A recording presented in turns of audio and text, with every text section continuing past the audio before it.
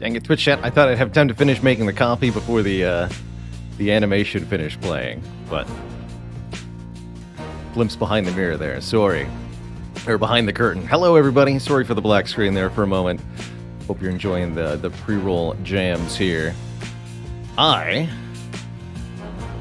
have coffee, and I'm ready for some Disco Elysium here today. That I was getting in character. I mean, actually, the first 10 to 15 minutes of the game is going to be staring at a black screen with dialogue, so actually, it's perfectly fitting, quite frankly. Pay no attention to the coffee behind the curtain. Play some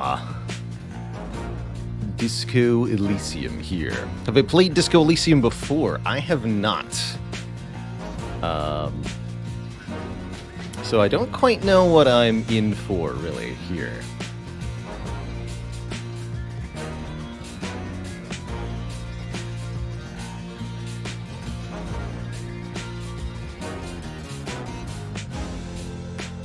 Isn't right.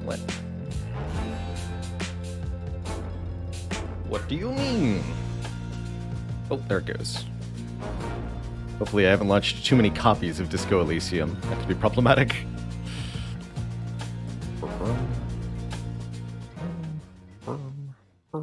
Just fade the music out. All right. Welcome.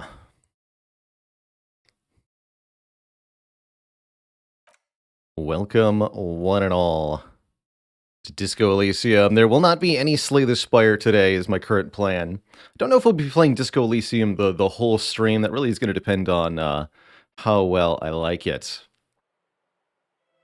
But yes, as a heads up, general content warning here for Disco Elysium. Generally speaking, folks often ask me, actually, why is there an 18+ filter on the channel? And games like this are part of the reason for that. Disco Elysium is going to be a bit more serious, a bit more dirty, a bit more violent, and a bit more crude than our usual content. Expect F-bombs, expect substance abuse and use as a topic to be explored and talked about, and a lot of other serious concepts to be poked at and examined here in the grim and gritty world of Disco Elysium. Yeah, it is. So something I noted is that there's a Twitch integration for this game, which I'm very baffled by, because it's just not a genre I would associate whatsoever with Twitch plugins, but I figured if it's there, I might as well check it out. So I went ahead and installed the Disco Elysium Twitch extension.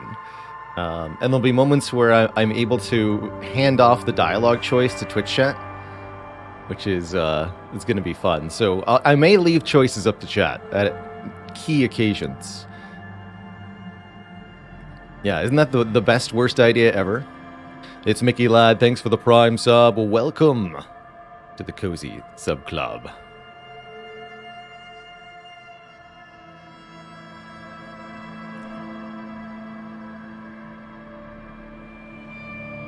Oh, that's right, and it also allows viewers to open up the character panel, which I know is going to be a common question for this game. So that part alone is nice. Break starts later this week on Friday. I'm off, so we have today, tomorrow, and Thursday together Twitch chat, and then I will be gone for about 2 weeks. Back on January 3rd to resume our regular streaming schedule into 2020. It's been a heckin' good year together, Twitch chat. So, in Disco Elysium, you can either pick a pre-built character archetype or modify your stats yourself. Looks like you get a sum total of, let's see, 2, 4, 12. 12 across 4 stats. So you could have 3 even in everything. I guess 2, 2, 4, 4 is also possible. Interesting. Let's try the create your own here. So it goes from a scale of terrible, weak, average, good, great. From 1 to 5 across intellect, psych, physique, and motorics. Your brain power, your emotional intelligence, your musculature, and your agility. Zeknar, welcome. Thanks for the 131-man raid. Person raid. Hope your defect run was able to end in success. We're checking out Disco Elysium, a turn-based role-playing game where you play a... let's call him an alcoholic detective trying to piece his own life back together. That's all I know so far, really. I want to be the smart, so we're going to have a 5 in brain, but I don't want anything else to be too bad. So maybe 2, 2, 3, I guess, is what you have to have with 5, unless you're going for a 1. I don't know if I want to have a 1. We'll be brains, less so bronze. We're left with 1 health during the heart fight. That is quite a GG indeed. Let's try this. I don't know if this is gonna be good at all. Guess I'm gonna find out.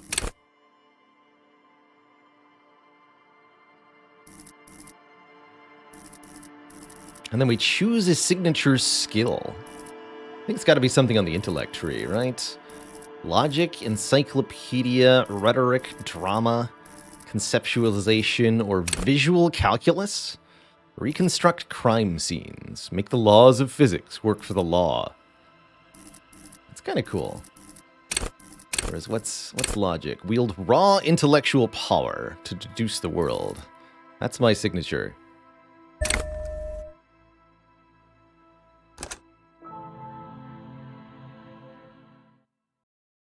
Turn-based? Wouldn't call it that. Steam did. So maybe Steam is wrong.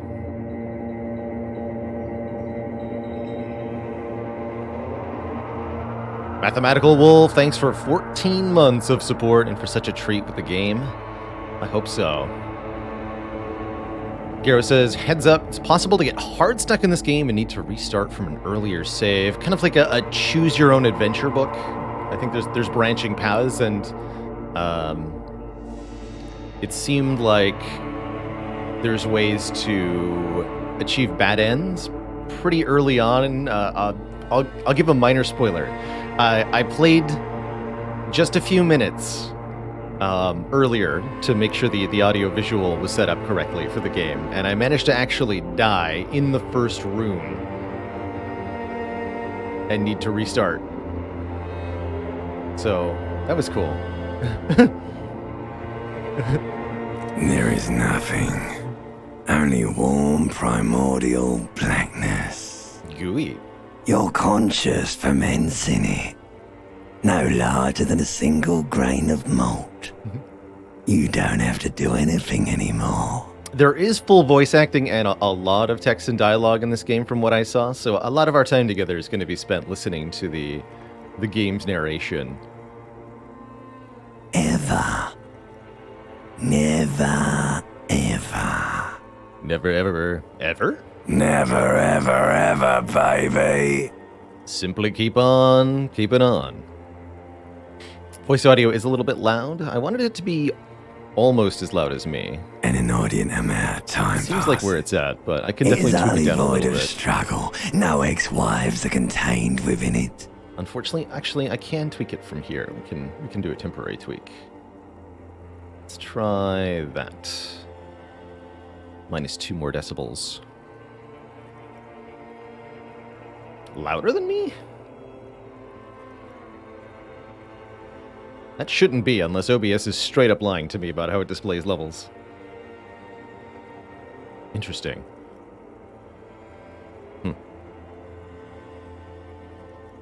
Give me some more. You got it, sweet brother. Oh, yeah, Nothing upon nothing upon nothing.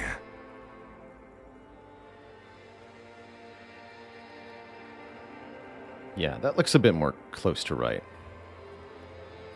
How about you cough up some more of this sweet oblivion?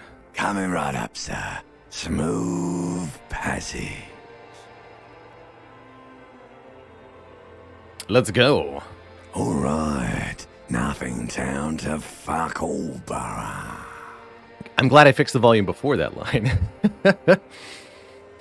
Look, there's I am tired of being this type of animal, and who gives a shit? Not you. Your days of giving a shit and being that type of animal are over. Sing me the song of death, sweet reptilian brain. The song of death is sweet and endless. But what is this? Somewhere in the sore, bloated man meat around you. A sensation. Like a fly to the ointment, your conscience sticks to it. The limbed and headed machine of pain and undignified suffering is firing up again. It wants to walk the desert, hurting, longing, dancing to disco music. As it should be.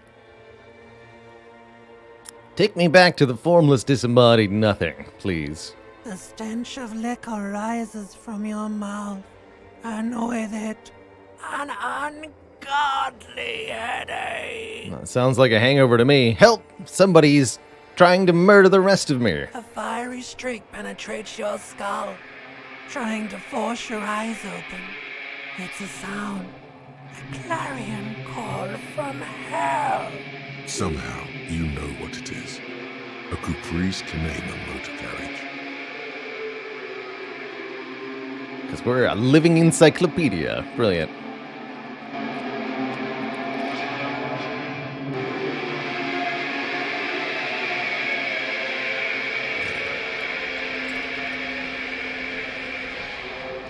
And I think that's supposed to be an intentionally uncomfortable audio introduction here. The painful return to awareness of a man arising into a desperately bad hangover in a dingy apartment. Alright, let me tweak some of our volume settings then. Crank down the voiceover and everything else just a little bit, and then restore the master volume to its normal level here. Cool. See how that turns out. Died to a hangover. I also did make this same character have a 1 in every stat, just to see if the game allowed me to do that. So I think he only had 1 hit point.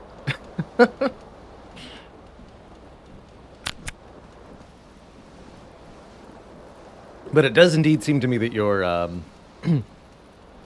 your health stat is linked to one of the basic stats, probably physique, I imagine. Which I'm guessing makes physique a pretty important stat. That's why I didn't want to put a 1 in anything here for our first playthrough. Is because it seems like you can lose really suddenly with a 1 in a stat.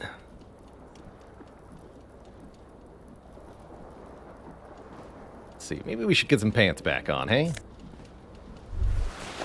Layer cut trousers. Disco ass blazer. What happened here? The window stands broken in its frame. Cold wind blows in. It's still a little loud. Go down a little bit more.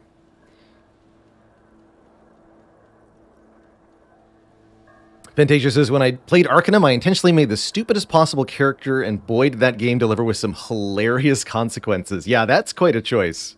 Quite a game to make that choice in. Many games don't give the player enough freedom to make truly serious mistakes in the world, but the ones that do are quite fascinating a lot of the time. And Arcanum's a really good example of that.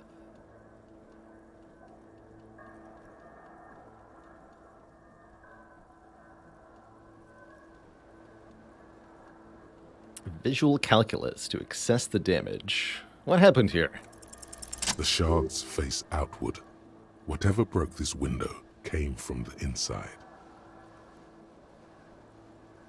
Did I break it with my own hands? A fine web of scarring covers the back of your right hand, but none of it is recent. Yeah, not only to make mistakes, but to have planned consequences for those who do. Hey, Bruno Santos.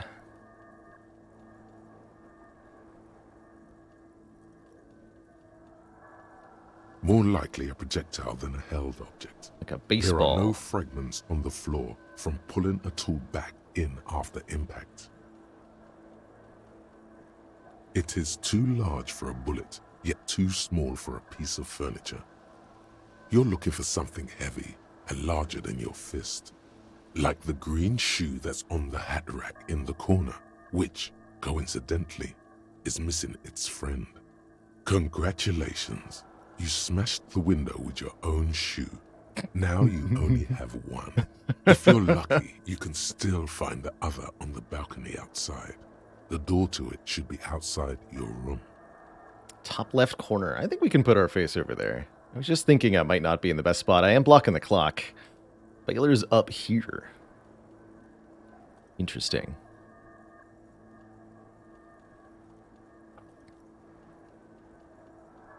But yes, there's a clock and some UI down here that it'd be best not to cover. I might also be covering part of the dialogue options if they're more verbose.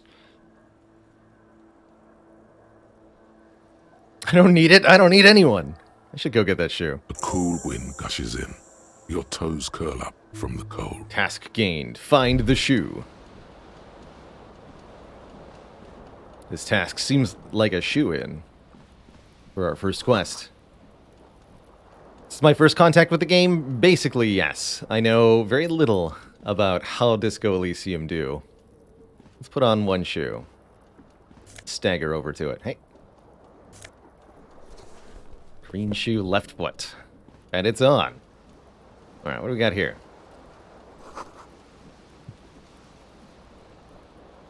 The player is still on, rolling empty. Nothing else in the room. The tie. This fan has two chain pull switches. One ends in a tiny fan, the other in a light bulb. A truly horrific necktie has somehow attached itself to one of the blades. I'll turn the fan off. blades come squeaking to a halt. It should be easier to reach the tie now. Let's have our fare. It's a dexterity check. A white check, you may retry it. Interesting. So it seems like skill checks are 2d6, uses your attribute, and there may be modifiers for circumstance. You swoop up and catch the tie. Snap. It's released from the blade.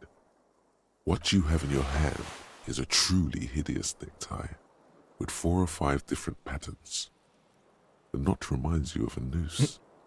And yes, turning on the light bulb is how I died, having only 1 health. Bright lights and harsh hangovers don't go well together.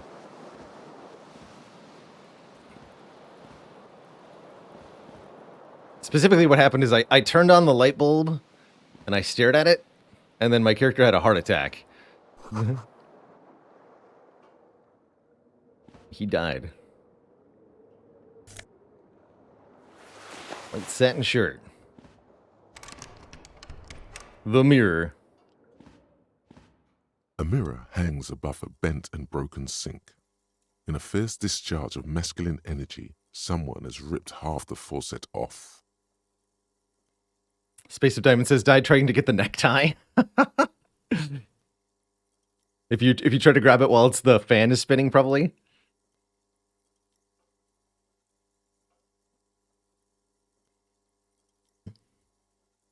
Moral of the story, don't binge drink if your max health is only 1.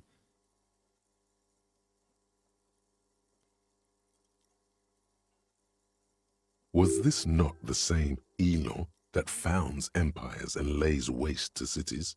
Virile, uncaring towards the little thing. Oh yeah, the Twitch extension disconnected itself between when I tested it 15 minutes before the stream and now. I might have to manually reconnect because I rebooted the game. I'll more on that in a moment. Should be an easy fix, though. Probably not, no. Hot water sprays from the faucet's base, and steam covers the mirror. You cannot see yourself, just a vague impression of a man. Suddenly, you realize you have no memory of the face that awaits you there, underneath the soft vapor. Really? I don't remember what I look like? Really, all recollection of the person you are, the people in your life, and even the world you're in has drowned in a sea of blood alcohol. This was no mere night of drinking. It was a deluge of world-ending proportions. Well, that's quite the night. I hope it's worth it. As you slowly reach your hand towards the surface of the mirror. Abort. You clearly have not thought this through. You won't like what you see there, and you will never unbecome it. Interesting.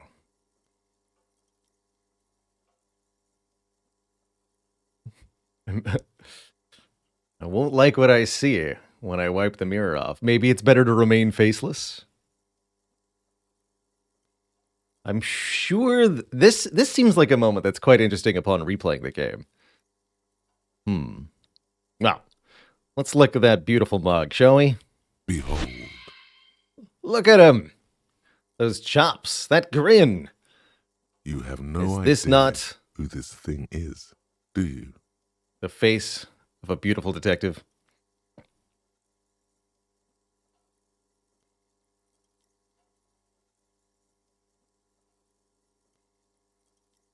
Some kind of superstar? That's sure me. It appears you're also dead. There's clearly rigor mortis on your face. Oh wait, is that an expression? Are you trying to make an expression with that face? It's because I'm a superstar. Please stop. It's horrible. You're scaring yourself. This is what we do. This is what I'm supposed to look like. You can't, can you? It's like it's not even voluntary anymore. You have worn that grin into your face, and now it won't come off. What does it even mean? What is the emotion you're trying to convey? Vaguely sympathetic in a sad, has-been kind of way. There's some charm to it. It's superstardom, though, You clearly. should check yourself for a pulse, superstar. From here, it looks like a cadaverous spasm. Oh, I don't want to know. Good call. Go ahead and try something if you like. Or, stop staring into the mirror. Dig deep into your mind to locate the source of the expression, or attempt to stop it from happening. The grin. I like it, though, so let's figure out more about it. It belongs in the third decade of the current century. Enough time had passed from the failure of the revolution that, for a fleeting moment, free market economy seemed like the ultimate, uncontested way of life for our species. Things were good. It was smooth sailing. People made gold and champagne-tinted interiors and facades to suit the times, calling this the new style. But more importantly, disco happened. For Revachol, your city, that meant only one thing. Guillaume le Million. If it doesn't rhyme, you're not pronouncing it right. Out of the dazzling swirl of disco music, in an open-air boîte de nuit somewhere in Revachol West, Guillaume's blonde mane appeared on the screen. He sang some bullshit. Then he made the expression. I feel the need to add a clicking sound when I make it. How long ago was the new? Some 20-odd years. There is a vast ocean of time between right now and the expression. Looking good on you, or anyone. Humanity has run aground in that time. It's a different world now. The expression is a relic. So why did I adopt it? Everyone loved it. Maybe you thought some of the stardust would rub off on you. Maybe it did. Either way, it's all gone now. Only the grimace remains. Why did I drink myself into oblivion? You have some understanding of the near history of disco. The rest is darkness. Aside from the useless fact that the motor carriage outside was a caprice kinema. Click, click. The click is used to spur on a horse. It also features heavily in Guillaume Lemillion's regional mega hit, Don't Worry, Your Pretty Little Head. I guess that's it then. It doesn't have to be. You can swoon over Guillaume and his champagne-corked smile whenever you want to. Maybe some of the stardust will return. Interesting. Let's see if we can roll the 3 here. What happens? It's like something snaps in you. A nerve ending. A thought. A sadness. Your face in the mirror is suddenly clean of the layer that had distorted it for God knows how long. Was that streamer luck? Verse or a scripted roll? I don't know if I'll ever know properly, but Just good like stuff. that, it's over. The running gag that your life had become. A sad old man looks back at you. And now we're not grinning. Can I choose to grin again? You hear a jingle. Keys are clinking in the pocket of your flare-cut pants. Give me those. It says, whirling in rags, on the aluminium key ring. There is a single key on the ring. The number 1 is etched on it. It should open the door. How's it going? Statistically bad at stats. Oh, by the way, earlier, Skeptic, thanks for the 3 months. Heard this game was awesome, but never saw it in action. I hope you enjoy. We ever find the other shoe? I mean, we haven't even left the apartment. The other shoe seems to be outside somewhere. So we'll need to step outside for that. Can I? A mirror hangs on the bathroom wall. In it, your face. Now without the expression. It's just hairy. I was thinking I could maybe get the expression back, but we'll simply be a serious old man for now. Anything else to do in this room? I don't think so. We got the key. We have successfully stopped the expression. I'm going to make a save game now because that seems like an important thing to lock in. Is it? If I die and we have to restart, likely I will not be able to do that again. Nathan, thanks for the 2 months of support. Heck yeah. The luck. So what's in our inventory here? Held item left and right. Hat, glasses, gloves, keys, bullets. There's a bullets slot. We have nothing else in our inventory here. Our only task, find the other shoe. Then the shoe will be on the other foot. And we have a sort thoughts. Interesting.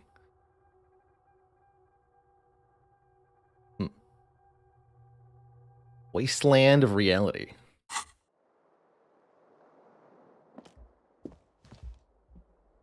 What's the difference between the roll that I got and what's on my studio door? For room number 1. So the difference is 11. You mean literally the difference. One streamer luck, the other streamer's lock. Hello. I'm also going to go with literally 11 as the answer to that.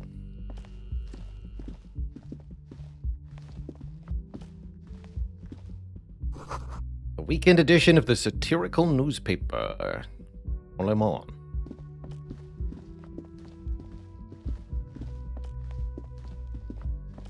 The young woman raises a cigarette to her lips. Hello. Miss Orange Disco Dancer. A silver jumpsuit falls off her like scale armor, sparkling. This is the sparkle of too many nights out on the city.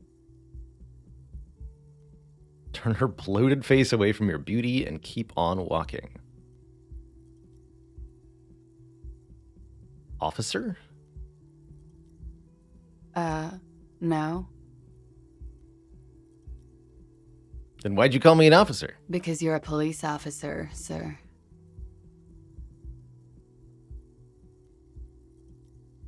Are you sure? I am, yes. Unless you've been feeding us a set of very well-rehearsed lies all this time. Double click to run. Thank you. You've been here for 3 days. On official police business, no less. Which sounds like it was a drinking binge. Couldn't say. In truth, so far, mostly drinking. You have no doubt about the drinking. But do you strike yourself as a tight-lipped drunk? She must have heard something. Try the expression on her. Let her know that you want her physically. Seems unlikely to succeed. The fact that there's a 28% odds success rate actually is quite alarming. Looks like it should be closer to 0 for that tactic. Who in their right mind would let me be an officer of the law?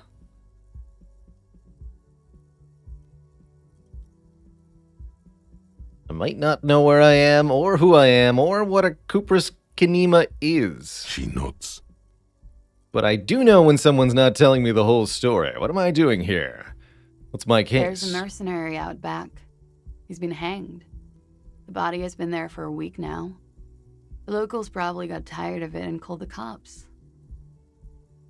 And why didn't you just tell me that? I didn't mean to overwhelm you with information. You seem a bit lost, officer. Why don't I remember being a cop? Could it be because of the drinking? Probably. But why do you have to say it like that? All right.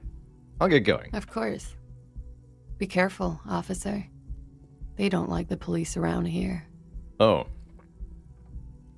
She looks back at you, a light glinting off her eyes. Goodbye. Goodbye.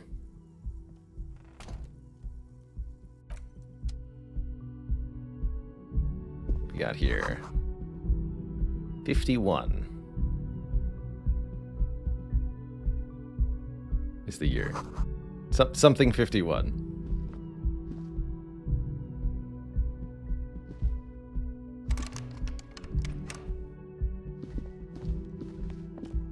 Oddly enough, all of these other hotel rooms are locked. Improper of them. Vachol. Hello. A little worn down, but pretty nice hotel lobby.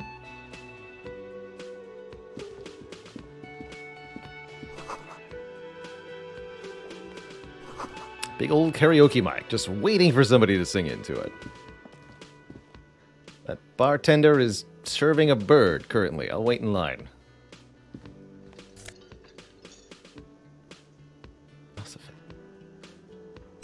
Assume I'm allowed to just take items. It's an RPG after all. Nobody's gonna react to me just looting their house.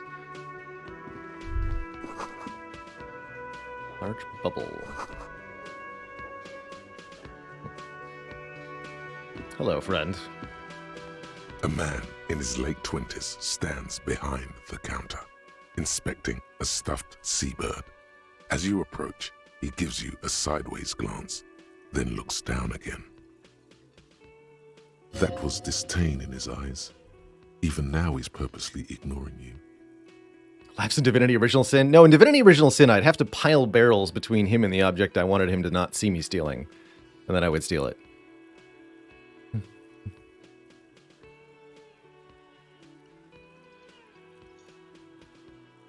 A competent work of taxidermy.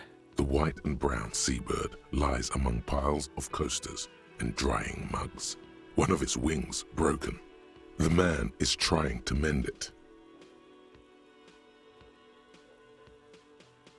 I think the best version of that, though, is if anybody ever saw that clip in Skyrim, placing a bucket over an NPC's head, just like a helmet, and then stealing objects in front of them because they can no longer see you. How's it going? It's Mickey Ladd. Been watching me on YouTube where I helped you get to Ascension 15 Inspire. Good luck. Congrats, rather. Good luck on the remaining climb. If I'm into CRPGs too, I am, although I don't play them on stream a whole lot. They are one of my favorite genres. So, welcome. Welcome to Disco Elysium. Looks like the bird was ripped off the shield that was used to mount it, most likely on a wall. This is the Great Skua. The seabird is the symbol for the discovery of the Insulindian Isola, the part of the world you are in right now.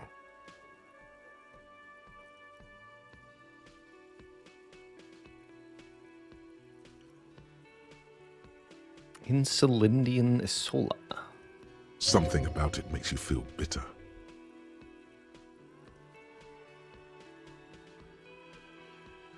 The Great Skua, right? Look, your buddy is over there.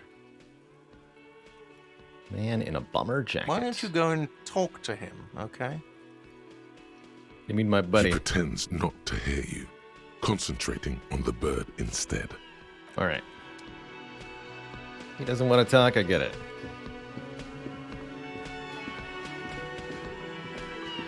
I can also move around with the WASD.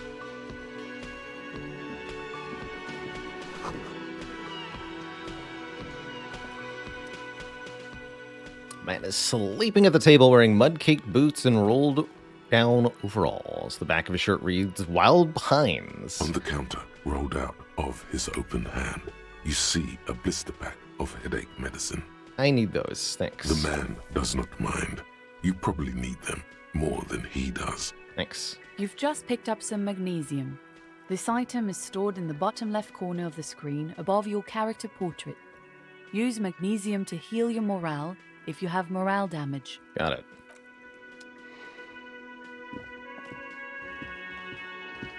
You the friendo? A bespectacled man in an orange bomber jacket is tapping his foot on the floor. Looks like he's waiting for someone. As you approach, he narrows his eyes and extends his hand in greeting.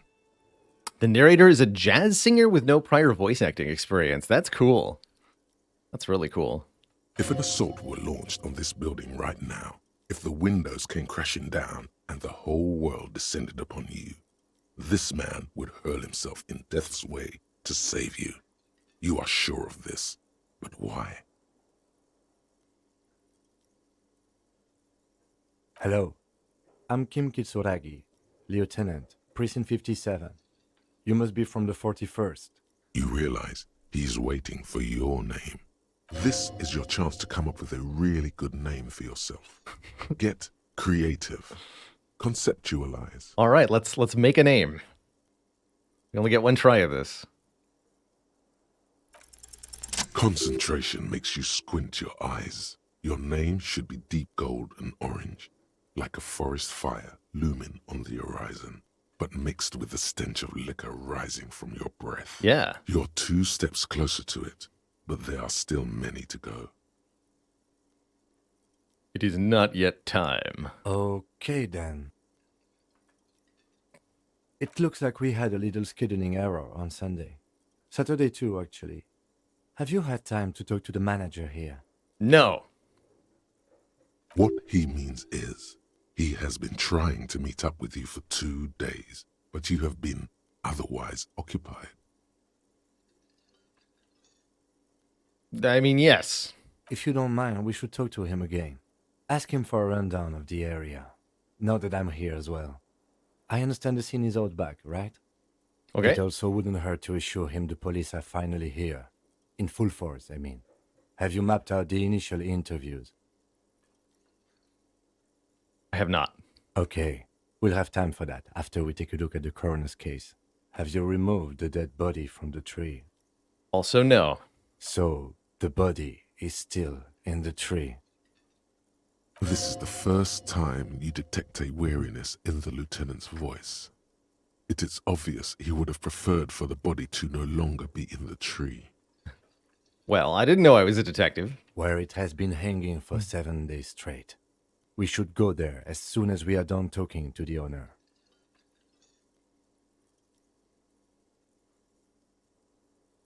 How can you be so sure I'm the police? But I can't remember anything. I can see you drank last night and the night before, and that you are still drunk now. But I have seen officers go through worse. Much worse. If you need something for your headache, there is a general store nearby. But as I said, the dead body should be our #1 concern. How's it going, Esquoloco? Hello and welcome. Thanks for the Prime sub. Tried playing this game about 5 times and just found it so boring. I could definitely see that. This game is verbose. Quite so. Although the voice acting helps a lot in a way that reminds me of a very old role-playing game called Planescape Torment, which I actually do highly recommend if you're a fan of highly verbose RPGs, but less so if you're not into tons and tons of reading. Definitely not a style of game that's for everybody, but there are a couple standouts in the genre that are quite exceptional. Definitely a game that rewards a little bit of patience. I actually think, privately aside here, we recently failed our Ladder Streak challenge in Slay the Spire, stopping at Ascension 14, which I'd planned to make up the bulk of my content till our break, but now here I actually find myself with 3 streams and not quite sure what to do with it. It's actually the perfect time to start a very slow-paced game. So I'm kind of happy that we are here in this exact moment playing Disco Elysium.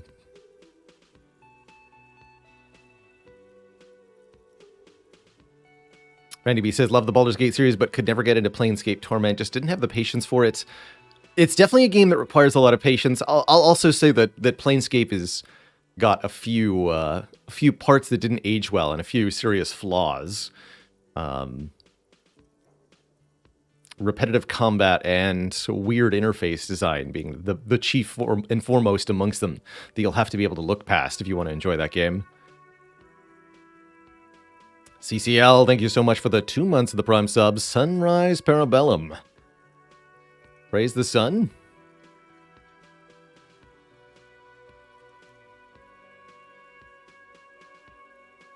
The dead body should be our #1 concern. Well, let's do that. Officer. If you're about to embark on an investigation, shouldn't you have a badge? Wait, shouldn't I have a badge or something? You don't have a badge? I'm a policeman and I have my badge. Wasn't on me when I woke up. No identification card is a serious matter. My vehicle has a shortwave. You can use it to report your badge missing. I advise you to try to locate it as quickly as possible. Yeah, or his shoe. I'll get on that in a moment. Down should still take precedence. Lieutenant Kitsuragi is now in your party. You can talk to him whenever by interacting with him. Okay. Doesn't have health that I can see.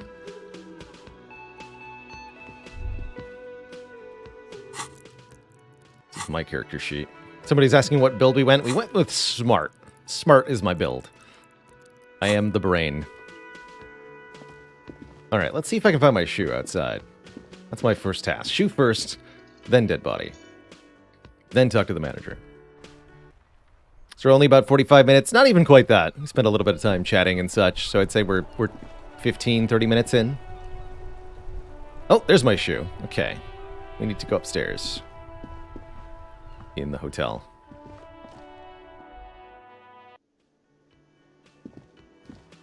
Can a genius brain find a shoe? Maybe. Maybe not.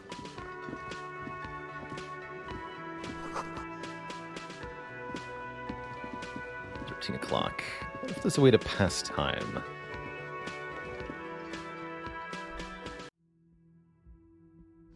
Let's double click to move, right? What's this? Something on the table. Money!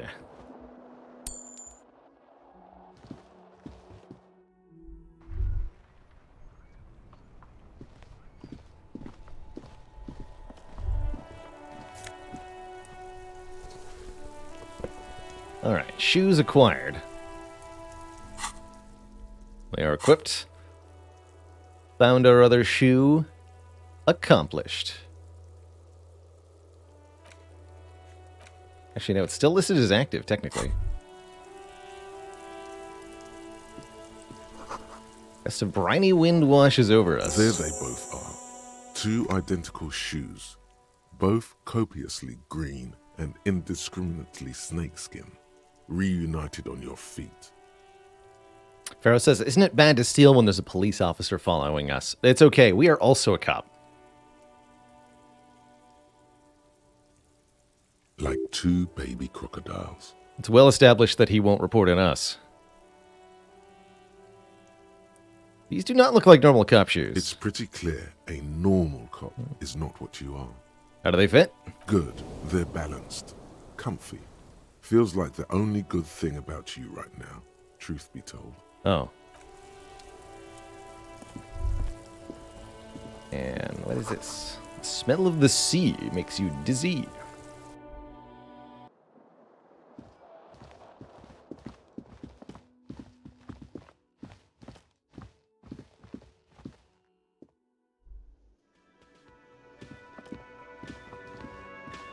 Alright. Maybe he'll talk to our friend here. The man with the unimpressive beard notices you approaching. He drops the ledger he was holding and turns to the lieutenant. Mr. Gart, right? Yes. I am Kim Kitsuragi from Precinct 57. This is an inter-district investigation, so joining me from Precinct 41... The Harbinger of Ruin. Currently in between games.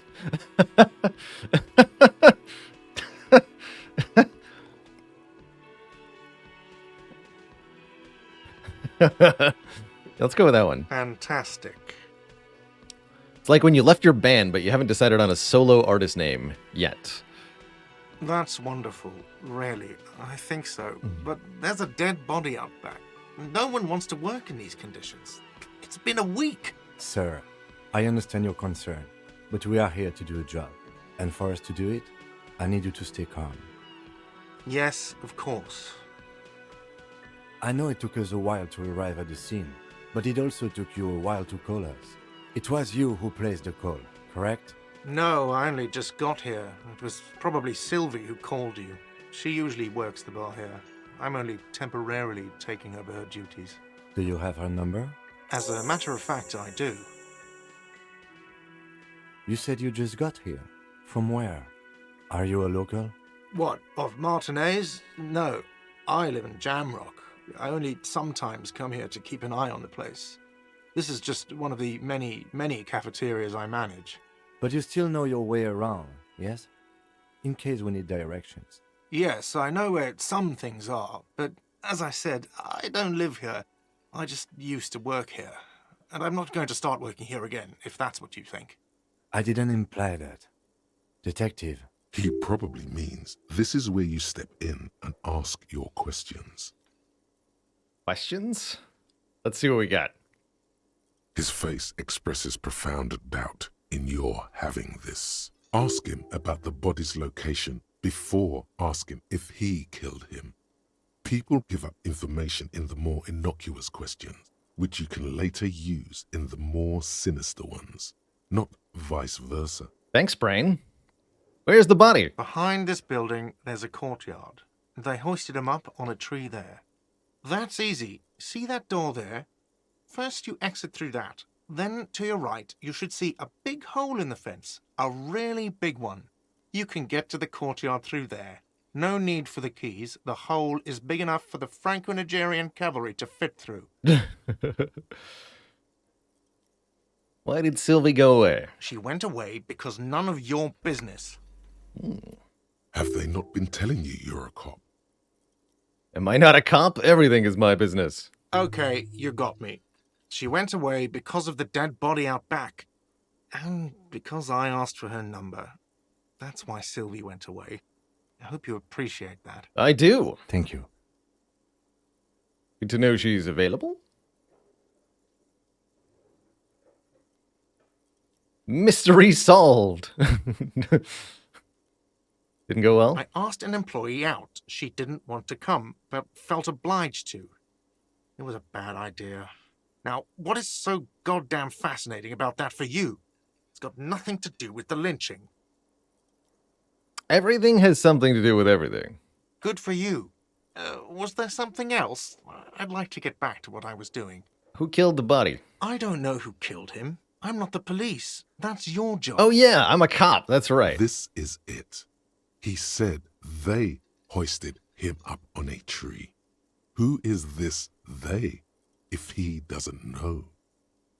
Oh, People are saying it was the union dock workers, that it was a lynching. Who is saying that? You're saying that. The locals, the customers, the people who eat here. A lot of dock workers eat here. Sylvie told me everyone knows the dock workers did it. Seems to me like you'd get a lot of rumors leaving a body in a tree for a week outside a hotel. Well, that hotel is still doing business. Tell her this, or is it a rumor? Nielzio, thanks for 7 months. I don't really know. You'll have to ask her. Why would the dock workers lynch I would this poor suppose man? it's because they have nothing better to do. But aren't they supposed to be working at the dock? I guess the dock's probably not. You mean the strike? Yeah, there you go. Yes, the strike. The man they hanged was a security guard for the harbour company, I hear. A mercenary. The unionistas probably thought they'd send a message. I don't think I'm going to ask him directly if he killed this man. Because, yeah, that seems kind of unlikely. The lieutenant turns the page in the little notebook he's been scribbling in. All right, we know the answers to 4 and kind of 5, so Let's go. let's conclude there. Exploring every single dialogue option, not necessarily a good idea in a game like this. Not so Some things are fast. better to not say. You owe me 130 real. Uh-oh. 17% chance to skip, or it can be like, I don't know you shit. Well, here's the real talk. I don't have your money. Oh, you don't owe me shit. Well, officer, you're right. You don't owe me shit, you owe me money. We do not need to assert ourselves here. We only need instructions from him. This is the proprietor, remember? All right, calm down. What's this about? You know, I get this all the time. Some hobo comes in here or some backpacking arsehole off the boat. The next day, when they can't make their fees, they get aggressive. I just never thought I'd be in this shit with a cop. Please, just give me the But money. what exactly is money? You're under arrest. What I owe you for? Let's see. 3 nights at a tariff of 20 real comes to 60 real. Then there's the window you annihilated. The hole in the window was the first thing I saw when I came to work. So don't try to tell me you didn't. That will be 40 real in damages. Another thing you've annihilated is half the bar. You've run a tab of 30 real. Actually more, but we'll round it down to 30 for your hard work maintaining the stability and order of Revachol. That's 60 plus 14 plus 30 equals 130 real. And yes, real is still money. But what is money? What are you, brain damaged? I might be, yeah, actually. Money is what grown-up people use to pay for things. Things like this hostel room or 8 bottles Where can I of get money? blend and 9 packs of Royal Extra. We use it for everything, really. Proceed, but don't show him the coins that are mine. There's a shuffle of nylon as Lieutenant Kitsuragi looks for something in the pockets of his orange bomber. That's cop 4.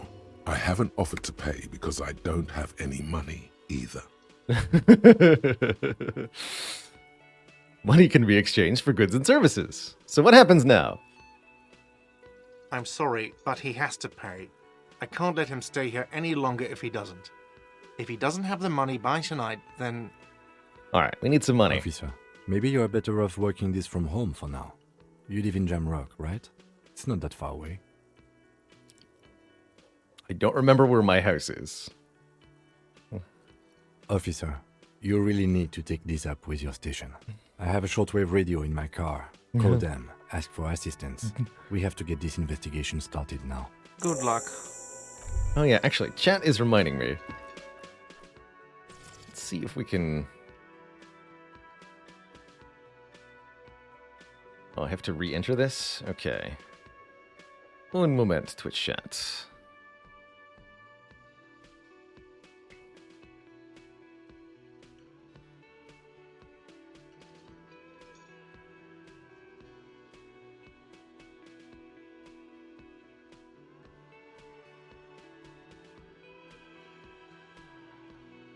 Connect. Beautiful. So the integration should allow you to, using the Twitch extension, view my character stats at any time. So Twitch viewers can check in on the build and such. It also gives me a button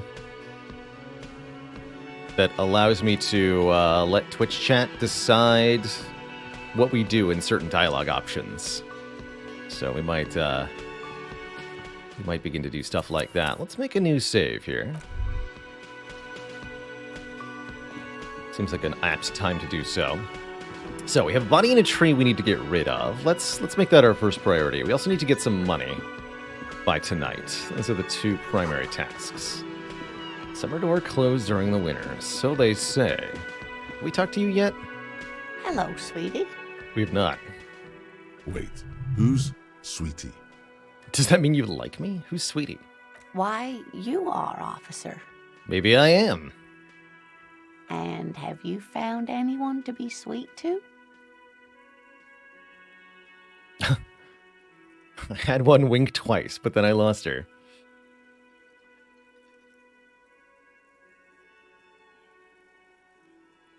What was with that fucking wink?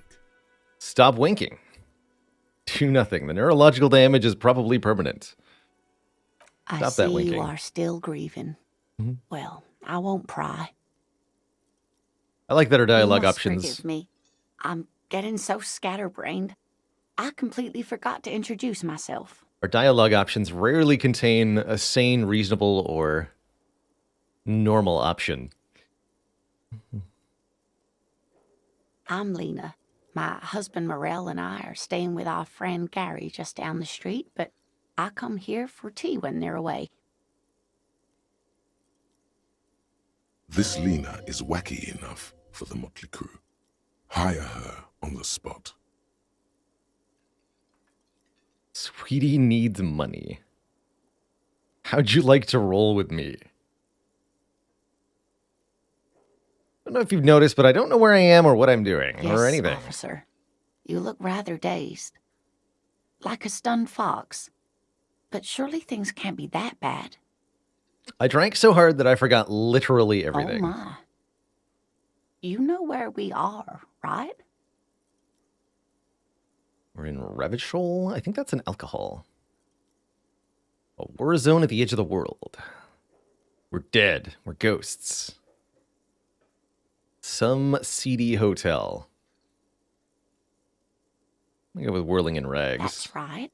And where is the Whirling in Rags cafeteria itself located? The edge of civilization. We're in the city of Revachol, dear. All I know is that Revachol used to be really cool in the 30s. The new disco dancing. It seems like a lifetime ago. Her eyes are filled with light reflected off those gilded years when the city seemed full Much of has possibility. changed, but it is still the most beautiful city in the world. A rare jewel set in the sand between the pines. Everyone says so, even foreigners. Speaking of history, you know what year it is, yes? 973. We are approaching the end times. The bad year in my late 40s or 50s. I don't even know how old I am. Spring of 51. That's right, dear. How splendid. Here, take this pen. Knowledge should always be rewarded. Yay! Her relief is palpable. She was getting pretty worried about you there, but now she relaxes her shoulders. I can tell that this is taxing for you, so I'll just ask one more question. What regime are we living under? What mode of government?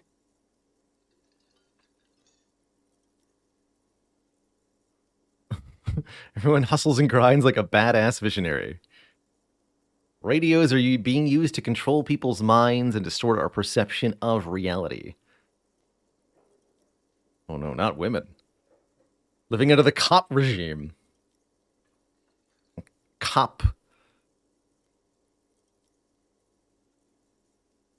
Copocracy. The triple subbed. Wow. Thank you for the support, everybody. Root, thanks for 2 full years. You're so very welcome for the year of content. MSEWell, thank you so much for 3 months. Keep it cozy and Fimble. Verter, thank you so much for 3 months as well.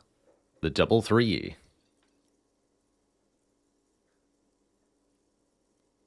I'd like to think it's the tech dictatorship of the proletariat, but something tells me it's not.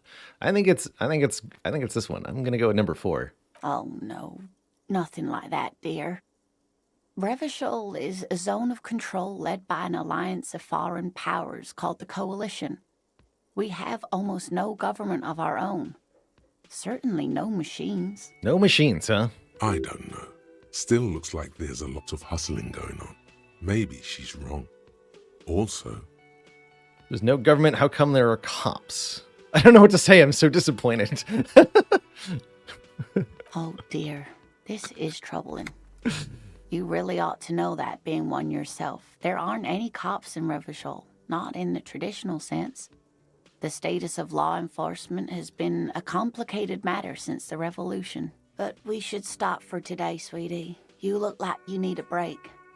Besides, I'm not the best person to explain the big things to anyone. she's scared now. She's realized you really are brain damaged. What's the revolution you mentioned? A defeat, I'm afraid. The people of this archipelago tried to build something new, something different. The rest of the world didn't like it, so they came and ended it. This was 42 years ago. What does that have to do with there not being any cops? It has something to do with everything. I really don't know how to explain it better. So how'd I do? You didn't do too well, dear. You really only knew what year it is. It does look like you're having trouble remembering things. History and places. Reality, in a word. It's very odd. A sigh. The lieutenant buries his nose in his notebook. But maybe a fresh set of eyes is what the world needs. And while I'm no doctor, such bouts of amnesia are often temporary, so I wouldn't worry too much. Who could tell me more? Someone more educated in sweeping matters. Maybe you should ask. No, I'm not an encyclopedia. I won't be a guide either. I'm a detective. Can't do it all for us, I understand. Of course. Then I don't know. Someone rich, maybe? Wealthy people are educated. Though I don't know where you would find a wealthy person in Martinez. I need money? By tonight. Oh, sweetie, I heard your conversation with the manager about your financial troubles. When do you get your next paycheck? Let's pull on the heartstrings. Try to force a tear out of your duct. Really rip into the whole emotional aggression thing. Of course, I shouldn't have asked you. Officer, Foolish. get a hold of yourself, please. Sweetie, I'm sorry, Self. but I think you need more help than I can Beratement. give you. I haven't seen any paychecks. You must be joking. Although our pay does sometimes feel like a joke. It's not easy to assert your right to a decent living wage when you don't have a strong union behind you. Maybe you should talk to Everard. You know, that's actually pretty good advice. Interesting idea. This Everard sounds powerful. Maybe you can wrangle some coins out of his pocket. All right, let's change the subject. Oh, no, I'm so sorry I don't have money for you. If there's anything else I can do for you, just ask. How'd you like to roll with me, lady? Get into gunfights? Binge drink? Whatever do you mean? I want you to be my wheelchaired partner in fighting crime, ridding backyards of corpses and catching sequence killers. Sequence killers? Oh my. But I think you already have a partner, sweetie. Come on, partner of four, party of four at least. Let's form a partner band who here. Need you to help him get a corpse down from a tree. Kim, of course, I forgot I had you. There are also side mysteries. I can assure you with absolute certainty, there are no sequence killings taking place in Martinez. Now, gentlemen, no need to squabble. I wouldn't be of much use to you anyway, sweetie. But surely 3 heads are better than 2. Thank you, but Martinez isn't the most wheelchair-accessible place, you see. I'd slow you down. Perhaps another time. All right, well, Of let's course, go dear. then. So, I think our next task, probably, let's get the the body down. But let's save before we do that, because you never know when you will suffer a sudden heart attack and perish.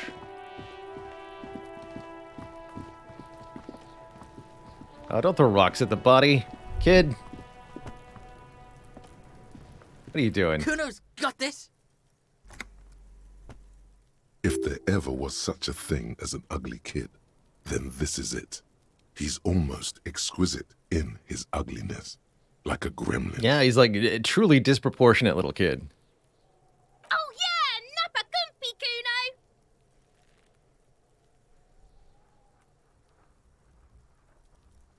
Moment of your time, please. Can't talk, pig. Shit's coming up strong. Throwing rocks. Shit coming up strong. That sounds good. Joyous. You should hang out with this kid and see what that juicy shit is all about. That sounds like drugs. Juicy what now? Yeah, Kuno, Oh. ride the lightning, Kuno! Kuno's riding it, see? Wow, this kid is Rake, Kuno! tweaking. You should throw the rake at him, Kuno! The fuck does Kuno know what a rake is? Kuno's not a gardener. Kim, what should we do? We shouldn't do anything. I don't tempt such forces. You will see. The language these kids are using, pure unfettered id. There will be no reasoning with those creatures. Are you kids siblings? The fuck are you talking about? He's calling us Kuno! He says we're fucking each other!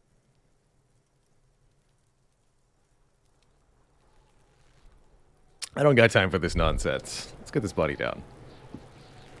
I like our ramshackle ladder. The corpse looks at you with bulging white eyes. The face around them does not look human. It's swollen and ready to burst. His lips are fish-like and his tongue like a ball gag in his mouth. You seem to be holding your breath. Yeah, it's not a pleasant sight. A cargo belt twists his neck at an unnatural angle. The body below appears stiff. It's letting out an ungodly rot. The smell seeps in, even through your Legendary clenched endurance nostrils. check. Oof. Why is it so bad? Because he's been up there for a week, obviously. Active decay. It's okay to throw up, officer. No one is judging. Yeah, no kidding. He's about to blow! Cock's gonna blow, Kuno!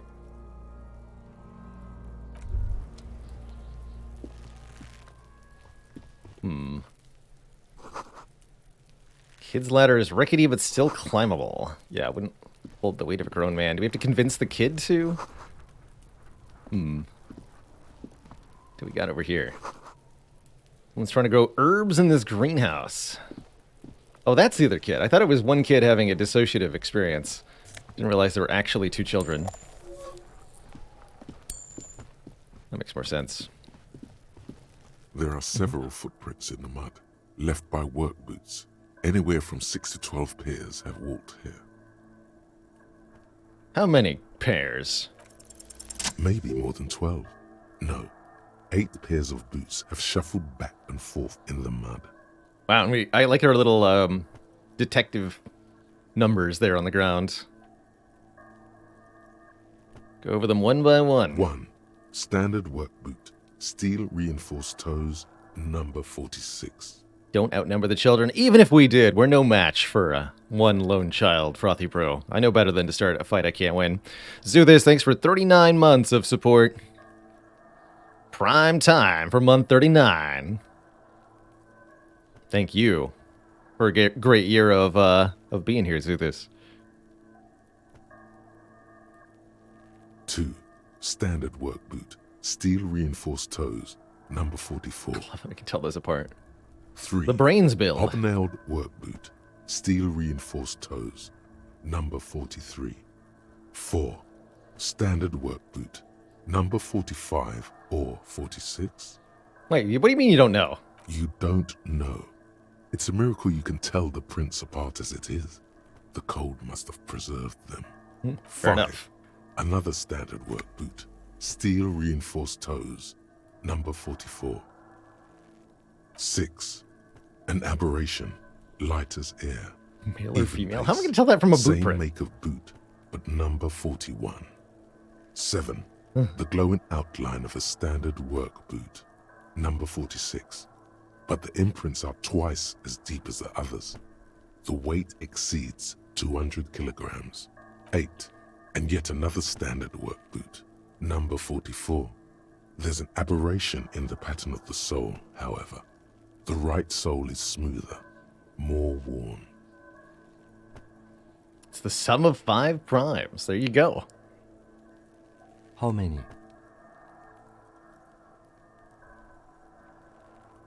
8. 400 million. I was pretty off then.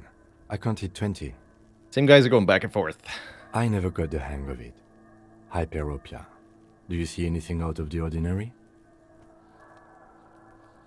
Heavy one. 200 kilogram imprint. 200? Could it be the combined weight of 2 people, one carrying the other who's tied up? Let's say a heavily built worker carrying a similarly built, soon-to-be-dead man. He might be right. 200 kilograms of living weight is unlikely. Maybe it was a giant. Could have been a very fat person. One of them was carrying him over. Possibly, yes. But why?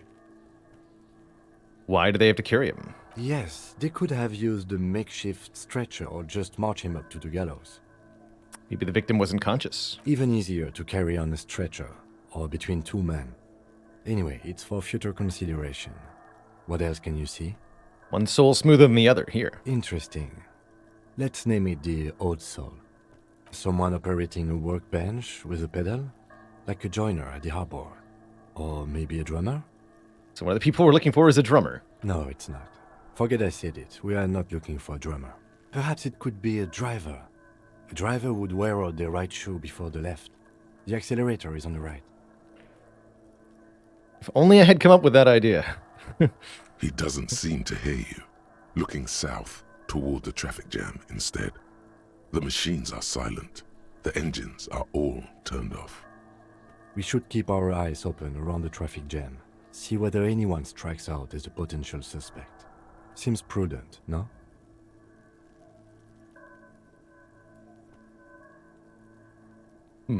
It's going to be a lot of people there, aren't there? Sure, prudent. All right, here, a light step, number 41. A woman or a kid? Don't think there's any way to be sure. Understood. Anything else? How old do you think these A are? week, maybe? 7 days would fit the time frame provided to us by the caller, who reported the hanging. It is not impossible. I pulled last week's forecast for coastal Havashol. 7 days below freezing. The day before, the day of his hanging, was the last warm day. Correct again. Sub-zero temperatures would preserve the tracks in a good state. The commotion here could have taken place a week ago. So what do you think happened here? What do I think? A mob of people brought something heavy to the tree. One of them was carrying the victim. They shuffled around, especially under the tree. Then, after hoisting him up, they stood in a semicircle facing his direction. At first glance, this appears to be a lynching. Indeed, they all stood in a row here and looked at the tree. Yes, everything fits so well. Carried him over, hoisted him up, watched him hang. This is easy. Yeah, brains doing the work. I think we have a firm understanding of what happened here. The lieutenant's eyes narrow. He's thinking to himself. Either way. What else? We've been through it all. Let's get him down.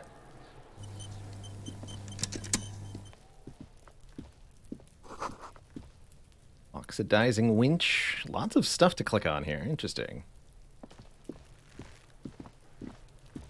This.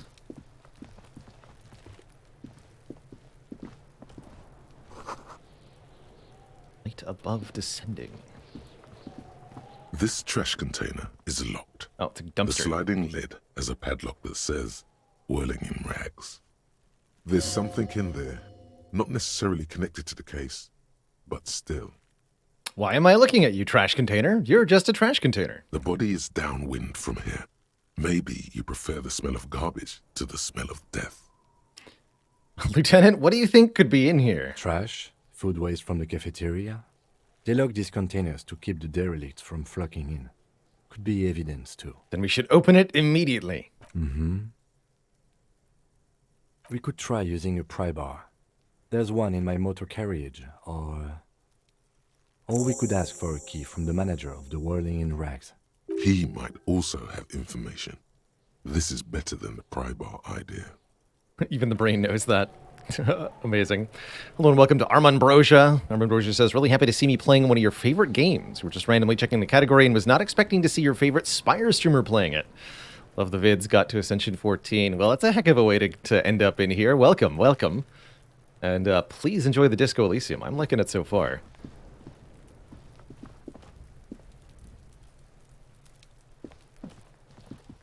Okay, but I think he'll be more amenable to give us the key if we take the body down.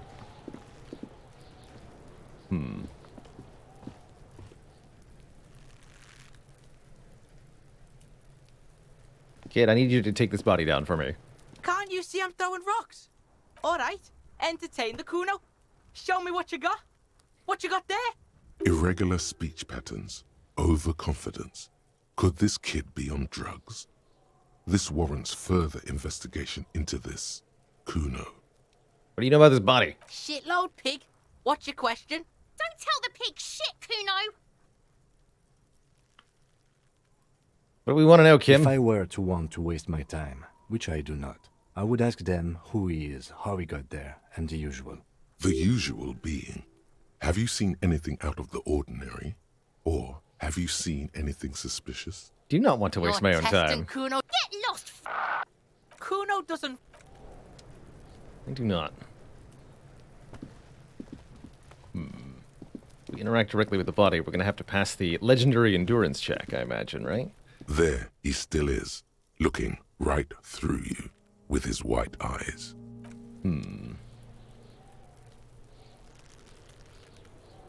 Yes? What do you want to know? Good. All right, let's check the car then. Kim, where's your car?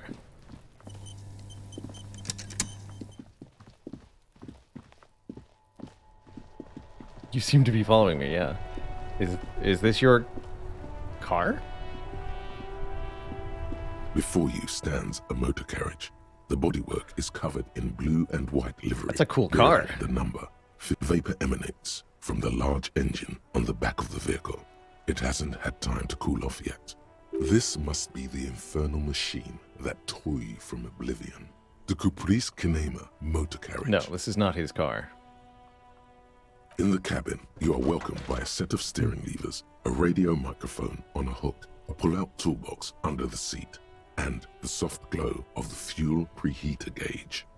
A metallic drawer slides out from under the seat and clicks into place. The tools inside are neatly organized. Take what you need, officer. It's going to be a long This is case. yours. I'm not protective of my tools. Your car like woke me some up. men are. Got it. He's clearly a little protective of his tools. But what can you do? Work is work. The handles are long and sleek. Chain cutters. Snap, snap, go the cutters in your... The Pry pry bar. bar feels nice and cold in your hand. Heavier than you'd think. And flashlight. Useful for opening all sorts of doors and lids. It's robust, weatherproof, and well-made. Police issue. Blue. Lets you see things in the dark you would otherwise miss. The pull-out toolbox slides back into its nest. Preheater gauge casts a warm glow on the steering levers and the radio on its hook. The frequency tableau lights up and the green button labeled Prime Line glows like a feline eye. And then you hear something. The soft purr of electrical kittens, radio waves cast far and wide over the metropolis. A woman's voice greets you through the static. This is Precinct 57. Hello, Lieutenant. How may I assist you? Lieutenant. Hello, Alice. Please assist our colleague from the 41st precinct here. I'm putting him on. This is Firewalker, copy. Nice to meet you. This is Officer Alice Demetri, Precinct 57. How may I assist you?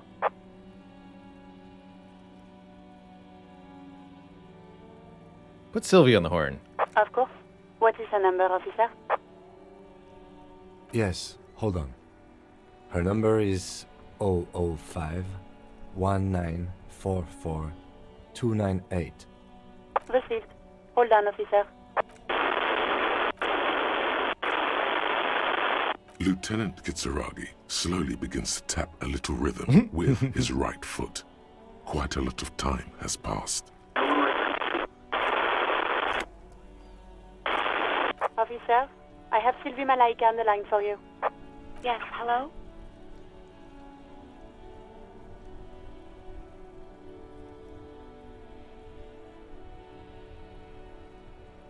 Did we talk before? Oh, right. Hello, officer. What can I do for you? Was it you who called? No, not me. Do you know who did? No, sorry. I don't. Not a lot of people have phones around here. Copper thieves take the wires. People don't have the money to have the cables put in again. They use the Union's phone, or the one on the coast. So the Union has a phone, and there's one further down the coast. Got it. It was someone else. We'll find them sooner or later, officer. It just might take a while. So you didn't call probably because you didn't have a phone? What? Of course it bothered me. But I thought the Union already knew about the court. What does the Union have to do with anything? No one calls the police. The Union would get angry. You know, what the Union says goes. People listen to them and they take care of their own, which is like everyone here. The Union is the law around here. Makes sense.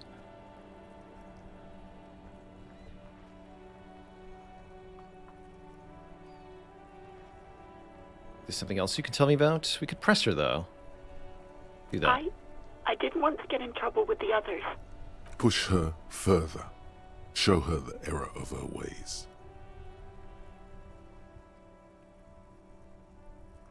What others? The other people who live around here. Local people. I didn't want trouble. Spell it out. Say the quiet part out loud. You don't live here. You don't understand. Squealing is frowned upon here. Everything is dealt with, well, by the Union, internally. Please, I just didn't want any trouble. I see. You do? What else can I do for you? Next question. Yeah, go on. Why'd you quit? You mean, why did I leave the bar? Honestly, I'm not really comfortable discussing it with you, sir. I already know he asked your phone number. Why not? You leave because of Gart. What? No, why would you even think that? Told me he asked you out. Please, don't bring Gart into this. It's none of your business. I already said I don't want to talk about this. You're messing everything up again. Sounds like it. All right, let's, I do hope so. Please, don't call me again. Bye. Why does she seem angry? Yes, you have obviously done something to upset her at the Whirling in Rags, when she was still working there. Before I go, you're still mad at me, right? What did I do? I can't remember. I'm not mad. It's just you were so drunk and so emotional all the time, and then the skua thing happened. It just made me want to quit. Skua thing? What do you mean? The stuffed bird, the great skua. You threw it against the wall while screaming, "Fuck that bird," and laughing like a maniac. Oh. That might explain why the barkeep was, cold to me while fixing it. I think you said it had been giving you shit ever since you got there. That sounds like me. Bitch bird got what was coming to her. Okay, officer. So you're telling me that I was the one that made you want to quit? Yes, obviously. You were the worst client I've ever seen. And I have seen so many assholes in this place. I've had sailors fighting, union guys grabbing my ass, kids stealing booze. Once a guy was glued to the karaoke machine every night for 2 months. But you... I would actually like an accounting. What did I do? Well, you were worse than all of them. Honestly, you were getting borderline aggressive. Even about little things like not turning down the volume at 3 a.m.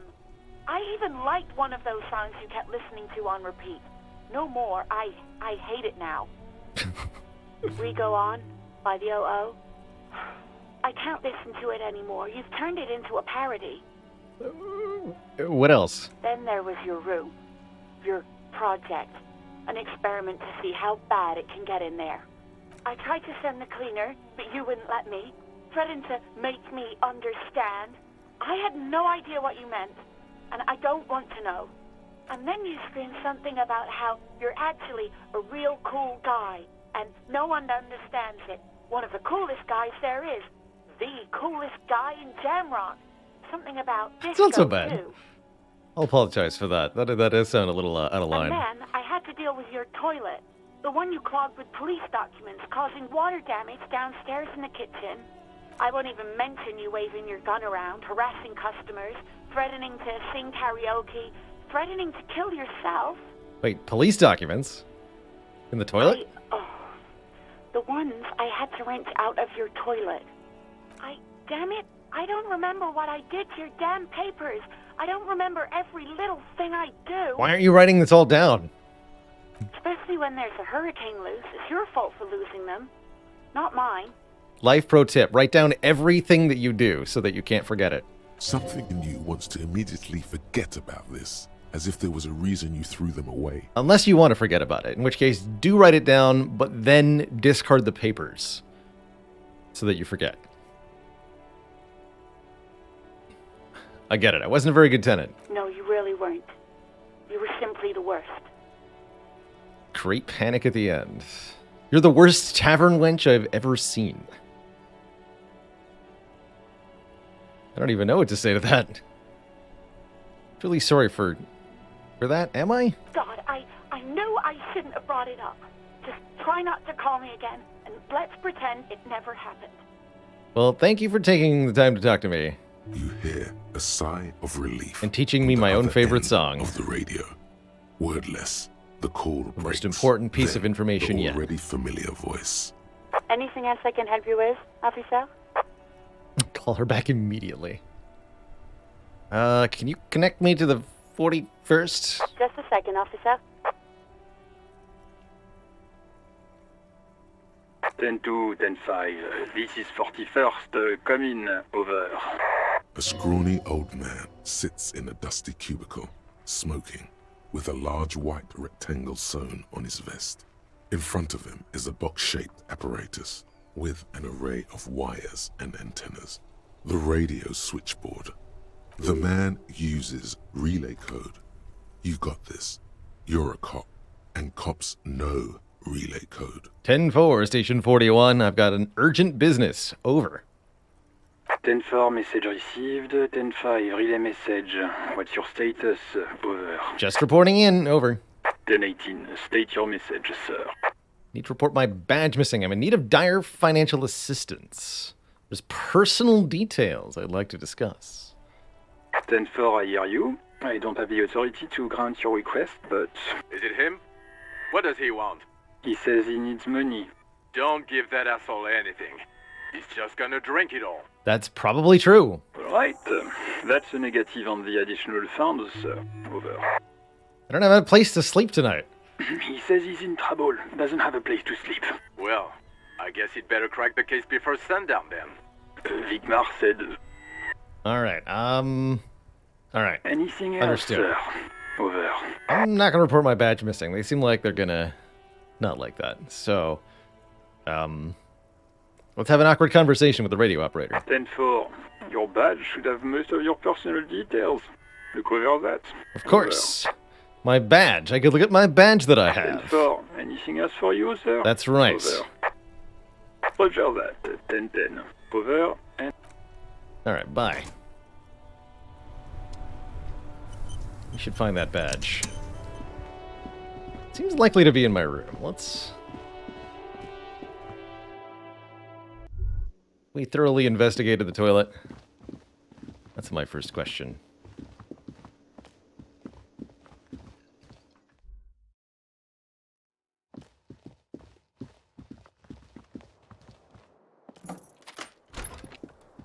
Wait, did I break the door to the bathroom?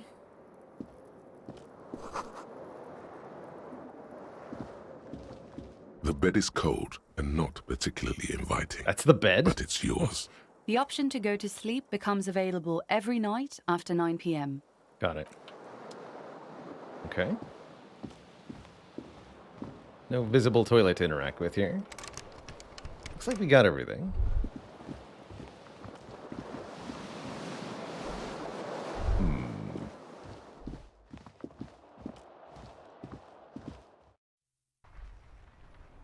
Yeah, the tools might give us some new options. I'm just briefly looking over where we've been already to make sure I didn't overlook anything obvious here. Break into the room. The door is closed. There is no... A tremendous loneliness comes over you. Everybody in the world is doing something without you. Don't abandon me in this ugliness. The door does not care. It's locked? This door can only be opened with a key or from the inside. From the inside, interesting.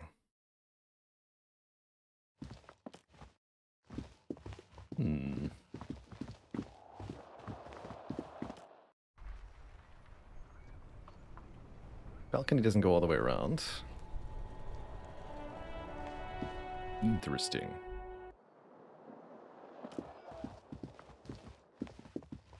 Imagine we'll have the same result with the other one, but it can definitely pay to be very exhaustive with your clicks in a game like this. That's right, that's the summer door. Some more options here later.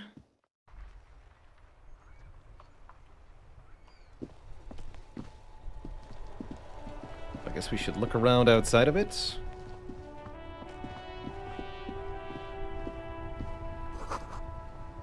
Pigs go home. Can chat influence the game? Yes! I don't know exactly how they're able to do so. Welcome to Revachol. Welcome to Revachol. Addressed to the lieutenant. Don't you welcome to Revachol me. My grandfather came here from a 3,000-year-old racist isolationist culture, while your ancestors came to this island a mere 300 years ago.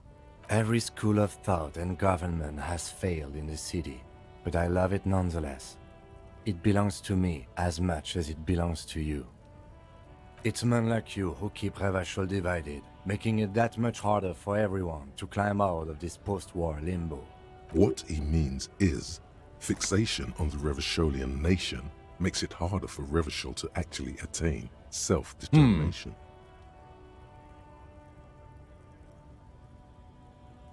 He's right. You're undermining our best shot at real self-determination. Come on, man. I just said, welcome to Revachol.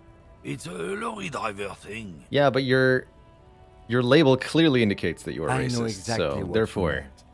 You think my kind doesn't belong here? Discourse. That I should watch myself and behave. But you see, I'm an officer of the RCM.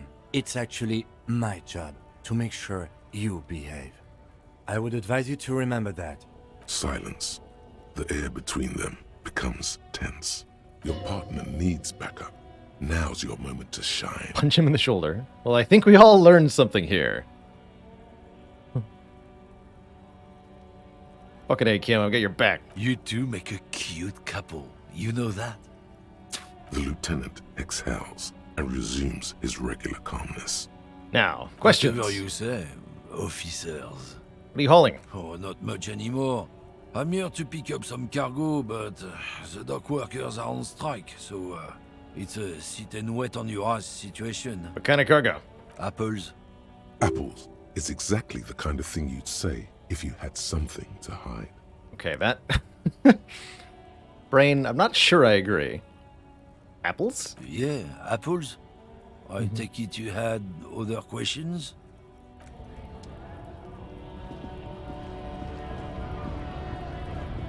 Situation going on over here. Seems like getting sidetracked to me. What's this, though? But... Hungry for apples? What do we have here? The tear machine stands in the corner. A sign says, 1 bottle equals 10 cents. What is this machine? It looks like a bottle return. So if we collect bottles, we can make money. Maybe. A small cabinet on the wall is filled with various medicine bottles, nasal sprays, and Or maybe blister it's the other way packs. around. They all bear the Saint Baptiste Pharmaceutics logo. Put money in, get bottles out. Their logo is the bloodless rose, pure white, untouched by harm. Just ask me if you need anything from Saint Baptiste. We don't stock prescription meds, but we do have Nosafed, Duramine, Magnesium, and Hypnogamma. Well, I don't have any money. I don't know. Let's see. Nosafed is a nasal spray. Duramine is a really good painkiller. Magnesium is a dietary supplement. Hypnogamma is... I don't really know what Hypnogamma is. I guess it makes you feel less shit.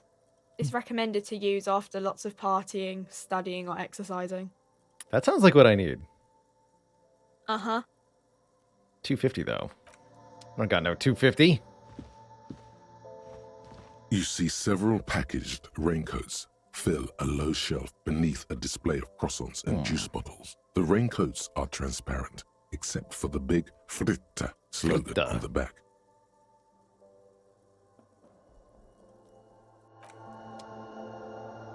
I still don't have any money though. Sanandayab, thanks for 2 months of the Prime sub. Originally Estonian, interesting. Very cool.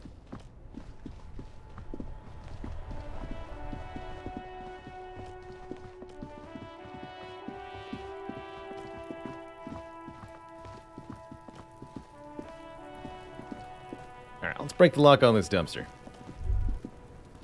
This trash container is locked. The But I'm not sliding strong lid enough. has a- And we could try, but doesn't seem great. No way back there. There he still is, looking right through you. All right, with well, his white let's eyes. puke. The body below. The smell is repulsive. It pushes in from your mouth, more instant and more familiar than anything you'd expected. More fever than odor. It fills your mind, flushing you from within. Oh, I need to equip the tools. Got it. Just let it out.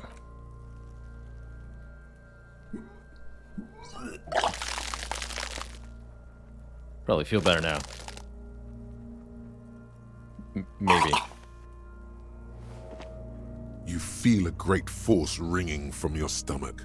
Your body curls and pushes it out, burst by burst, until a pool of vomit lies under your feet, and your throat stings from the stomach acid.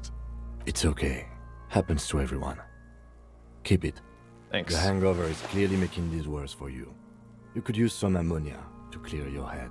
Think that would help? If you can handle the headache. Some officers use it to deal with cadaverine odor. Okay, but where do we get that? There's the fruit nearby. We're just there, but we need money. There's a greenhouse here, and a gardener with a wheelbarrow on the corner of the whirling in rags. If she works here, she might have something for the smell. Greenhouse here. Pretty clever. Acquiring ammonia will provide a modifier to the white check. Modifiers make checks easier and allow you to retry them. Got it. So that's probably true here as well.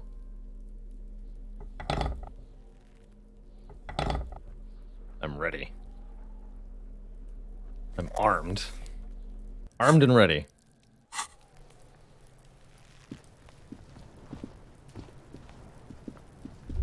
This trash container is locked. The sliding lid has a padlock that says, whirling in rags.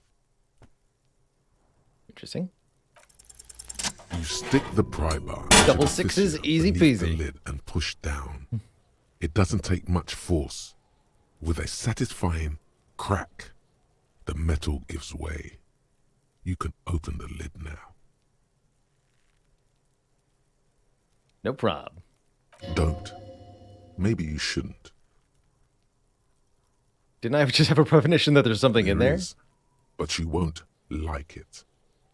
Sweat Understood. forms on your brow. Your hand is still on the lid. Open the lid. The smell of rotten food rises to greet you. You see soggy cartons, dirty rags, and organic waste. Yeah. We're just in time. This hasn't been emptied for over a week. Under the boxes of cartons. You see milk and egg rest with one broken egg in it. Some pasta wrapper. Picking up the soggy packages somehow feels familiar. Some of this is surely my trash. A box falls into pieces in your hands. Batiste Soleil cereal. There are plastic pasta packages below. And turbo noodles. Nothing of note, however. Search the food waste. This will surely be gross. It's just organic waste, cold and slimy on your hands. Apple and potato peels, mostly. Unidentified sludge, and the occasional chicken bone thrown in for good measure. But hey, nothing. It's nothing. Nothing more to see here. What's this? What? A blue piece of plastic sticks out from the apple peels. It's shiny. Looks like the corner of something. Surely I wasn't doing this for nothing. Something larger. A clipboard. A blue plastic clipboard with moist papers hanging from it. They look badly damaged, but you can still make out forms and notes, written in a man's handwriting. Officer, is that your paperwork? I don't know what this is. It is. Look, the plastic has the RCM street grid on it. You've even got an autopsy form in there. If you don't mind my asking, how could you have let your paperwork... Must have been cramping my style. I tried to flush my cop life down the toilet. Officer, this is an official piece of paperwork. It probably contains notes on numerous ongoing investigations, and could even list undercover operatives, informants. I suggest integrating it into your style, for all our sakes. It will also not hurt to start taking notes on the case. Anyway, where were we? Some items, such as the ledger you found, are interactable. Go to your inventory and select the Interact tab to read your paperwork. Among the threadbare kitchen towels, something catches your eye. A pair of denim trousers. Yoink. As the legs of the slime-covered jeans begin to unspool from the garbage, a rank corpse smell fills the air. Oh no! The victim's clothes? Cadaverine odor is faint. If these belong to the deceased, they were removed when he was still in the early stages of decay. For the unaware, cadaverine is a compound produced by organic decay, specifically. It's quite unique and has a very distinct smell that we are biologically conditioned to find repulsive. It's nasty stuff. Drop them in here, officer. Bag the trousers. Guitar marked blue jeans. Pockets empty or emptied. He wore them with a belt, too. A white belt. The loops appear stretched, but the belt is missing. That's it. Do you see anything else in there? I have another bag here. Something slimy catches your eye. Yeah. A drab, long-sleeved shirt, olive-colored, appears from the food waste, dripping with pus. This is a military-type overgarment. No label or serial number. This is the kind of rib-knit shirt that's worn over light armor to conceal it in an urban scenario. Anything more?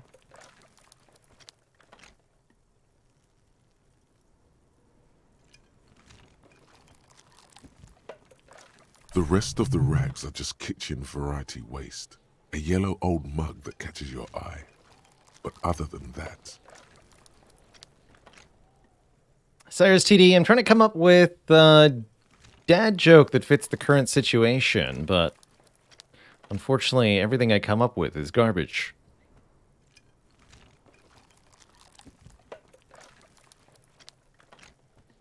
Thrown out towel, a mug, that's all. All right. We should go to Gart again and ask if he knows who put the clothes in the trash. It could be as simple as someone from the hostel cleaning the yard. Or that one. Apologize if that I'd joke advise was a little against too confronting that force. dirty.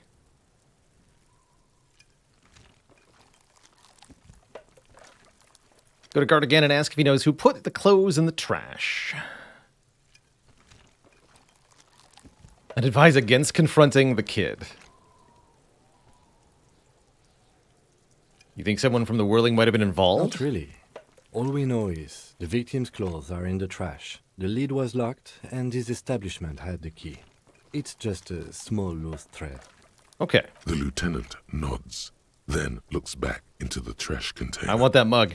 You pick out a broken mug with an oddly racist depiction of the yellow man frolicking in saffron. An antique? Only in its social sensibility. Well, now I can't not take it, so... Yeah, I think you'd prefer I didn't take that out, but we have it now. Investigate this item further by going to the Interact tab in your inventory. The container sounds a muffled gong. That's one thing off the list. I think we got it all. Okay. Level up.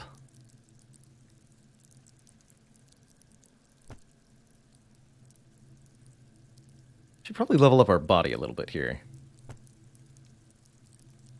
Inland Empire. Hunches and gut feelings. Dreams and waking life.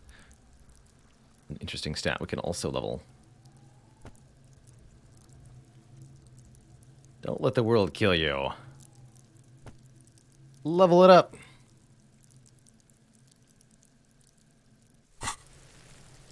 So yes, that gave us another hit point. That's what I wanted. This is the third hit point. Seems important. How's it going, Charnin? We are indeed trying to bring Disco back. Damaged ledger.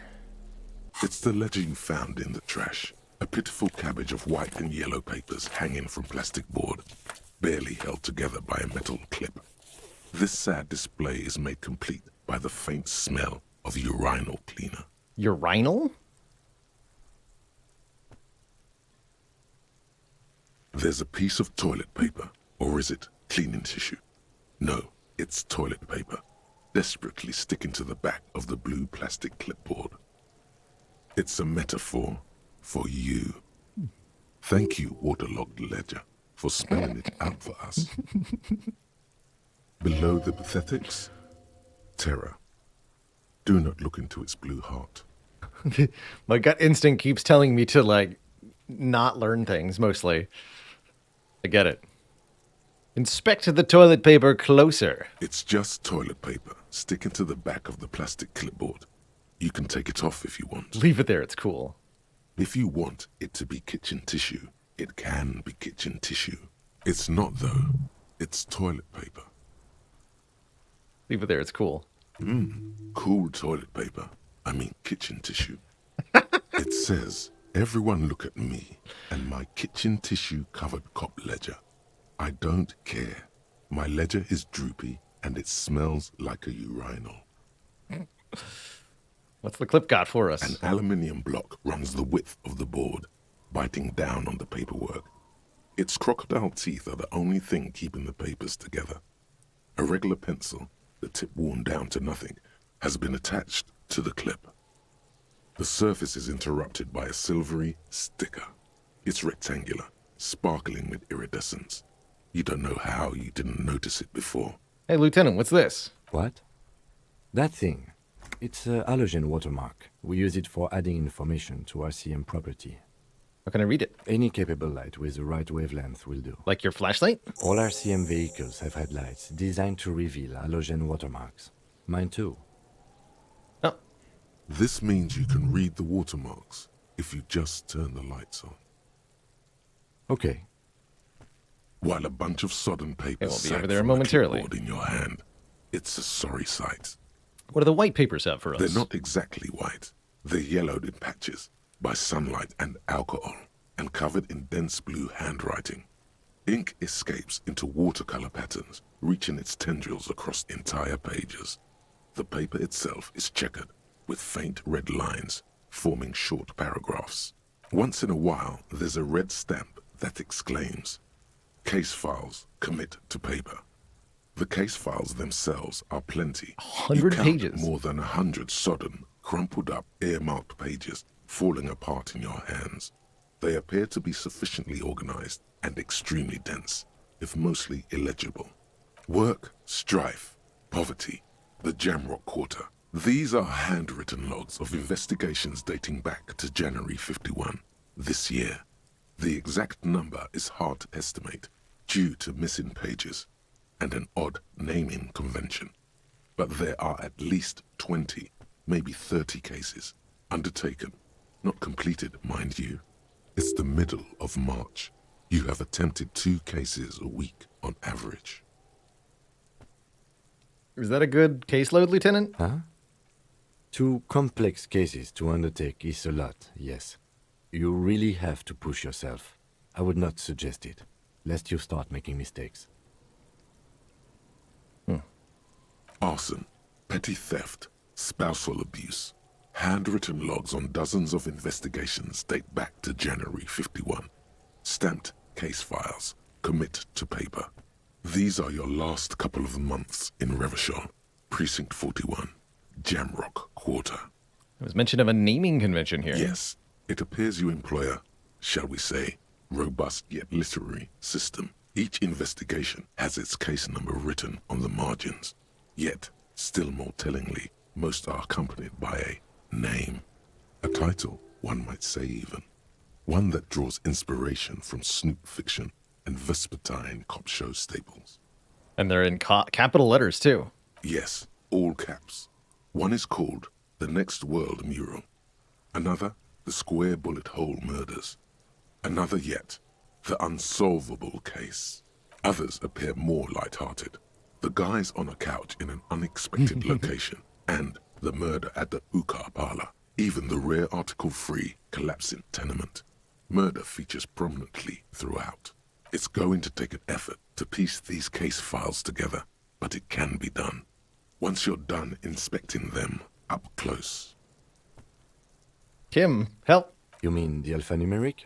Officer, precinct, time of arrival at the scene? No, with titles. Oh, you mean the titular? Yes, well, so do I. In our defense, almost everyone in the RCM does.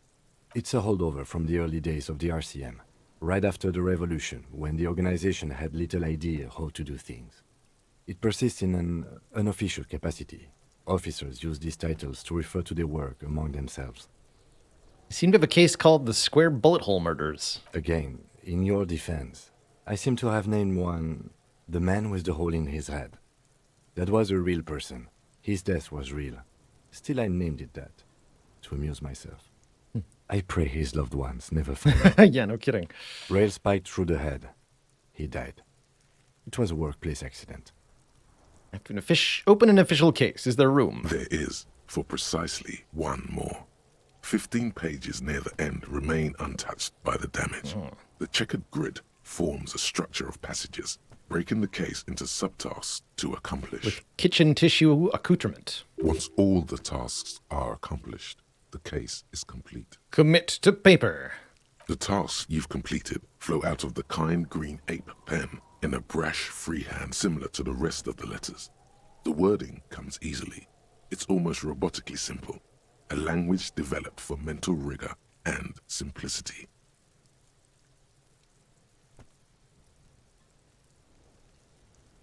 Inspect the victim's body. Interview the cafeteria manager. It's not exactly poetry, but poetry would be out of place. And we've already done both of those. A satisfying slash sounds across the paper. You're done, it seems to say. And you, and you. Things to be done and things already done. The composition of reality.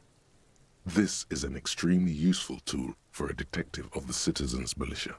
Now all that remains is to name the case. What would you call this, Lieutenant? No, actually. Any ideas? The Furies are at home in the mirror. Shit on a stick. I'm gonna go with the Hanged Man. Great. That's great. That's actually what I was thinking too.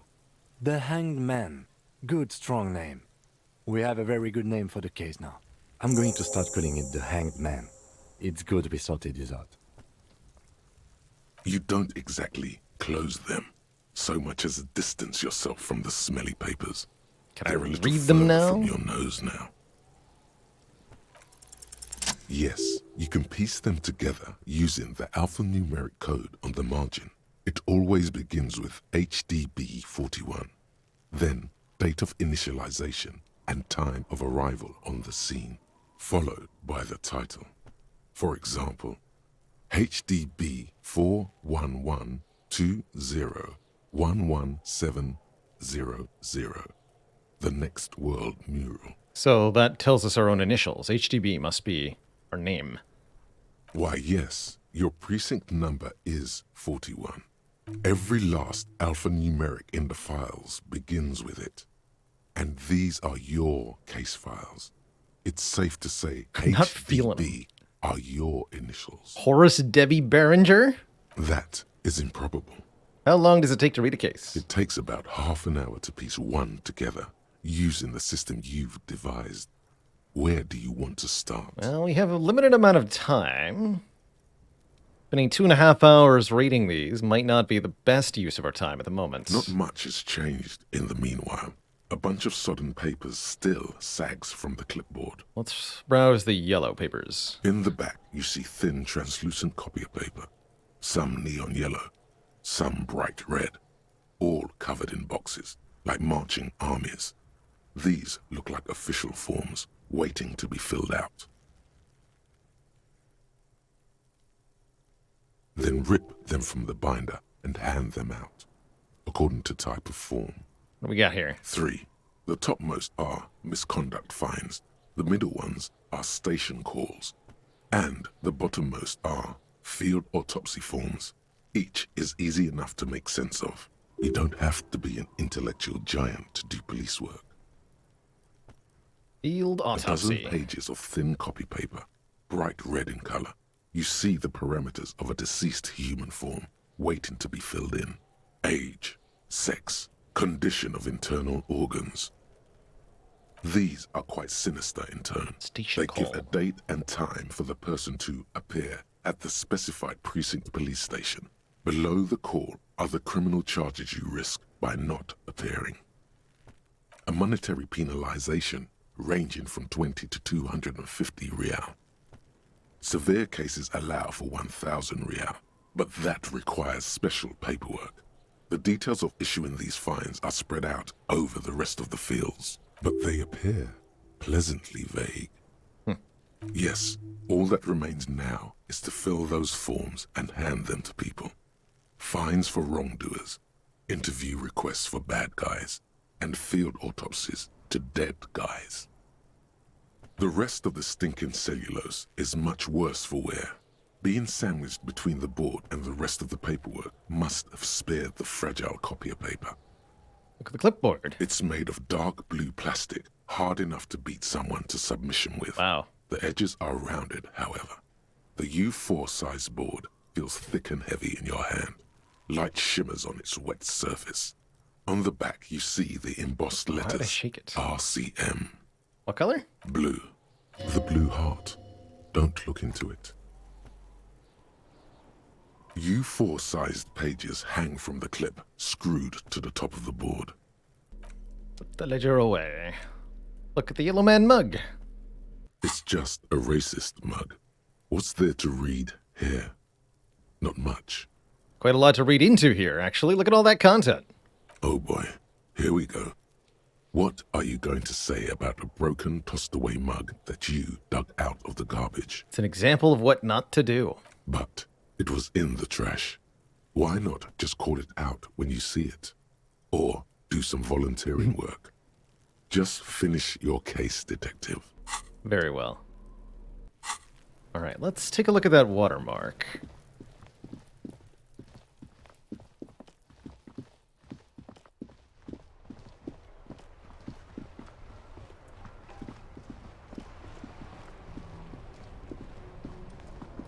Inside, you see a set of steering levers, a radio microphone, a pull-out toolbox, and the soft glow of the fuel preheater gauge. Let me turn on the headlights, Kim. All right. Ready? I turn, you press start. It's next to the preheater. The dashboard lights up with orange glow. The rounds per minute gauge jumps, and the engine of the Caprice Canelo comes to life with a whiny growl. Are we like a zombie or something? Close enough. Crippling alcoholic who went on a 3-day-long bender and now can't remember a damn thing. So yeah, basically a zombie. The lights unfold, With a little click. Also, cast why this game electrical reminds me light onto the ground before the vehicle. of Planescape Torment, by the way. Is the protagonist wakes up in a world with no memory of themselves. I'm surprised our officer here isn't scrawling his to-do list onto his own flesh. There you go. I'll turn them off from the remote once you're done. We just need to stand in front of the machine now. Okay.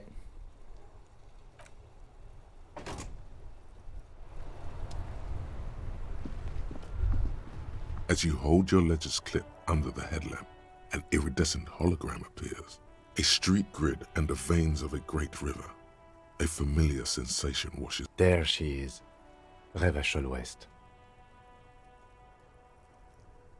Around the borders of the watermark are dozens, no, hundreds of micro-perforations. There are many of them, and they are divided into 3 separate rows. Tally them up. The first row has 18 dots. The next is the longest. It runs all the way around the border, and then some. We'll take time to count them. You count 216 perforations. Considering that nice, large number, a wave of pride washes over you. Though you can't say why, precisely. The last row has 3 perforations. 3. That's it. What do all these holes mean?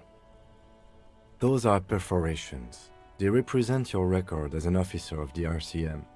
They are your statistics, as it were. I should have guessed you'd keep a record. Officers often do. Let's take a look. Alpha male officers who are proud of their numbers often do. It's meant. The first row represents your years of service. 18 years. Okay, not bad at all. What did you do before you volunteered?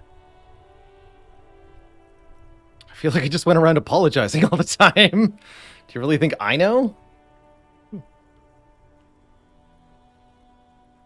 Fair point. Let's move on, shall we? This next row, the one that wraps all the way around, is your number of closed cases. 216. Closed is good. It means finished. You've got, let's see, wow, more than 200. 216. It's quite a lot, even for someone who's been on the force for nearly 2 decades. Usually, clearing more than 10 cases a year puts you in the 90th percentile of all RCM officers. I don't think I could ever re-become this person. What's the last number? Right. Those are your confirmed kills. You've got precisely 3 perforations there. That's not too many. For an RCM officer, especially Precinct 41, which is in the Jamrock quarter, it's rather tame.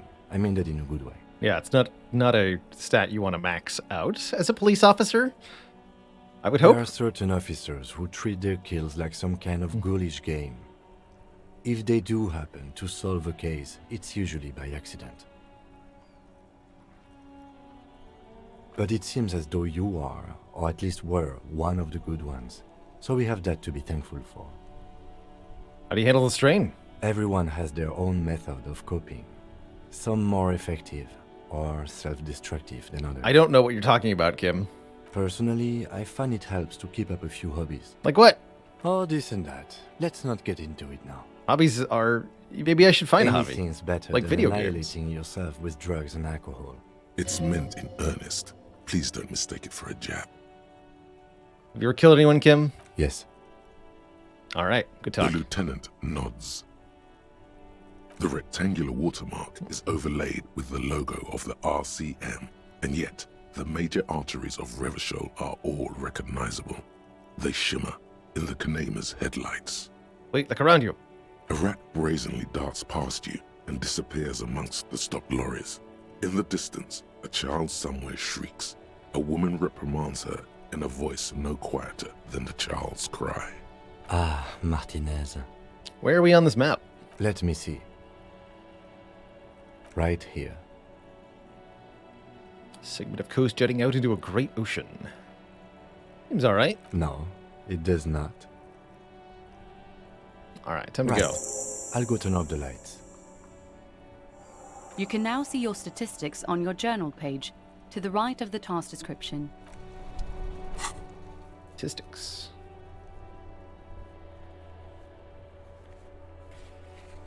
To the right, you say.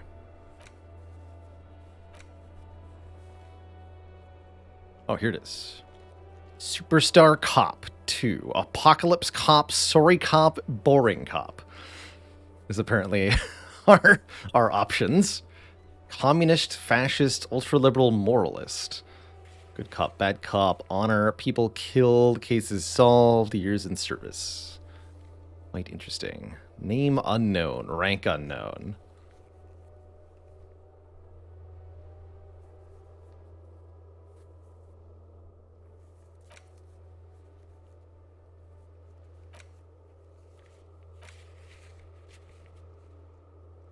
For damages, get a reality lowdown. Yeah. Need a rich person. I gotta save here. I also believe that I need a break here. We've been going for a little over 2 hours of stream here, so it's time that I took a quick breather, stretch the legs a little bit, get some more water for myself, and all that. So I'll be back in a few minutes. Upon my return, we continue exploring the world of Disco Elysium, trying to piece together what our cop self needs to do here, and I guess we begin the quest for money. Because that is what we need. We need money to get drugs, to get the body down. Or something. Bonuses from items. Oh, interesting. Or clothing actually gives us alterations to stats. Curious. The Necklin gives us Inland Empire. Fun stuff. Cool. Am I enjoying the game so far? Yes. It's quite an intriguing experience so far. Not my usual kind of setting. I'm not generally a big fan of the cyberpunk style or dystopian corp apocalypse or whatever you want to call it, but I like what I'm seeing so far here. So, back in a few minutes, folks. Don't go nowhere. I will be promptly back.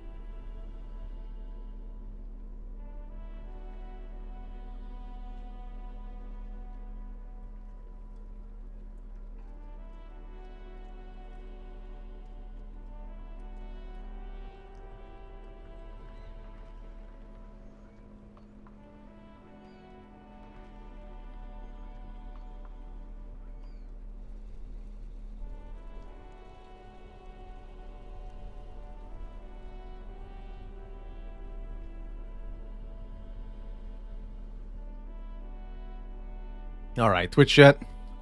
Thank you for the patience.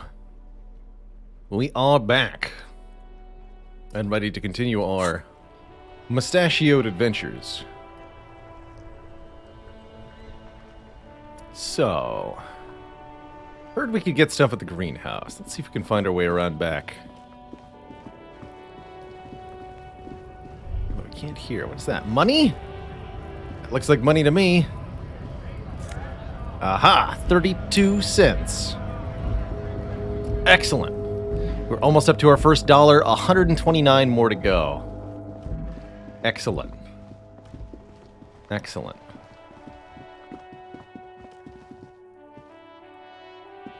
An old call box with a matrix of push buttons lists all the companies in the East Delta Commerce Center. Good lord. Well, we're definitely not gonna look through all that at this exact moment. Trash can, you got anything for me? Pick up the bottles if I had a bag. This Post Lavatorie mail collection box has been heavily vandalized with graffito. A closer inspection reveals 2 bullet holes in the front. Good box. You're a nice box. Good. The box seems happy. Eat shit, pig. Fucked by the coon. And St. G with a crown have been scribbled on it. Jenny is a whore. And best set mailbox also. Been there, mail collection box. Been there. The mail collection box seems cathartic. Thankful even. So do you. You shudder. Then you swallow. See you later, box.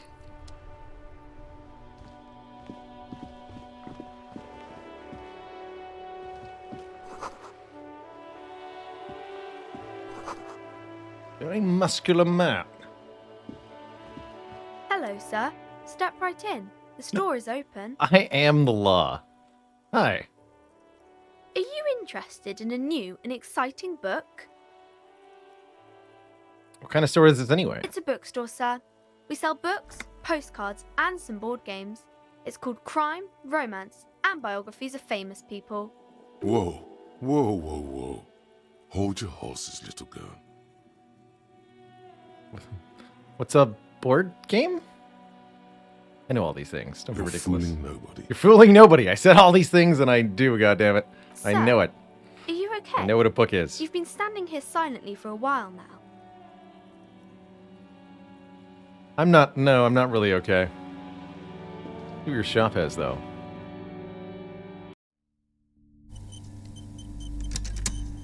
Hi.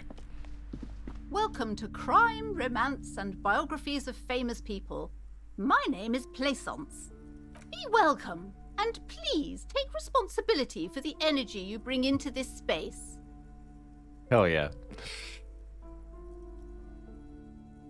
Can you give me some money? I feel there won't be an opportune moment to ask later. I am the proudest owner of our little shop of culture. Farewell for now, book peddler. What if I want to buy a book? Then why are you talking to me? Everything is on the shelves to browse. Don't you feel compelled to buy anything? See those shelves there?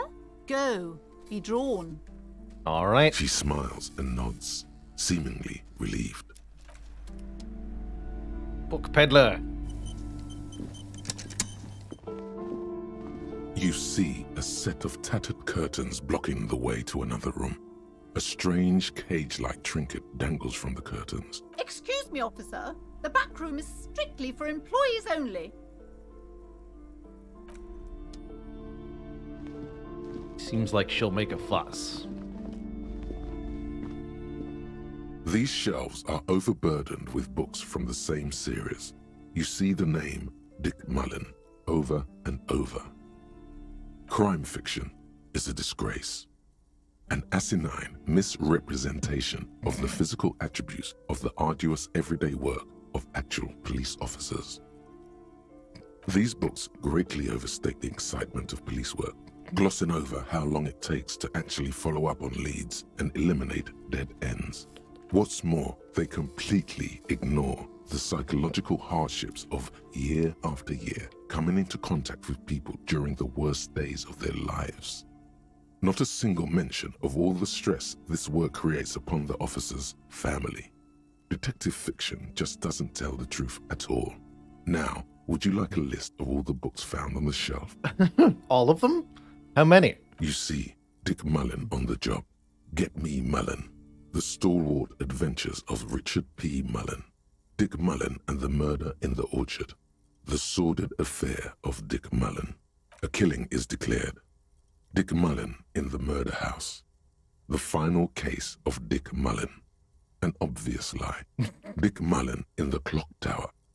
The Ordeals of Dick Mullen. Dauntless Dick. Dick Mullen's Funeral Pyre. The Murder of Dick Mullen. Dick Mullen dies? Oh no. Turns out he faked it to solve a case. Any more? Yes.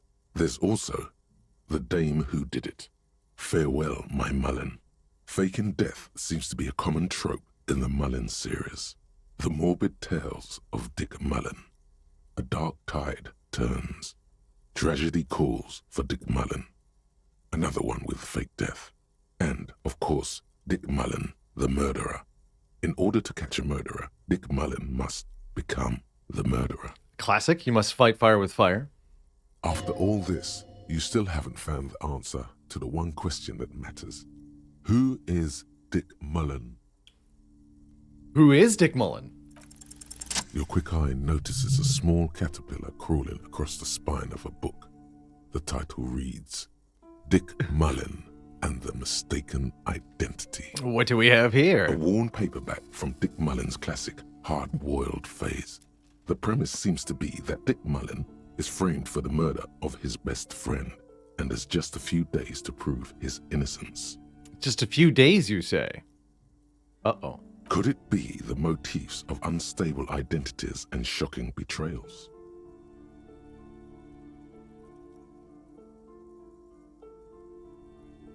I'm a complicated guy. Then this is the book for you. $7.99.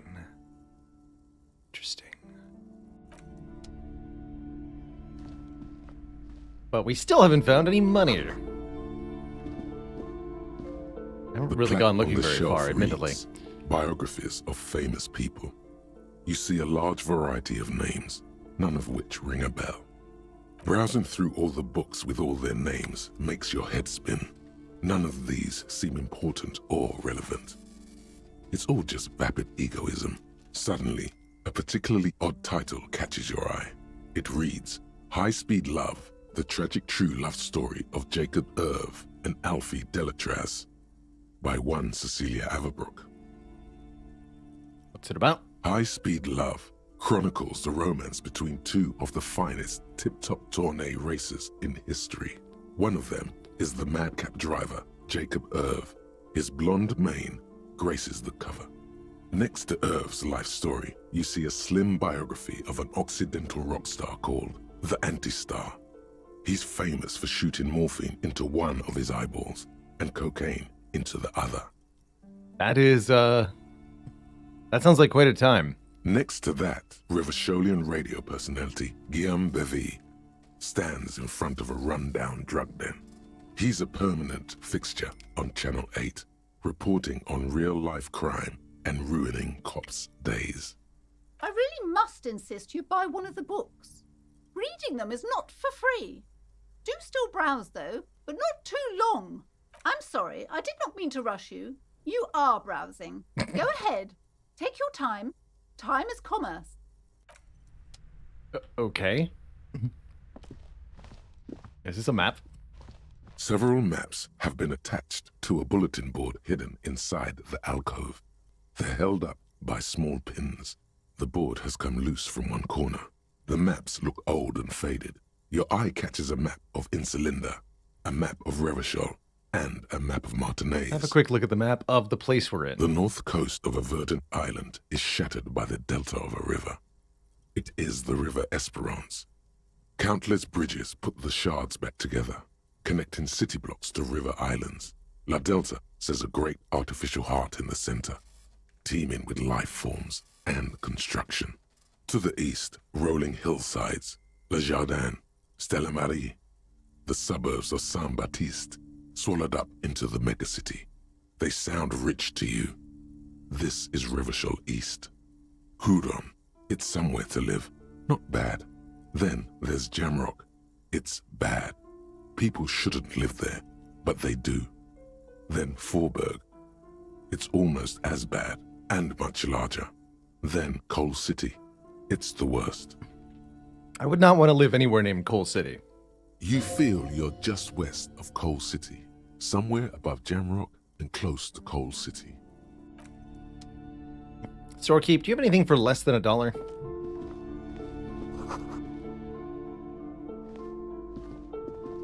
Alright. I think we've spent enough time here.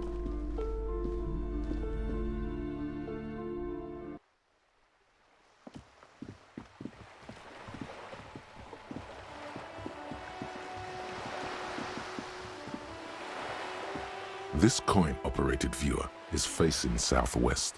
Its coin slot is full of fossilized bubblegum, rendering the machine permanently inaccessible. Have a look. A thick layer of graffito covers the lenses. You spell out the word Onuk written on the other side, with N and C scribbled backwards. That's Kuno on the lens. Under the graffito, a sea of blues and greys appear. Behind the water lies a coast studded with concrete and reeds. On it, a church on stilts, lanky weather-worn wooden planks, an X-shaped cross topping its tower. You know this to be the star of Pericanasis, or the Cairo, the central symbol of the Pericanassian church, a star, a great moral height to be strived towards. The church looks old and weather-worn. There are no lights in the windows. Tisk tisk. Probably some kids. I think we know which kid.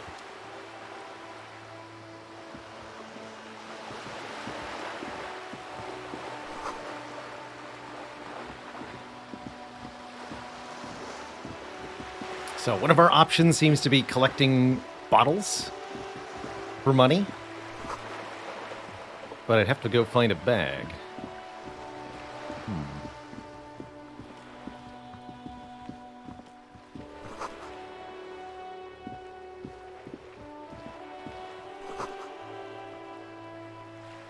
This signal blue navy coat. Hey!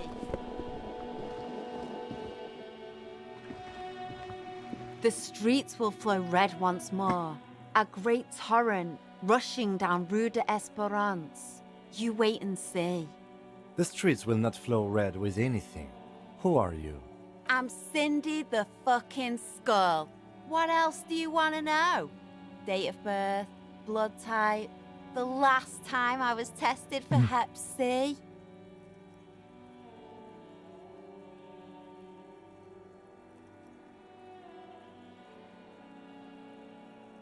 Just answer some questions, okay? Ask away, pigman, but I don't promise to answer. A brush, an artist. The red splatter is urban expressionism. What are you doing to the wall? Can't you tell? I'm painting a beautiful mural, an aereo graffitio visible from low orbit. I haven't really started it yet.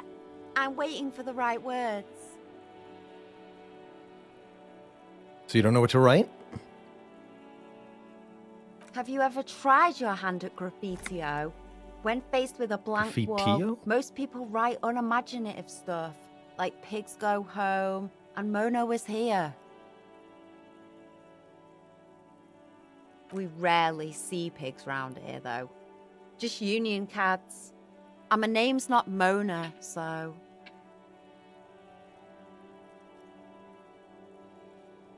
I have an opinion. Yeah? This is hooliganism. No, I like what you're doing. Keep it up. Thanks.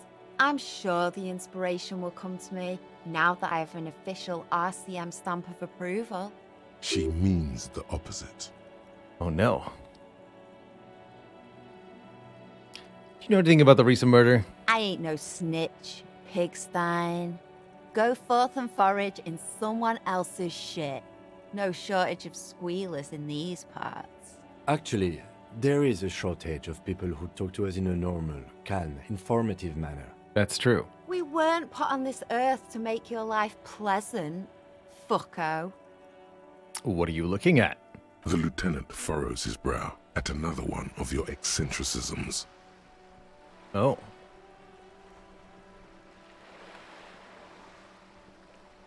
Hatred, disgust. It's difficult to tell which of the two is more present in her girlish features. The woman on the boat does not notice her staring. That Ozon her. Someone's got to keep an eye on her. Ozon is an archipelago 2 days' travel away from Rivershore. Its moneyed residents, used to posh restaurants and upscale boutiques, rarely have reason to visit Martinez. Who is she? Probably the Wild Pines rep. We should talk to her. She's a professional negotiator, though. I have the feeling she will be very cooperative while telling us nothing. You should take the lead. Ask her unexpected questions, Do your thing. Don't be afraid to get a bit wacky. Throwing her off is our best bet. Okay. Good idea, piggies. Run along now. Fuck her shit up good. Impound that boat while you're at it. I'd like to watch her swim back to Ozon. I bet you would. Watch your back, Ungulate. You've got eyes on you. Ungulate? You just call me a cow? I take offense to that, but only a little bit. A sturdy metal door guards the southwest entrance to the apartment building. It's locked. No need to stick our nose in there yet.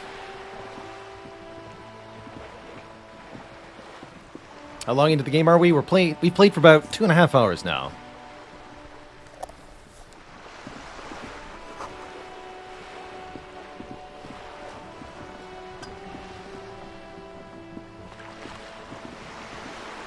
A striking woman leans against the cabin top of her sailing boat, smiling as you approach.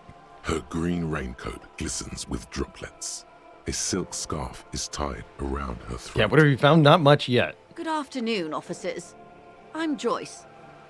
Joyce L. Messier. I represent the board of Wild Pines, the owners of the harbour. You gentlemen must be from the RCM.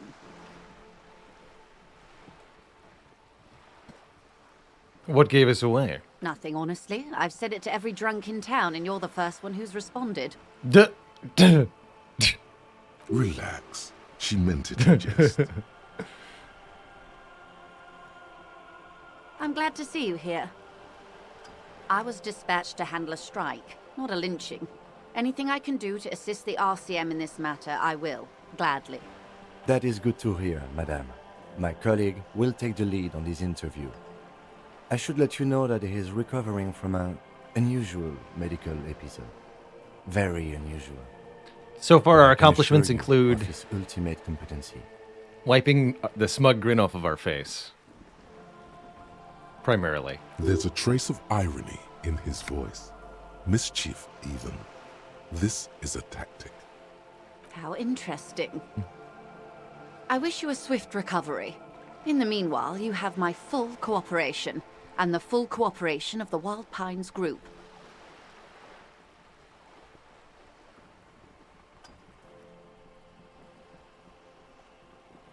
Oh yeah, we were looking for a rich person. What can you tell me about the strike? Everything. Right up to, but not including, trade secrets. Oh. What is your role in this precisely? I believe the official title is Senior Labor Negotiator. In practice, I'm a grocery clerk. I relay the union's demands to Wild Pines and return with Wild Pines' counteroffer. Yeah, but you say it in the right way. That's kind of important. And how are the talks going? They're not. That's the problem. The union stopped all negotiations a week ago, after that awful lynching took place. Now they won't even let me into the harbour. There's a 2-meter 20 racist behemoth blocking the gates. Oh, I think we saw that guy. I guess one of your options is to have beat him in a fist fight, probably, with high stats. Tell me more about this guy. What can I say? The Union employs a giant covered in tattoos. A racist giant. I guess that's part of their big tent organization now. And how were the talks going before the lynching happened? Let's say I was not making the kind of progress I'd hoped for when I first arrived. And when did you first arrive? I arrived 3 weeks ago. Yes, in the middle of February. The bay was still partially frozen then. I prefer to do these things on site, like the RCM. But the strike began in December. I wasn't the original negotiator here. I took over after Mr. Gaumont hit a wall with Mr. Clare, the union boss. Mr. Clare refused to speak with Gaumont despite concessions he'd granted the union in prior negotiations. This isn't the first time the union has gone on strike? Heavens no. There have been 2 prior strikes. Both times the union won significant concessions, including overtime pay and a medical plan. This time their demands are more, I guess you could say, aggressive. Ludicrous even. It's meant. What are the demands? There are leaflets everywhere, and banners. What did they say again? Oh yes. Every worker, a member of the board. Most of the workers probably don't know what that means.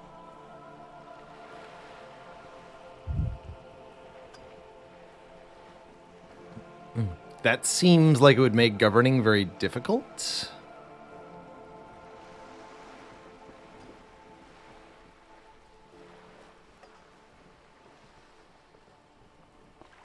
Seems like they don't know about business. In its defense, another said, demand democracy. Pretty tame stuff compared to every worker a member of the board. What does that even mean? It's quite simple, you see. Every time the Wild Pines group makes a decision, about what? About anything really, it needs the signature of each of the 2,200 workers in its Martinez terminal. Yeah, that'd be a logistic nightmare. Just so you understand, this is but one of 22 terminals owned by Wild Pines. Essentially, not only are they kings of the company, they are also kings of the 72,000 employees of Wild Pines Group. It's pretty funny. They're having a blast. But how can they afford it? After 4 months, my assumption was they would prefer a more practical solution. I'm not sure. What are you going to do? Naturally, I assume that was just their opening position. A hard-nosed tactic with a side of mockery. But there's been no follow-up, just the same nonsensical slogan repeated over and over again. And now, people are getting lynched, I hear. Behind the whirling in rags. A disastrous situation if there ever was one. Yeah, he's still up there, actually. Excuse me, from whom did you hear about this lynching? I first heard it from the boyer at the gates. The one whose very name advertises his aversion to work. I think he said it was, "Call me mañana." This checks out. No, wait. The chief negotiator heard it from a man at the gates. Surely the Wild Pines Group has more effective channels of information. After all, 2,200 people are on strike. This is a big deal for them. What happened to this Gaumont? Mr. Clare told him to... How did he put it? Fuck off, midget. Gaumont is short of stature, you see. Yeah, not cool. Keep in mind, this is a negotiator Mr. Clare has worked with before, and who was more than fair with him and the Union. Tell me about Mr. Clare. Everard Clare is a man of the utmost integrity.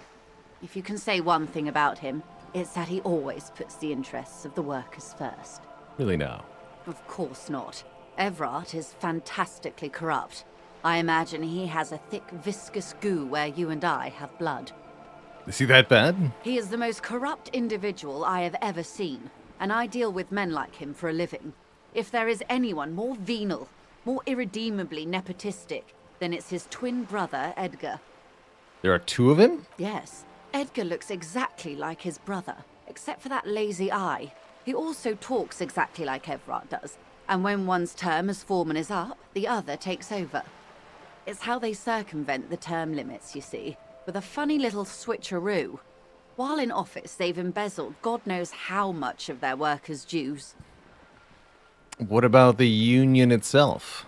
The Debardeurs Union was once a perfectly normal institution. 20 years ago, anyway. It must not have been easy to establish under the Emergency Act, but they did it. I can respect that.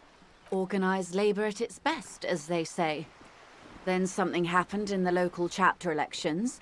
The brothers Clare came and transformed it into a... how do you say? A mob. The Debardeurs are a crime syndicate. Sad as it may be, I suspect we'll be forced to cooperate with them. Yeah, we can't do this guns blazing and expecting to coerce everybody in the city. Refreshingly honest, officer. The company has tried appeasing in the past, but I'm afraid our concessions have only emboldened Everard and his brother. And your opinion, detective, if I may ask? I'm a curious and talkative person, you see. Would you say the Debardeurs Union is... I don't think I know enough to have an opinion. I have not even had interactions with them currently. I don't know. Of course, officer. Scabs at the gate. Did you put them there? The scabs? You mean the huddled masses of Jamrog, come to plead for work where the Union refuses to? If they were organized by Wild Pines or its affiliates, then it would be a company secret. I could not share it with you. Not right now, at least. It's implied. She's open to discussing this matter with you at a later occasion.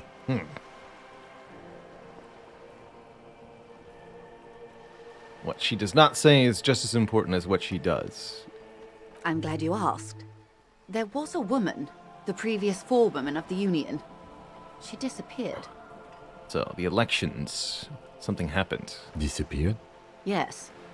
On the last day of the local chapter elections, her daughter phoned in and said she wasn't running anymore, or coming to work. Ever. End of story. Eerie. Downright haunting, if you ask me. The Wild Pines suspected foul play, but what could they do? It was a union matter. The point of the presentation is, these kinds of things happen around the Clares. Watch out when you're dealing with him. Thank you for your concern, ma'am. We'll be just fine. That's all I need here. Of course. How else can I help? Okay. I need a reality lowdown. Tell me about the lynching first. Quite a few things, I'm afraid. The information I'm to share with you includes sensitive trade secrets. For the sake of my employer, I have to ask for your names and badge numbers. Oh, shoot. Of course, ma'am. We should have introduced ourselves. I am Lieutenant Kitsuragi from Precinct 57, and this is my colleague from Precinct 41. I'm afraid he doesn't have his badge at the moment. I hope mine will suffice. How curious. Why is that, Detective? Remember when my partner told you I'd suffered from an unusual medical episode? My lost badge is related. I see. So, are you saying you lost your badge during the course of this episode? It's possible. After a night of heavy drinking, I lost all memory of my life and the world. Oh dear. Some kind of encephalopathic amnesia. I don't even know how to respond. I know, it doesn't speak well to my competence, does it? I do believe you, naive as that may sound. I simply can't imagine what you gain by faking such a condition. As I said, ma'am, his technique may be very unconventional, but he is an officer of the RCM. Of course, I sympathize, but I'm afraid I simply can't share anything more until I've seen that badge. All right. She's a professional negotiator. She should be open to some sort of mutually beneficial arrangement. All right, how do I negotiate my way out of this? She's a negotiator.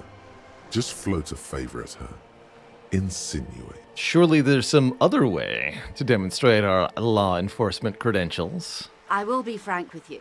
If I'm going to break protocol, I need to be able to justify it to my superiors. They're going to want to see something very tangible. You're in, but expect her to drive a hard bargain. Such as? Reports from inside Terminal B suggest it's a hub for the local drug trade. This is an open secret in Martinez. The Union controls the terminal, so it goes to reason. They're profiting from this trade. The company has tried looking into this matter before, to no avail.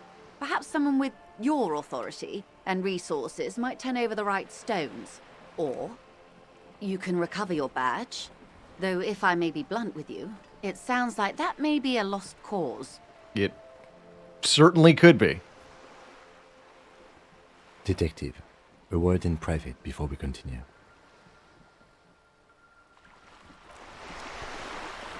Sure. What do you want? This is not going quite as I hoped it would, Detective. How did you hope it would go?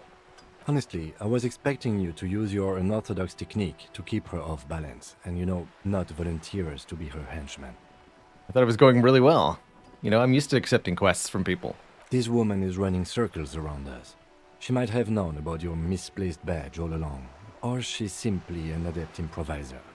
Either way, we've played straight into her hands. Maybe this is all her plan. She might have heard about you.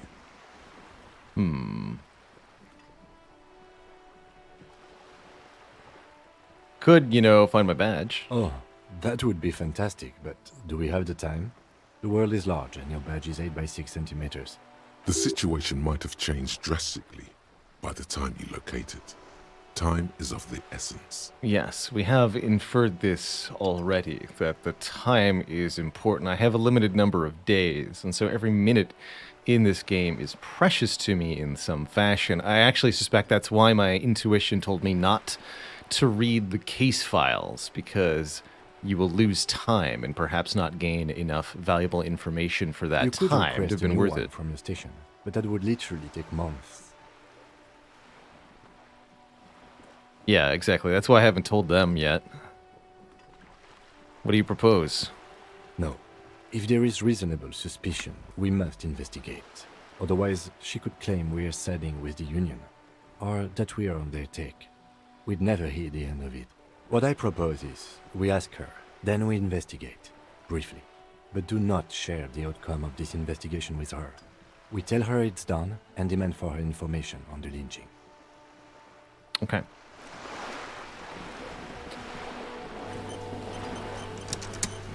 You're back. Good. What can I help you with? Let's see. Give me a reality check. This reality? Yes, reality is your side case. An experimental side case.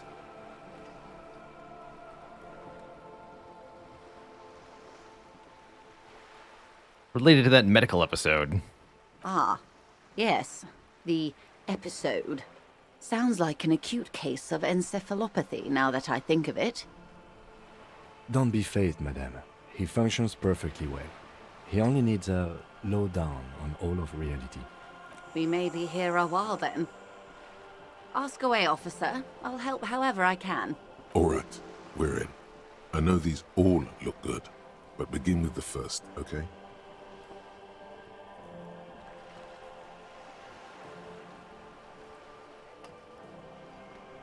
What is this? A bird?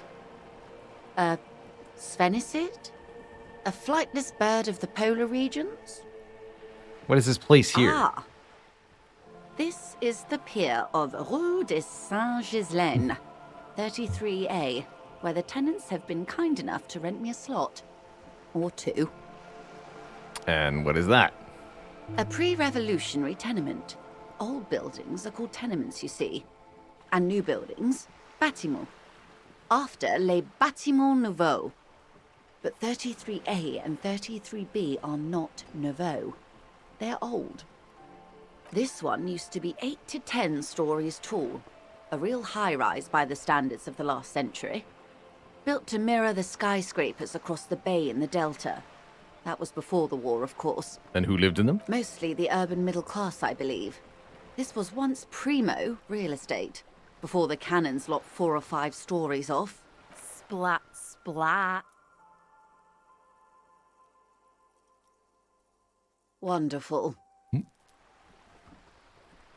A strange coldness comes over Not what I meant to do. as you look at the world. The waves sway the sloop slowly. That's all. What times are these? These are unimportant times, Detective. You and I were born after the dust had settled.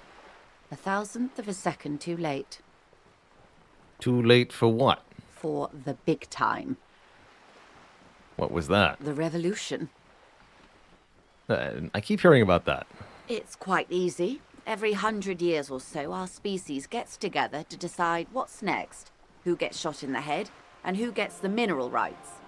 It's a real kerfuffle. Who got the mineral rights? The liberals got the mineral rights. And by mineral rights, I mean everything. And by liberals, what do you mean? Liberals are usually middle-class people, Detective. Or the remaining gentry. The beneficiaries of the pre-revolutionary arrangement. Some were rich enough to stay with the Constitution, with monarchy. Big mistake. Others bet on the revolution. They were called the ultras, or ultra-liberals. They fared well. So liberals sided with the monarchy. Ultra-liberals bet on the revolution. They didn't win so much as survive. We were the last ones standing when the war ended. Everyone else got shot in the head, remember? We. She's one of them. Of course.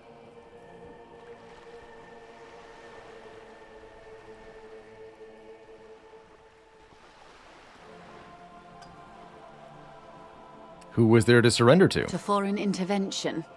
The coalition.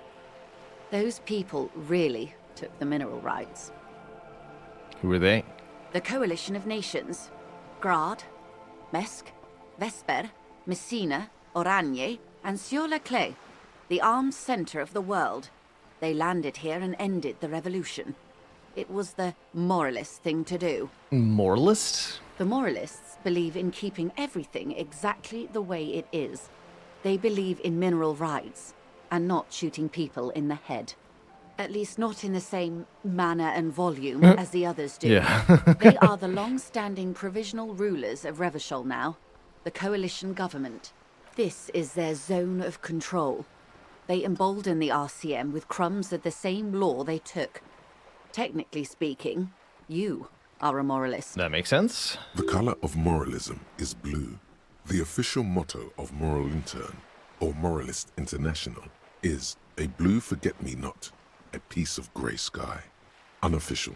For a moment, there was hope. I like that. If always picking the option that doesn't commit to anything, then hell yes I am, and also not.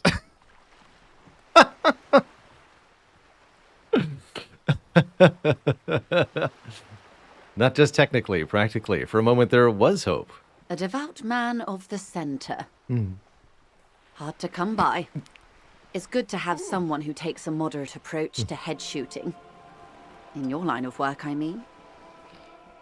So who got shot? I mean, you already answered the question implicitly. But... Those would be the communists. Ah. Generally speaking, 40 million people got shot in the head during the World Revolution. That's quite the revolution.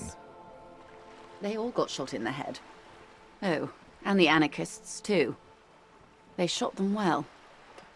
So well, one forgets they even existed. That's a pretty good bullet. She likes the totality of it. You could say they totally got shot in the head.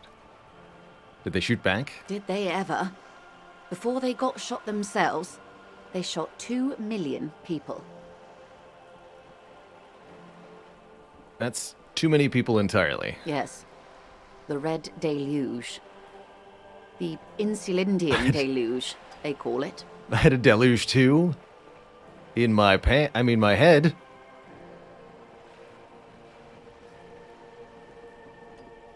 Yes. An acute thiamine deficiency can be exacerbated by alcoholism. Exacerbated means made worse. Did anybody else get shot in the head? Oh, lots of people. Even the king got shot in the head, or thrown beneath a horse, or drowned. Accounts differ. It was unceremonious. Just as well, he wasn't actually the king. Just the king's nephew. The real king abdicated and lived out a long and productive life as a venture capitalist in Grad. I loved that king. One more thing. Yeah, that's a smart king, actually. Yes. King Guillaume had a nose for bad PR. He ran before it. What is the expression? Went down? Anyway, Gil got out alive and his nephew Frisell got shot in his place. Him and tens of thousands of his wonderfully fascist kingsmen. It was a wild time. And this kerfuffle was a little while ago. The turn of the century revolution? Don't answer it. It's a trick question. The revolution began in '02 on the Isla of Grad, though by the end nearly the whole world had gotten involved. It wasn't a who, but a what. A pandemic of Zarat, a particularly virulent prion disease, which the authorities in Grad proved unable to contain. Then Marzolf came along and overthrew the government. Yeah, prion pandemic would be spooky stuff. Not much you can do there. Where did it spread? From Revachol and Grad? Not far. The world managed to cauterize itself. Marzolf's government was overthrown in '08, and the coalition crushed the Revachol commune 2 years later. It was the end. And what came next? Why? You and I, officer. Our lives in the zone of control. Disco Elysium seems to be a lot of dialogue. I believe dialogue is the core gameplay. Something tells you her life and yours are not that similar. Maybe it's because she has a boat and you have that necktie? A pair of pants? What's the zone of control? A city-state divided into free market zones under the everlasting interregnum of the Coalition of Nations.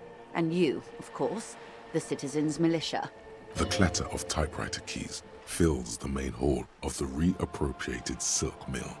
Precinct 41. Chad Tilbrook presses enter. Outside, Officer Elfboy Williams slams the door of an armored motor carriage. The zone of control is the third incarnation of Revachol, after the failure of the suzerain and the commune. And in the rest of the world? Modernity. They developed the marvels of the inter-islary communication. Telematic milieus, radiation, colored plastics. Meanwhile, in Revachol West, the aftermath continues for the 5th decade. 51 minus 8 equals 43. So it's been like this for 43 years. Flies. What have you been doing all that time? The 20s saw a decade of urban war, west of the river leveled, offshore platforms in flames. Still, it's regarded as an improvement on what came before. '08 to '19 was simply hell. And after that? The 30s? Things settled down in the 30s.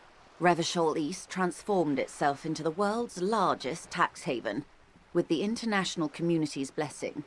For the first time in a long time, it seemed like things were going somewhere. All that untaxed income must have fueled the new. That can only mean one thing. That's when they discovered Dixco. Yes, and quantitative easing. It was a market mirage, unfortunately. The 40s dispelled it. An Isla-wide hangover, you might say. Huh. So, here we are. Welcome to reality. 70 XP. Baby. Somebody was just asking me what perks are we taking or prioritizing? I guess you'll find out in a second as we choose one. For her to be where she is, Wild Pines Group must have picked the right side. And which side was Wild Pines Group on? They picked the winning side. That's why they're here, and others are not. Chose wisely. Perhaps it wouldn't have turned out that way had I been in charge. I might have bet on the king and led the Pines to doom. You would have sided with the king? I would have sided with the cannons. If you'd seen the calibers of the things, you might have too. Perhaps it's better I was born when I was. 10 of the 14 Indo tribes got it wrong. Feld, Kupri, Tricentennial. So I suppose I would have been in good company. What would you have done differently? Good question. What would you have done differently?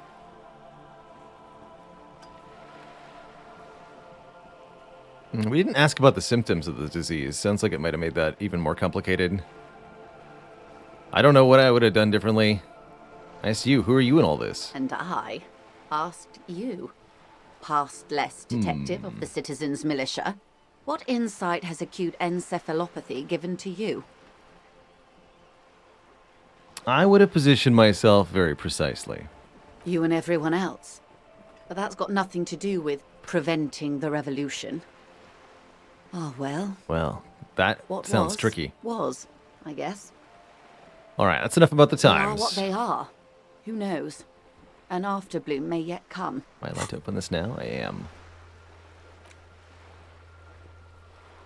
Who put the clothes in the trash? Who made the call? Despite lacking any obvious times.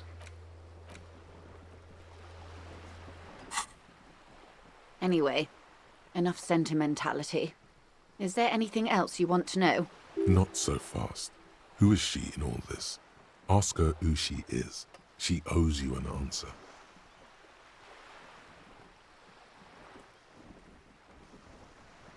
I want to know what you are. She won't maneuver her way out of this one. What are you? I am the vilest of the vile. A traitor. A devourer of nations and infants. I am an ultra. An ultra-liberal. A liberal! I liberate pretty hard myself. But what's so vile about that? Haven't you heard? I am a nether creature of the Forbidden Swamp. One of those who pushed the king under a shit wagon and betrayed the revolution. We surrendered the nation to financier pirates. No sane person identifies as ultra-liberal anymore. Not in broad daylight. I can see we're not so different, you know. Tell me, now that I've uncoiled myself, do you find me frightening? In her green eyes, you see a mixture of truth and self-satire. Decades of guilt and pride. I forgive you. I do hope so. I do hope we're able to remain collegial despite it all. Tell me, when you look in the mirror, do you not see a monster staring back at you? I did, but then I wiped that smile off my face. When the dust settled, the Liberals were the only ones left to clean up the mess. By virtue of their survival, they were handed enormous power to shape the future. This was all our last generation managed. Would you have done something differently? With due respect to our overlords, the eternal caretaker government that keeps Martinaise a monument to the efficacy of its artillery, I would not have relinquished sovereignty to the Coalition. Not here in Martinaise, and not in the Stella Maris or Delta Beachheads either. If not for my own sake, then for my daughters. We had an obligation to defend our sovereignty. We should have burned the whole Isola down rather than let them have it. Dark orange flames reflect in her green eyes. An oil fire on the ocean. You're a smart woman. Perhaps. My intellectual vanity will be my undoing. You're no dummy yourself.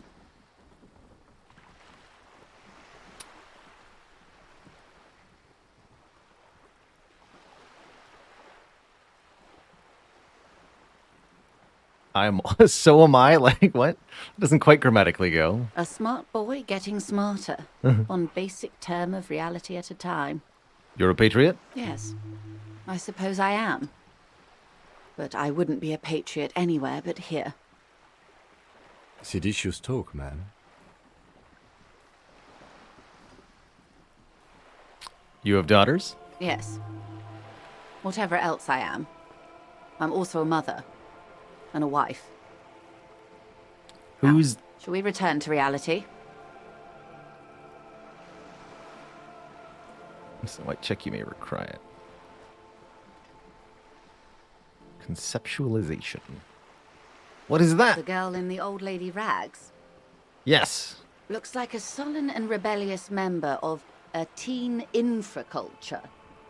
Yes, you and I belong to the supraculture. We're common, the herd.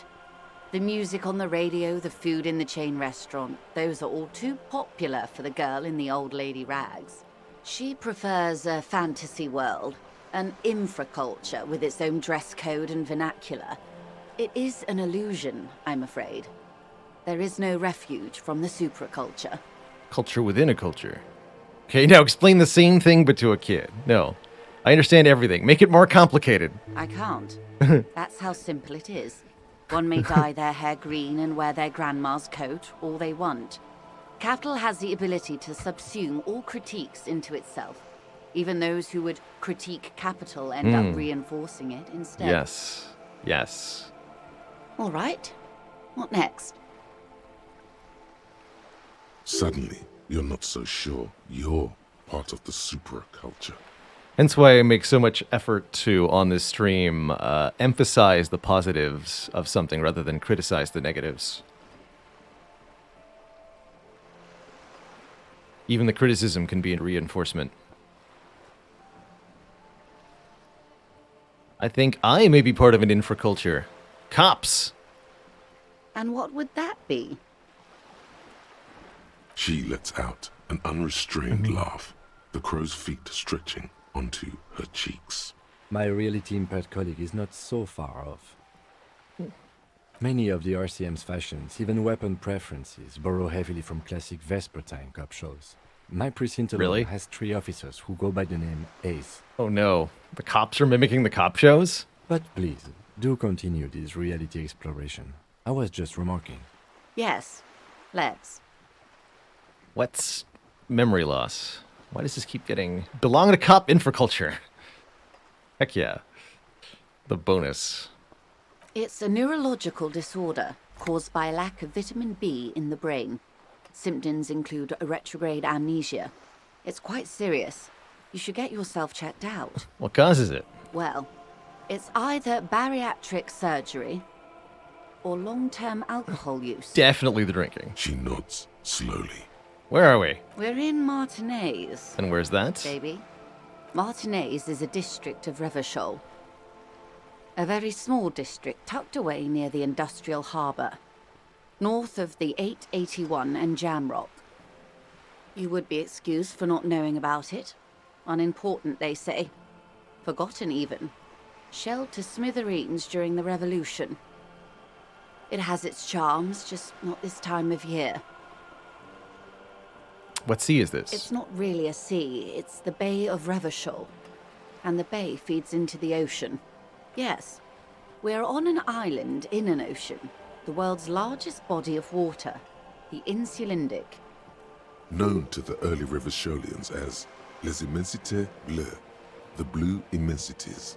Lots of French. Vast, lukewarm and unknowable, flowing in and out of sight. What's the name of this island? Caillou. Imagine a pebble. A smoothed-over pebble amidst a great blue sea, misshapen, cracked. The cracks are the river Esperance. We're in the delta of this river, on the 6th branch, the Martinez distributary. It is clear this pebble is of enormous value to her and to humanity at large. Tell me more about Martinez. I'm not a good ambassador. I've only been here once before, as a teenager. Not a lot has changed. There are ruins, a terminal, fishing boats, reeds, boys with boxy shoulders. This place used to be a province, a workers' resort before the city swallowed it and the artillery did its work. The reeds are the real star of the show here now. The further down the coast, the wilder it gets. How's it going, Lodestar 81? Thanks for 40 months. We find our jacket. We have a jacket. I don't know if it was ours, though. What's a Revachol? Revachol? Revachol is what you call a city. The great kind. As if it's self-explanatory, beyond patriotism. a fact. History, Detective. They built this city to resolve history. Our part in it, at least. Who built it? The nations of the Occident, or migrant workers from Semenine and Ile Marat, depending on your creed. And why will it resolve history? They say it's where the terrible questions of our time will be answered. The tensions are highest, the fault lines deepest. By that I mean conflicts. Ideological conflicts. The stuff of men. We are standing on a fertile, self-sufficient island able to sustain up to 200 million people in the middle of the Insulindic Ocean, the world's connective tissue. It's where the money is. So pretty much at the center of the world? Oh, we're quite a way off. About 22 kilometers from the center of the world. That soldering iron is the bank of the world building. The bottom floors are Insiacom. Coalition government, Insulindian Mission Command. Silence. She lowers her hand. The water, the light. It's as though you're seeing it for the first time. There is no recognition. Only the immensity of the sea and the cold radiating from it. Observe the large body of water. She observes your eyes scanning the horizon, then breaks the silence, slowly. Jamais vu. This is one thought you need to complete. Where are you?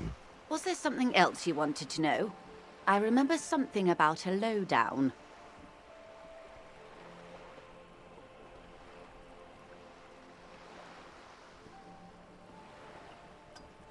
Is there more We're in underwear? Martinez, a casual term of endearment popular among the 50-plus crowd. It's a disco holdover, pay it no heed. I'm a disco holdover myself. Aren't we all? She refers to your corresponding ages. Martinez, you would be excused for not knowing. Tell I me would about be something happy else. to. What is a preposterously expensive education for, if not sharing? What is stuff? It remains a mystery what you mean by this something close. This isn't about you. It's about reality. We don't know. Glad to have been of assistance. The little that I know. Anything else? Can I have some money? Is what you want to say, but it isn't that easy, is it? Right, because... Look at that lady. Take a gander. Squint your eyes, bub. She's got hair. A well-kempt, yet tastefully short bob of dark hair. Despite the first hints of grey, she's elected to keep it au naturel, shaped into a permanent wave, late 40s style, while dull orange pearls hang from her earlobes, red from the cold. Her light green eyes scan you, full of knowledge and worry. Wealth and all its possibilities. Twinge! Welcome, Dark Twinge and Raiders. Delight to see you here. Welcome to Disco Elysium, where we play a exceedingly drunk cop as he attempts to investigate initially a murder in an island peninsula city in a sort of dystopian world. And we're kind of piecing it together one step at a time. We're doing this quite spoilers-free. I don't know where I'm going or what I'm doing, and perhaps that's all the better. These are the kind eyes of the rich man that Welcome, seem welcome. to say everything is possible. You don't all know Dark Twinge. Dark Twinge is a wonderful, wonderful variety broadcaster, has introduced me to many, many cool games, including Slay the Spire. It's a pleasure to have some attention thrown my way. Welcome, everybody. Within reason. Within reason. So? Now look at you. You misery-clad simian. Barely able to tie your own laces. Your armpits are lakes. A scythe of booze precedes you. Your hair sticks to your forehead, and your underwear feels uncomfortable. You're poor. Poor as balls. You can't ask this person for money. You're too... Ashamed? I'm a goddamn working man. I'm not ashamed to shake this leech for some dough. As I should be for even considering it. Yes, I should make my own goddamn money by now. Just like all the ashamed. Yes. You're too ashamed to ask this person for money. Too scared to belittle yourself in her eyes. Those half-precious stones of Odin. As I was saying, if there's any way I may be of I have to assistance, make passive volition please check. don't hesitate to ask.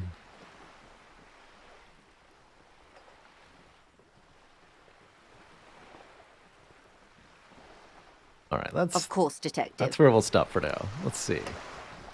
So, we want to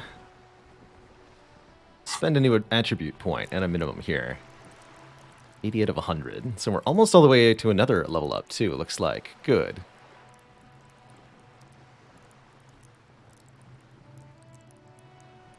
So the intellect stat can't be changed, but the individual things within can be. Interesting.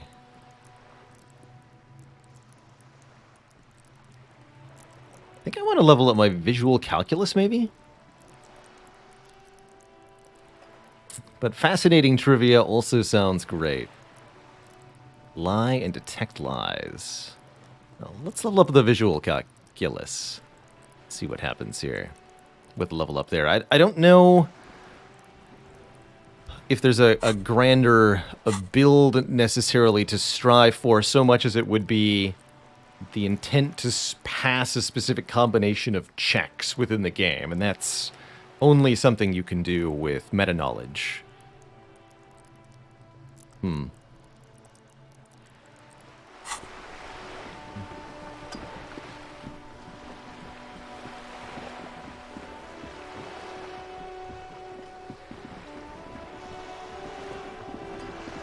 Wait, can I let chat pick my stat ups? Is that a thing?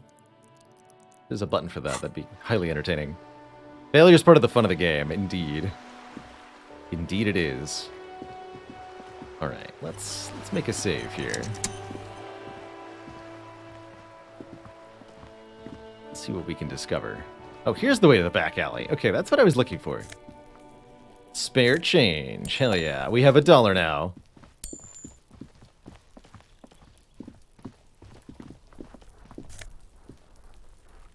Orange bum hat. Excellent. A hat for my bum, finally.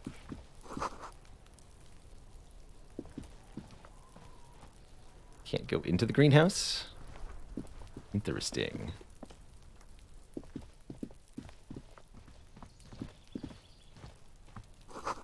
Chairs and tables eaten by rain and rot. There must be another way into the building. What happened there? Why? Why did that happen? Please. It's been a week and now... He like yelled it into our ear. That hasn't happened prior to this. I hopefully it won't happen again. I apologize, Twitch chat. Can't get involved in this. Definitely won't click on that door again, that's for sure.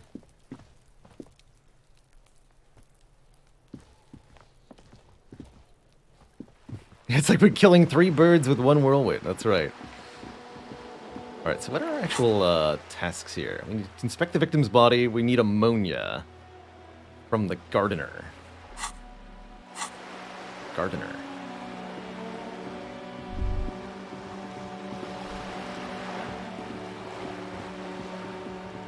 Rock and Roll says, happened on my Switch playthrough. Happens randomly. Yeah, some sort of glitch. Interesting. Gardener. Not seen anybody with a shovel or anything.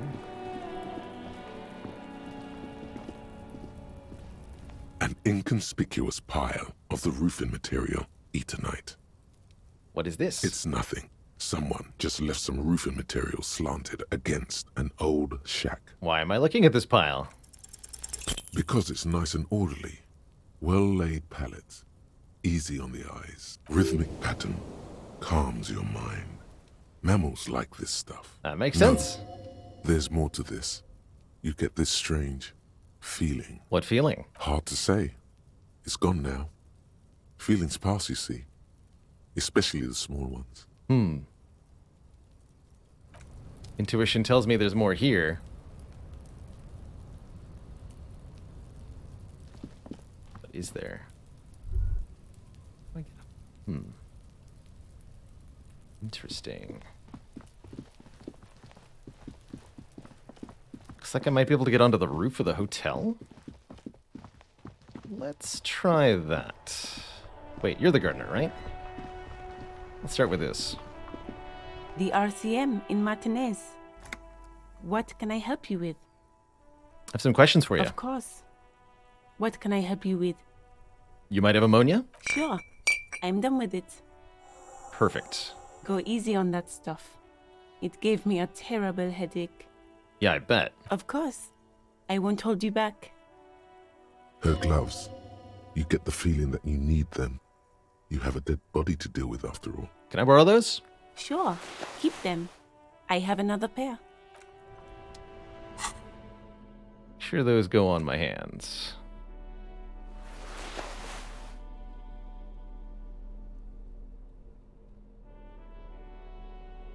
This one to rhetoric. Yeah. Again, items very useful for passing specific checks. Meta knowledge, very helpful for that.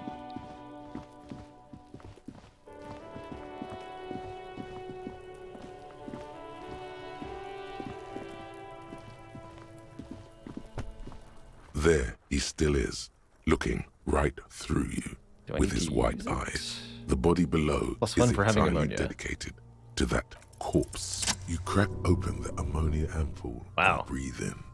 The odor of death is still stronger. It's a spell of the mind telling you to run, and your stomach to wring itself empty. With your eyes squinting, you stand in it. Yeah, so we had to roll a 10 on 2d6? That's pretty unlikely. It's a puzzle. What's hanging in front of you is a puzzle of decaying flesh, tattoos, and tendons. The man before you is naked, but for a pair of underpants and enameled boots. His skin is greenish, marbled with decaying veins and blotched by lividity. A fading web of tattoos covers his chest and shoulders. The cargo belt used to fasten him to the branch above appears industrial in strength. Inspect the boots. The material appears to be ceramic. Weird boots. Its clean white stands in stark contrast to the decaying flesh above the knee. The man wore thick polymer socks, probably for padding. A fine array of interlocking plates covers them. Delicate and fragile, they feel alien to the world around you, out of place somehow. Yeah, these two buttons are the stream buttons. I haven't actually used the stream These in are clearly not Twitch integration yet, but it's there. Armor, possibly part of a larger set. These aren't just boots, they're armor. Indeed. Technically speaking, these are sabatons, not boots. Those are foot armor. Ceramic plate. Zirconium dioxide, most likely. This is where the make would be. Where? Under the hill. Fair weather. Fair weather model T500 VE. I'm guessing that's vitreous enamel. This is advanced stuff. So where's the rest of it? The locals probably scavenged it. It would be odd if he had more on after 7 days. You should keep a lookout for these species. The armor could yield information. This is one thing he might actually know. Understood. The sabatons dangle off the man's decaying form. Ageless and synthetic. Material looks out of place here. It is. It's expensive. We've requested similar material for our tactical units for years now. The constabularies deemed it too costly. In that time, we've lost 6 men to semi-automatics. How much money are we talking about? For a full set, about 4 years of wages. That makes sense. For the northwest region of Revachol, an officer's average yearly income is 5,500 real, unadjusted for rank. Wait, that's my yearly pay? Not too much, yes. No wonder I can't pay my hostel bill. It's a sorry situation, I agree. Give me the boot. This feels dangerous. Are you sure? I mean, I might pull his foot off. The stench fills your nostrils. As you push downward, an ominous creaking sound comes from above. Oh no. Stop! Pig's gonna pull his head off. Brutal! Let's let him down first. What's wrong with you, asshole? I don't know, baby. Officer, if I may ask, what were you trying to achieve by pulling on the deceased foot? Okay. The cadaver slowly twists on the cargo belt, his torso covered in tattoos, and extremities blotched pink and blue. Let's have a look at the belt. The hangman's knot is pulled tight by the weight of the corpse below. Yellow, hard-edged polyester cuts into his neck. Above, a sliding buckle ties the belt to the branch. This is a steel-reinforced cargo lashing belt, big brother of the regular cargo belt. It's used for tying cargo under 6-rotor airships. Don't ask me how I know that. Airlifting. I thought it was used on lorries for strapping cargo to them. Apparently this is the reinforced kind. My brain tells me so. The local harbor uses 6 rotors to shuffle containers around. I get the sense they use whatever was on hand, without paying much attention to not incriminating themselves. We're assuming dock workers from the harbor did it? The brief suggested as much, politically motivated by the ongoing strike. Did you not get a briefing? My past has undergone total annihilation. Nothing remains. My mother, the love of my life, certainly not a briefing. Okay, you should ask me for one the first moment we get. Sure wanted him to stay up there. I was afraid it would be. Thin steel wiring, parallel strands. This makes getting him down more problematic than I had assumed. Yeah, how'd they get him up there in the first place? It's one of those things that's easier to use one way around. Did they climb up using the kid ladder? That ladder can't carry a grown man. I didn't see any splintering either, did you? I think they lassoed the branch, then pulled on the belt to close the buckle. Could be. The shape of the branch supports the theory. The cadaver hangs from the cargo belt, limbs limp and torso covered in tattoos. An intricate web of blue lines stretches across the torso, from the right shoulder to the solar plexus. Each time they intersect, a small white star is formed in their crossing. Hundreds of fading asterisks riddle his skin. Their concentration is highest around his heart. His corpse is marked by stars. What will mine be marked by? Alcohol and heartbreak. I didn't expect you to answer that. Is this a microelectronic pattern? I have only a cursive knowledge of the science of cybernetics. I would not know if it were. But it's not quite complex enough, is it? We're missing something here. I agree. He takes a thin piece of milled aluminium from his coat pocket and pulls it open. Sounds like a sword being unsheathed. A small lens appears. Some sort of camera. Let him work. Shit, Kuno! What the fuck is that? An instant color camera. I have only 2 ampoules, so nobody move. I don't want to waste one. A sound, a shrill flash, followed by the breaking of a small ampoule of glass. You see streams of color pour onto the thick, glossy piece of paper, rolling out. In case we need it. Cool machine. Yes. It is pretty cool, isn't it? It contains insight to the victim's person. By his build, I'd say this was a man of physical violence. The story he wanted his body to tell was important to him. It is his letter. To us. Someone should decipher it. We'll need to show it around. Can I have it? Sure. Just don't lose it.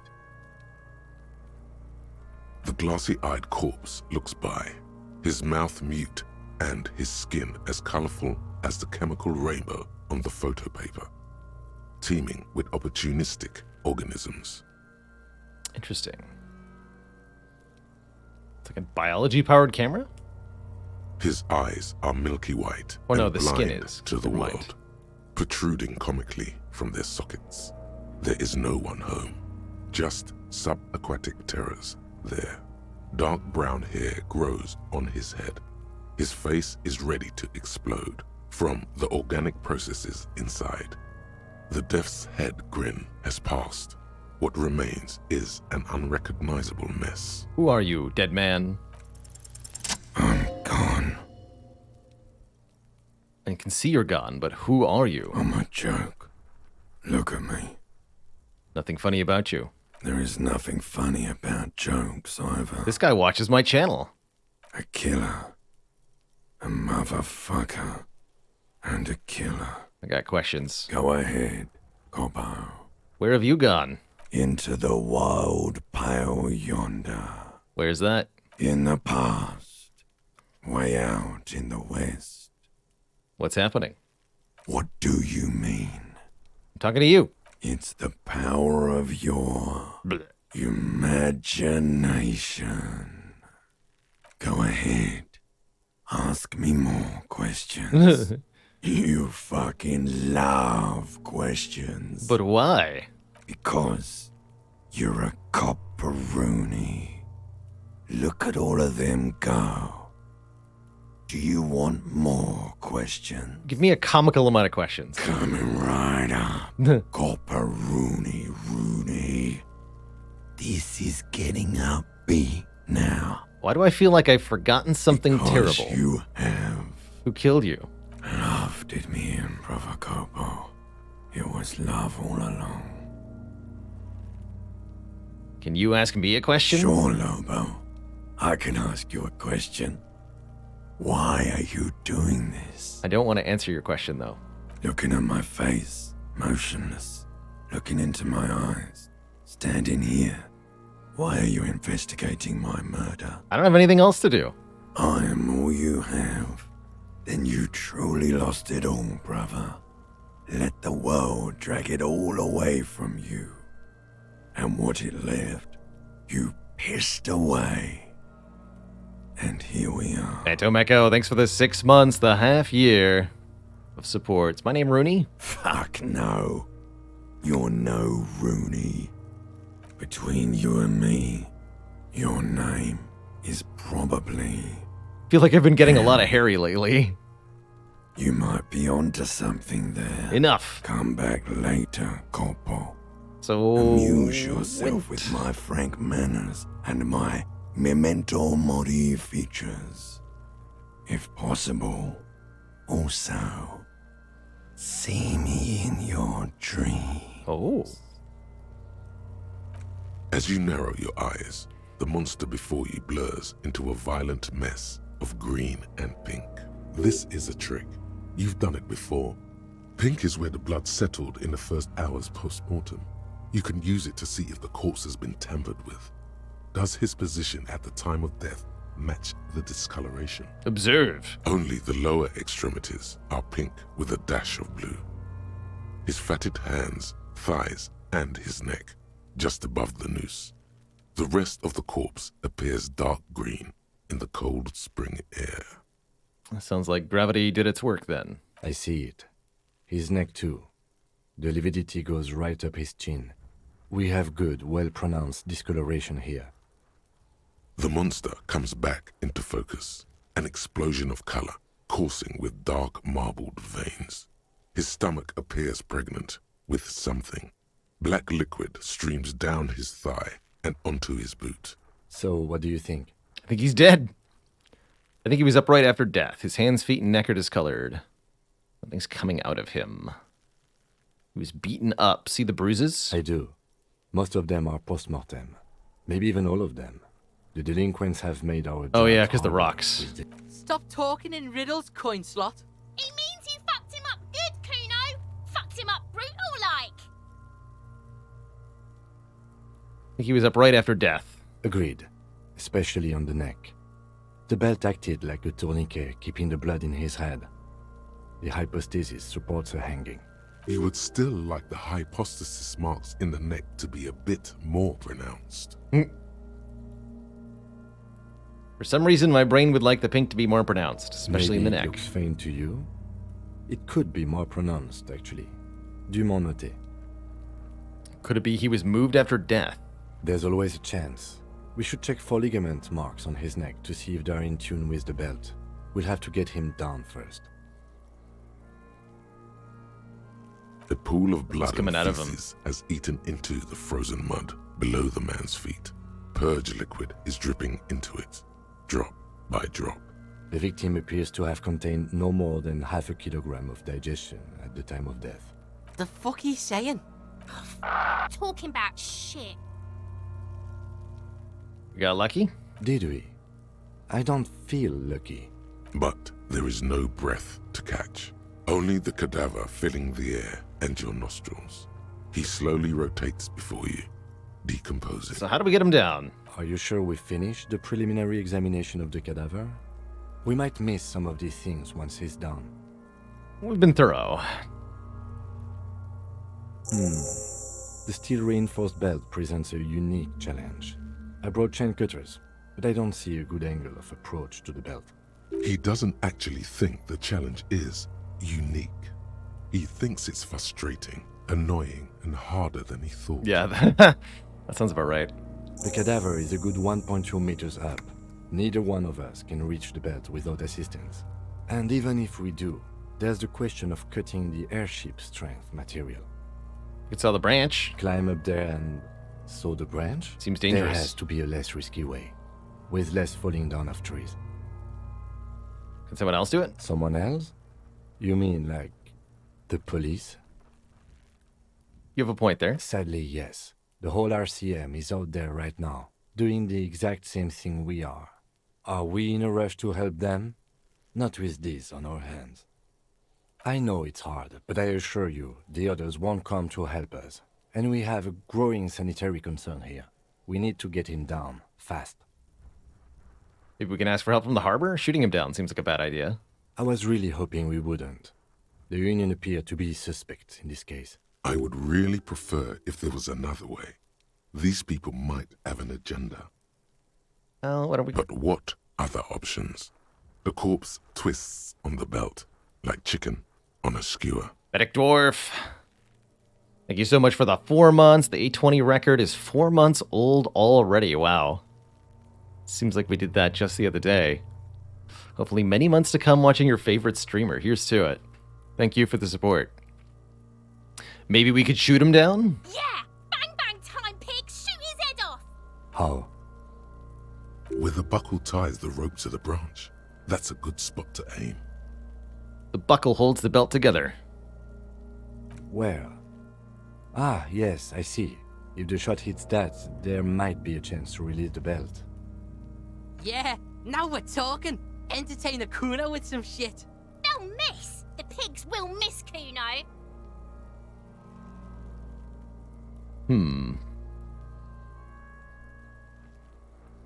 We're not going to be able to make the shot. We don't have the stats for that, assuredly.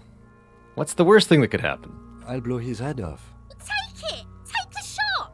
Yeah, take the shot. Kuno wants some of that shit. I mean, the other option is I pull on his boots and he comes down that way. With his elbow sharp, the lieutenant unzips his jacket and produces a lightweight firearm. He drops a paper cartridge in the barrel, separates the scouring stick, and gives the cartridge 5 tucks. That's a Kiel A9090 Armistice, mass-produced muzzle loader, ascetic, frugal, one of the most common firearms in the world. He then steps back and assumes the fellow's desk position, taking aim. The corner of his eye twitches. His finger is on the trigger.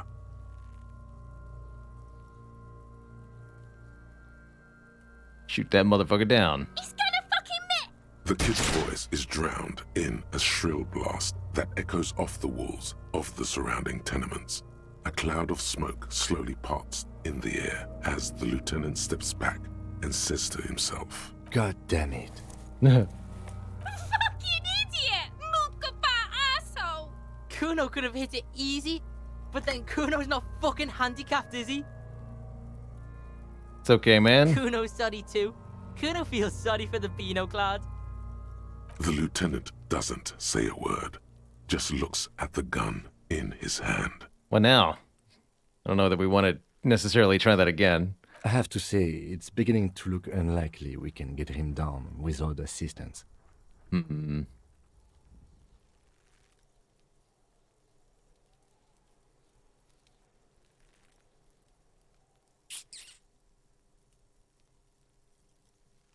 Interesting. Leaving him up there seems like an unlikely choice as well. We might be able to high roll a shot like this. It's bad as it is, us shooting firearms like punks here. Go ahead, I'm not stopping you. Just don't hit the victim. How's it going, Scooty? I've heard a lot of people express this has been one of their favorite games ever, and I can see why, playing through the first few hours here. They only have one gun. Yeah, especially the possibilities for replaying with more knowledge about how the world works and how people react makes it quite intriguing. It's one bullet. What could it cost? $10? This is the sorriest pair of pigs Kuno's ever seen. Officer, why do we only have one gun? I don't have my gun either. That is even more unfortunate than the badge. You need to contact your station about it as soon as possible. Try not to lose this one, please. Yeah, take it, you fucking banani poika. Take it and shoot yourself in the mouth. The cold piece of bakelite and gunmetal is surprisingly light. Your fingers fit right through the guard, instinctively resting on the trigger. Might want to save for this one. That's good advice. Am I allowed to save during dialogue? No. We have a recent save. Kuno, tell him to shoot himself in the mouth. The buckle comes into focus in your sights. You stand with your feet planted firmly in the ground and your left hand supporting your gun arm. Why don't you just shoot yourself in your mouth? 17, huh? Miss. Point the gun at the kid.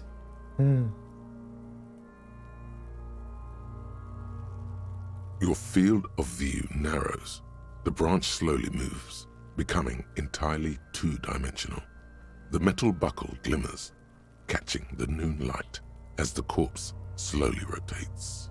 The slow movement of the branch in the wind and your shoulders directing the gun sync up, dancing hypnotically.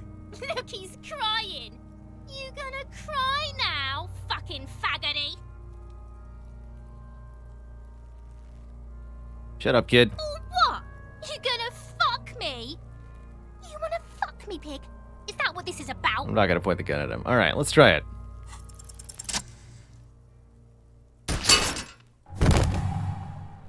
I like that it didn't show me the roll there. Double sixes again. The streamer luck continues. With your hand numb from the recoil, you look at the body slump down.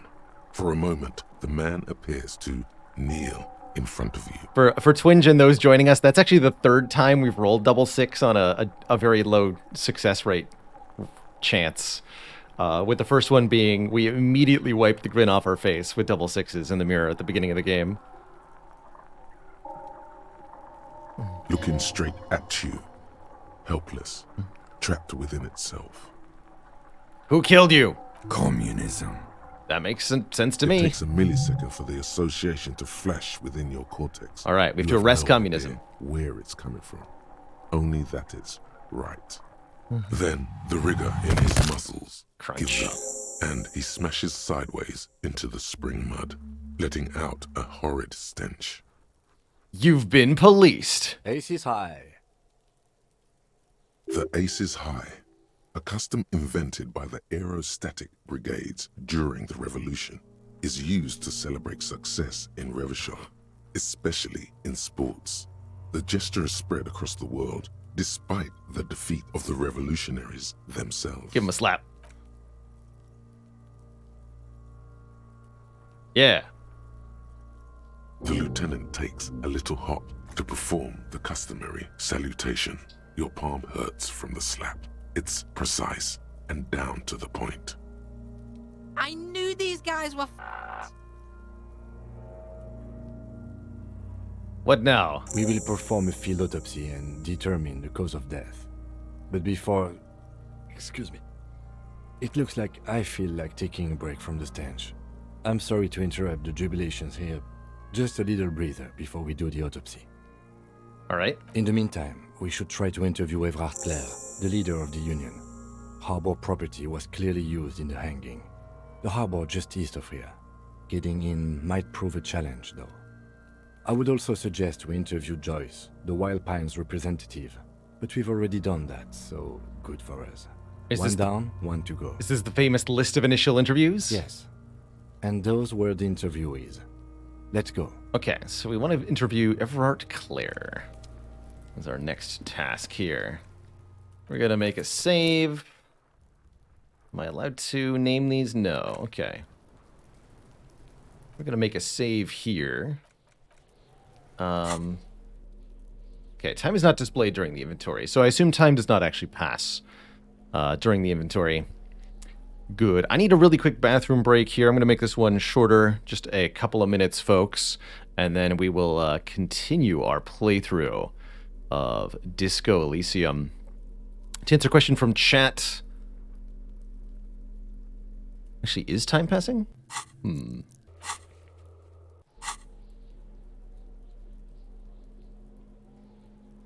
Time only passes when clicking new dialogue. Oh. Time doesn't even pass while moving through the world. Okay, so I was actually wondering if speedrunning would involve just like skipping all the dialogue voicing, but that's not actually what's taking time. There is an actual time cost to my questions. That's actually really, really good to know that it works that way. So thank you for the clarification, everybody. That's really cool. Very well done. If you want to pass time deliberately, you have to read a book. Got it. So it's an actual limit to your actions. That's quite cool. Very, very cool. All right, folks, back in just a minute or two, and then there'll be more. Oh, somebody was asking, am I going to play through the entirety of this? I don't know. Currently, it's quite intriguing. I'm not sure how much there is to it, nor am I sure how much time I have to dedicate to it, but I'm liking it so far. All right, back in a couple.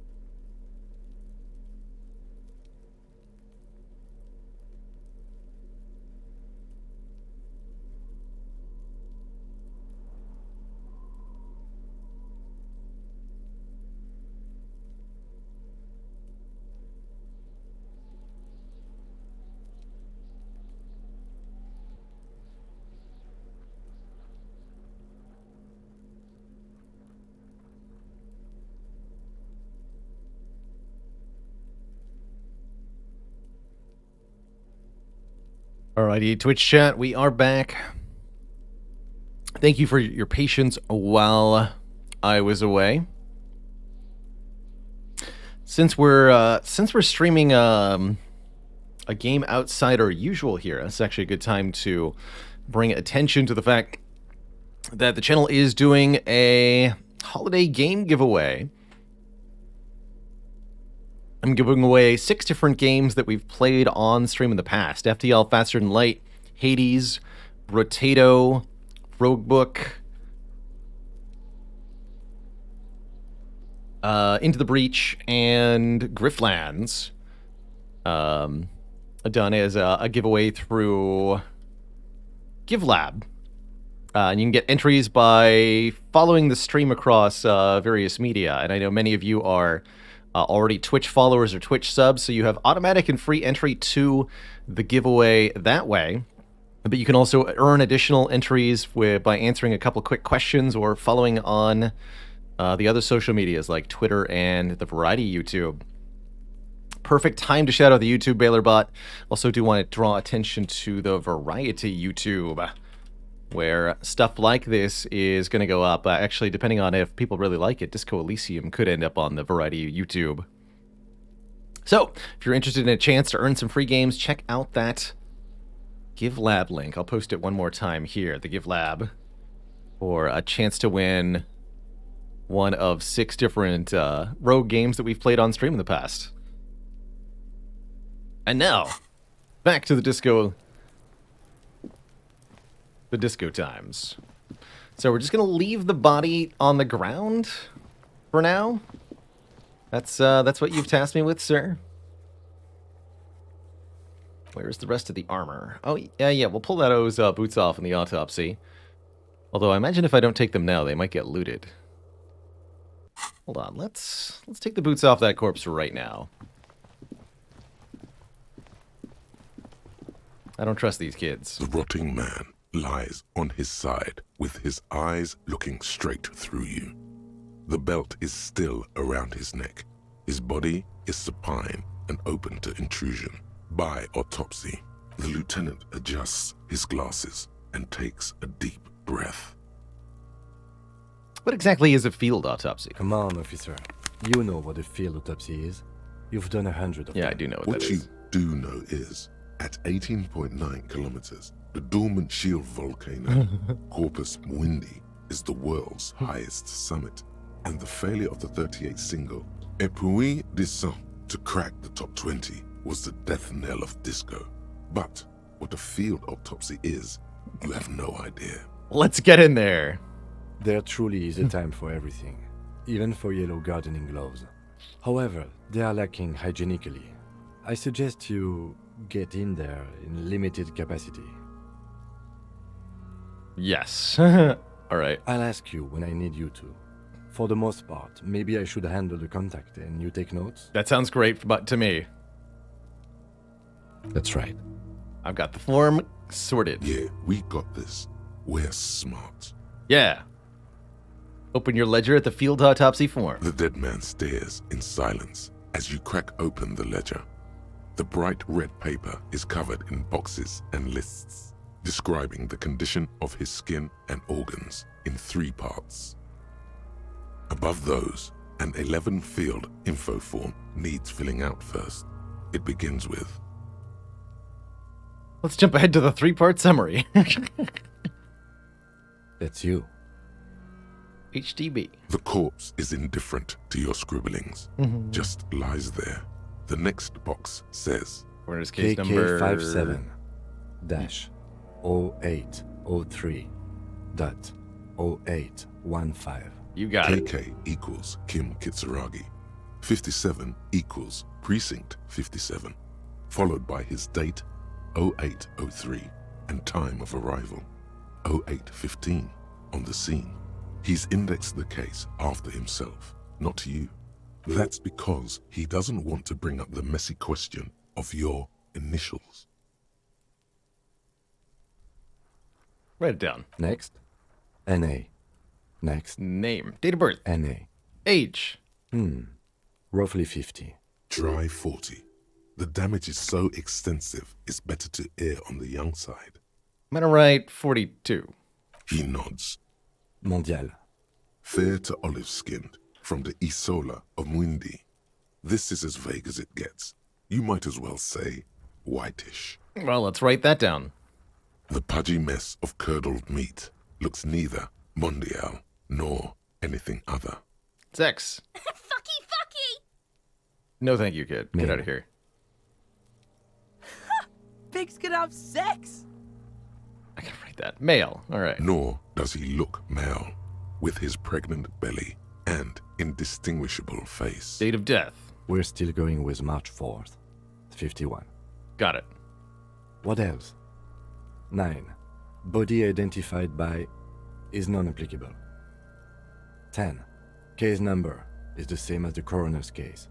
KK 57 0503 0815 listens motionless, with the cargo belt still around his neck. Only one box remains. Evidence of treatment. None. At least not after the initial examination.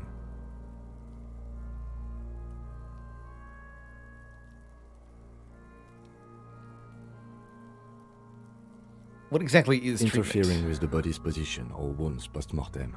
Didn't the footprints look like he was carried over? They'd have to have incapacitated and carried him over. This man was more than a match for untrained dogwalkers. Your central nervous system recognizes this gesture. It's the stations of the breath. Ecclesiastic, religious in nature, a holdout from pre-DeLorean burial rites. It takes him 2 seconds to perform. Then, somewhere in Jamrock North, a small wood shed behind Rosencrantz Row, Lieutenant Nick Feuerbat puts his hand to the chest of a small corpse, no larger than a monkey. It's raining outside, light drizzle. There is darkness in the shed. Elsewhere yet, an obese female sits in a wicker chair, her silhouette bull-like against the window. Outside, Grand Coudon. The day is turning dim for Sergeant Mac Dawson. Hand extended, he approaches, to make sure she is dead more than anything else. And so, all across Jamrock, Coal City, GRIH, 42 deceased persons found today, 42 stations of breath. We should start the post-mortem. The corpse cannot feel Kim's hand on his chest. It no longer meaningfully interacts with its surroundings. A thicket of boxes and lists on red copier paper tries to answer why. In the external examination. Clothes. The deceased wears armored boots and white briefs. The make of the briefs is Babrodine, I think. Let's see. See, it's happening. Babrodine, yes. Inexpensive. Size M. Color white. The disappointment is palpable. The red-haired thing was expecting something more lurid. The boots are ceramic, vitreous enamel. They are fused to his skin from blood flowing downward post-mortem. Removal of the boots is left for processing. No, I want to do it. Tattoos. The upper torso is covered in a single, continuous tattoo resembling a microelectronical circuit board. It reaches from the right shoulder to the heart. The ink is blue and white. The assistant has a color photograph of the markings to be added to the case files as document A1. The photo is taken on the scene using a Trigat Mini. The deceased has a belt for airlifting cargo around his neck, tied with a hangman's knot. Color yellow. Length 3 meters. There is a buckle on the other end. Well-nourished, athletically built, measuring 1.8 meters. Generally consistent with age 42. Preservation is good. Ambient temperature below freezing. Body hair is light brown. Distribution is consistent with age. The deceased had male pattern baldness. Hair is combed back, short.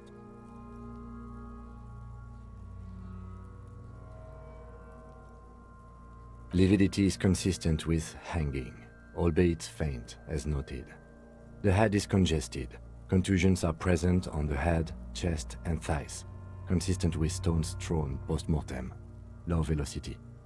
Fucking low velocity. You think Kuno doesn't know what you're talking about? Velocity was fucking max. Talking shit about Kuno's velocity. In addition, there are bite marks on the face, scalp, and chest, consistent with predation. Predation. Write down but amend for high velocity. Ligature mark.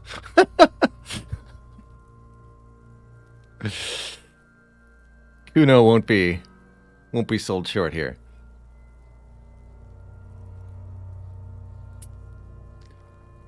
The material cannot be cut. The steel wiring.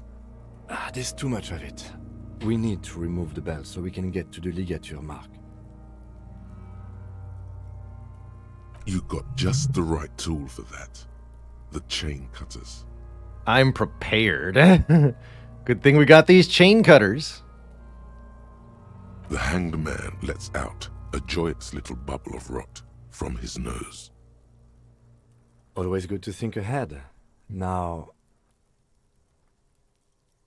we need to cut the belt to see the ligature mark below. Carefully, with as much precision as you can. See, my pig is gonna fuck his head off. No, he ain't. Your pig's a boring fuck.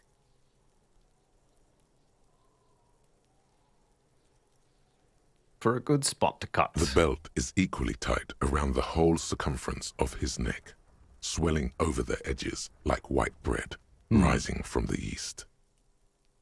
I'm not your pig, Kuno. You are? You're Kuno's pig?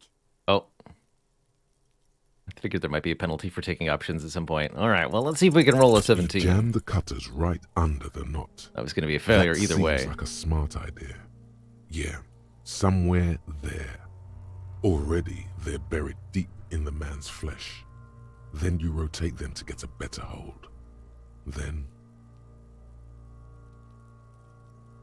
rotate. A really, really bad smell is coming from there now. And some kind of cracking sound. Time to cut. Yeah, fuck him. Fuck that faggot. Corpse fucking time. Told you my pig was hardcore. I should have a go first. I think I have a strategy. Yeah, please take this out of my hands. He sinks the cutters into the knot, preparing to perform the cuts, with his elbow to his knee for precision. Snap. The knot is slashed. Another cut and the belt falls apart like a flower bouquet, revealing the dead man's neck and the dark red ligature mark around it. Here.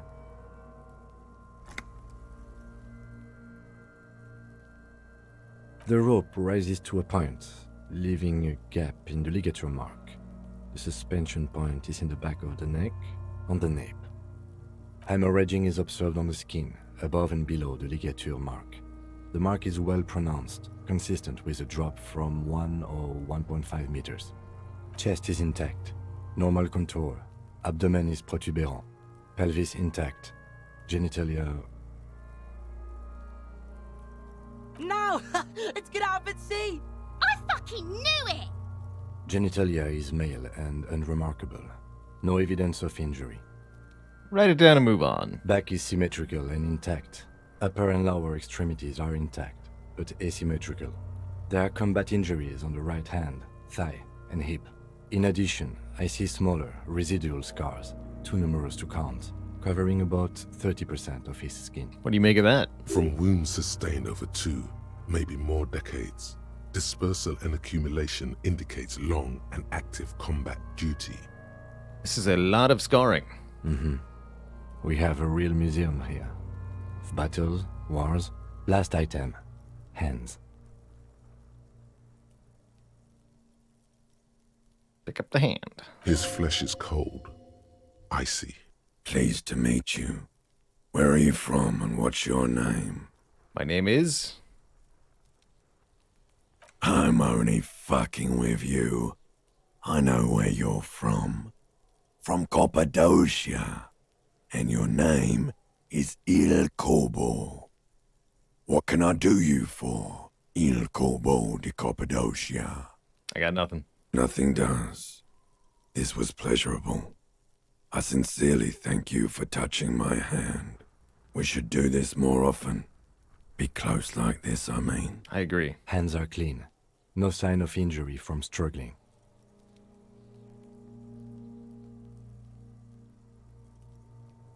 Ooh. That's all for the external. Well done. What next? The internal examination. Central nervous system. I have nothing. Do you have anything on this man's central nervous system? Of course, there is a moral to be drawn from it. A moral to this story. If I can add the moral of this story. What would that be? The dead man looks, too, with barely contained excitement to hear the moral of his story. Moral of the story. The brain is very vulnerable to compromises to its blood supply. I think that may well be the moral of every story, officer. All right, N.A. Good. Musculoskeletal. Purge fluid is coming from the mouth. Not injury related. Eyes and tongue protuberant. Hyoid bone. Let's see. With his eyes almost closed, the lieutenant puts his hand on the dead man's throat and begins to massage it, gently. A rotting smell erupts from the mouth. Purge fluid runs down his lips, black and viscous. Yeah, jack that fucker off! The hyoid bone is fractured. The rest of the musculoskeletal system is intact. Unremarkable. Write it down. Respiratory system. Pries his jaws open, huh? Oral cavity shows no lesions. The victim has received dental implants, possibly after a combat wound. Mouth swollen. Hemorrhaging present in mucosa of the lips and mouth. Sure, I'll take a look. No scream. No sigh of relief rises from the darkness inside. It's humid there. Sickly sweet air, unlike anything living. You feel like you're about to throw up again, straight in that mouth of his. All right, let's write that down. Hepatobiliary, NA. Same for toxicology and serology, NA. Yeah, we don't have the ability to assess any of that. Cardiovascular. The body exhibits heavy lividity. Blood has gathered in the hands, feet, and neck. Hypostasis is visually consistent with the hanging. Gastrointestinal.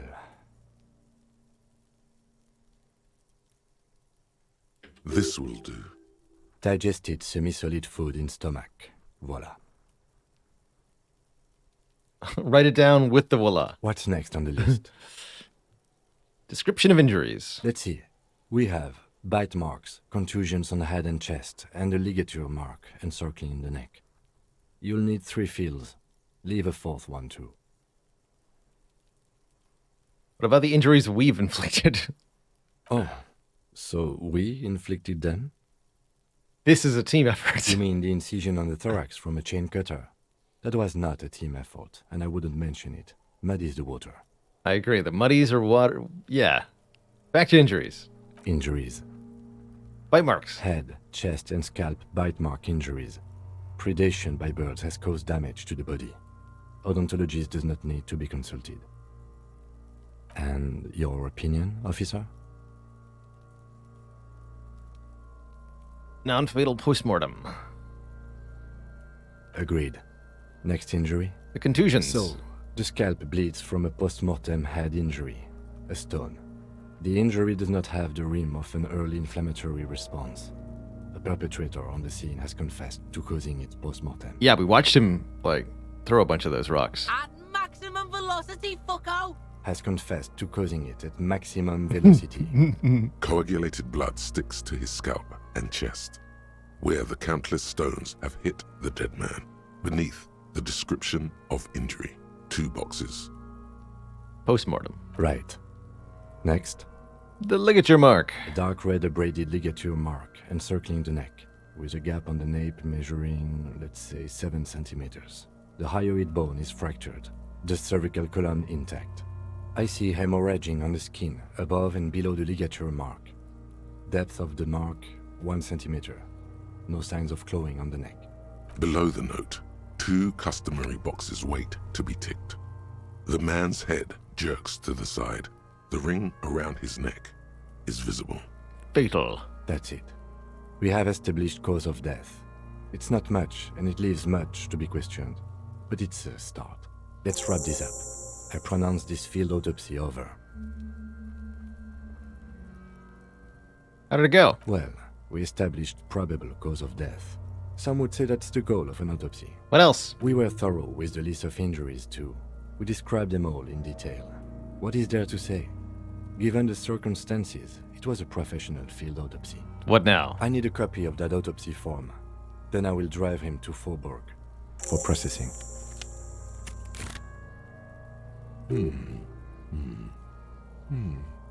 I'm sure we didn't get everything.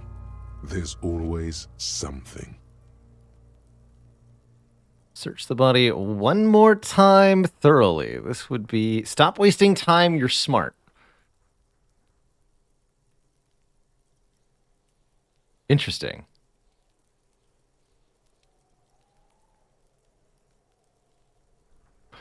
I like that. Stop wasting time.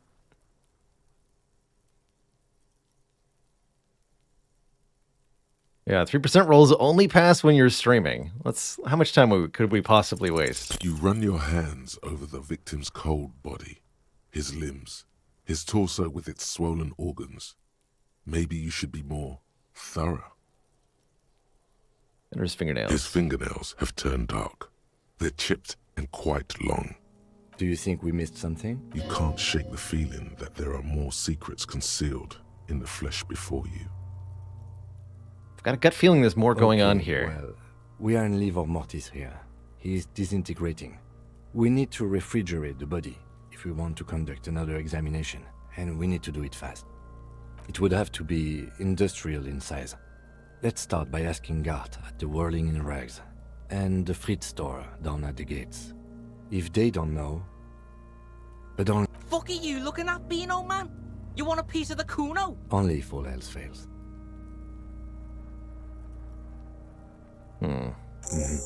This is one task we cannot sideline. With every hour, whatever we are looking for will become harder to find. Interesting. Could have just sent it off to processing. Maybe that was a smarter play. So we've got a few points to spend.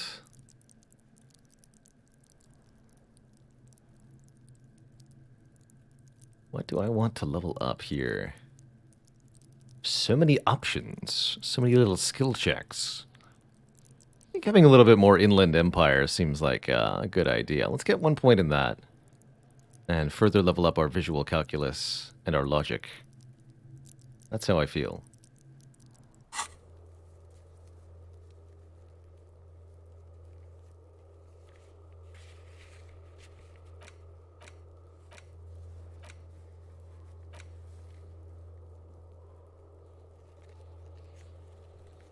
The Whirling with 3 T's, or maybe Kuno.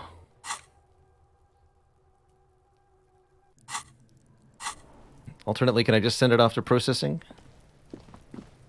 Be done with it? The man is decomposed. The lieutenant adjusts his glasses and takes a deep breath. Oh yeah, there's the option for that. Yeah, without knowing what I'm looking for, I don't think I'm going to. If you think so, I need a little help for carrying him to the holding pen of my kinema. It's too late to take him into processing today. I'll take him first thing tomorrow.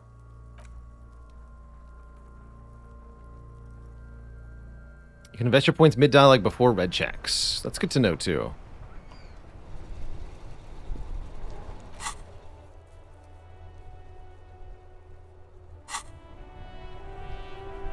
Yes? Tell me about the case. What do you want to know?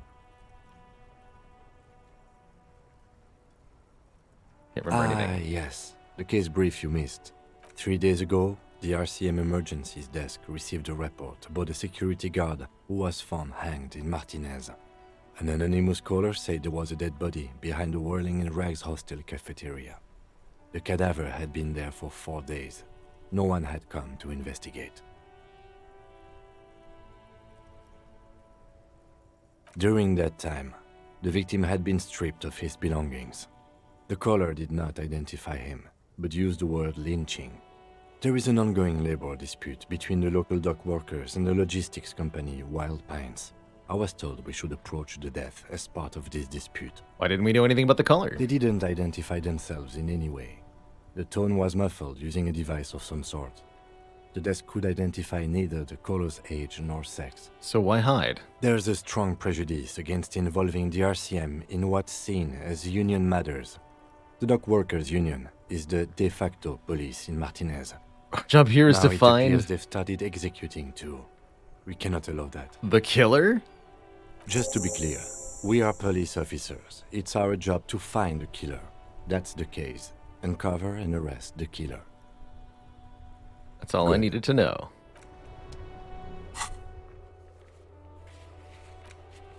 Ask around about the tattoos. Who put the clothes in the trash? So we should go back to Gart. Who I believe is inside.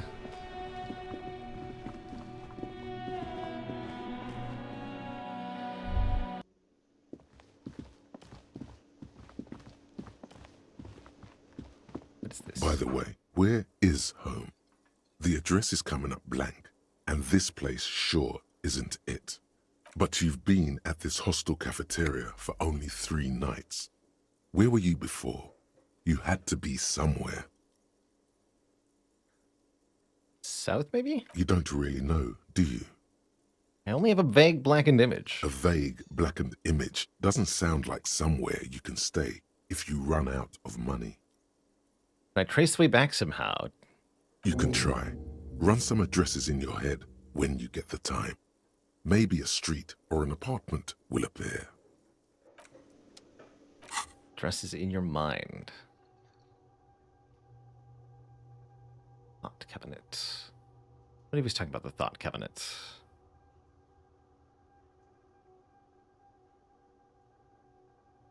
Internalize. Problem solution. And there's slots here.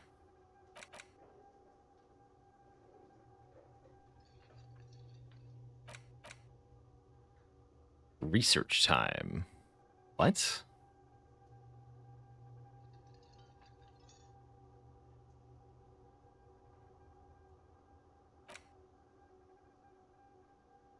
Okay, so this happens passively. This time is not time that is exclusively spent doing this, but rather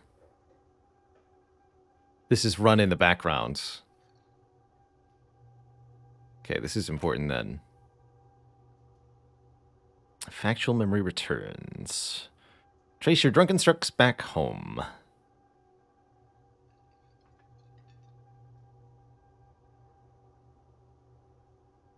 Streets are frozen this time of year. Parallel, got it. Lead towards Kim. Derealization, no bonus. All right, let's start on the long way home here.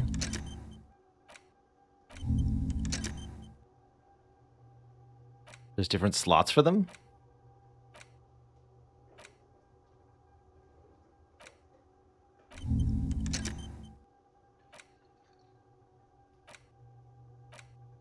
And it shows a connection between them. Interesting. I don't know what this means or does. Temporary lag effects last while internalizing. And then get replaced by the long-term effects. Got it.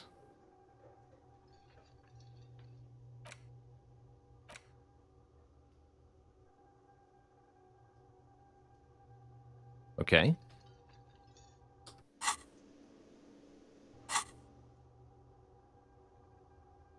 We can unlock slots by spending our level up points. Okay, that might also be important.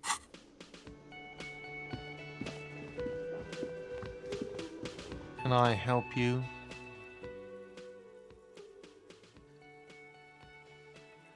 Found the victim's clothes in the trash container out back. How strange.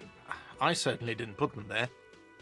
Could someone of your... Who else has the keys? The trash collection service? CS Municipal. I don't see why they would put anything in the trash, though. Ah, the elusive CS Municipal. I doubt we'll be able to track down who was sent here last and when. This will have to be one of those little threats that solves itself down the road. Thank you anyway. Could someone of your staff have put them there? Sylvie had the keys before I got here, and I can vouch for her. I can vouch for all my staff. None of us would tamper with the crime scene. Yeah, exactly. Yes? Seen What something here. thing? Saw a sign that said the mess hall is reserved for the Union. Yes, not the whole damn Union, thank God. Just the nastiest and loudest faction. They come here in the evenings. Dumb, unruly types. Think they're big shit. But they're good customers. They place big orders and always pay on time. We should find out who this Lord faction is, occupying the booth. Loudness means talkative, and we need info. How do we find them? We don't. We have to wait. They'll show up sooner or later. Men get hungry, even striking men.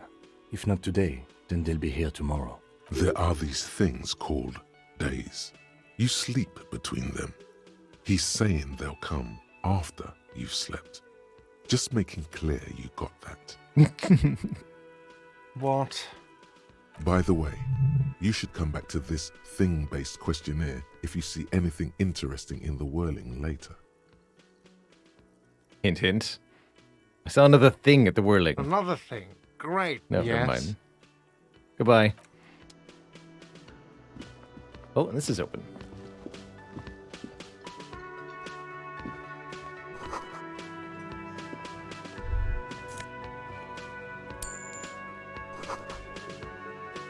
A thin man is smoking below an exhaust hood, occasionally sipping from his mug.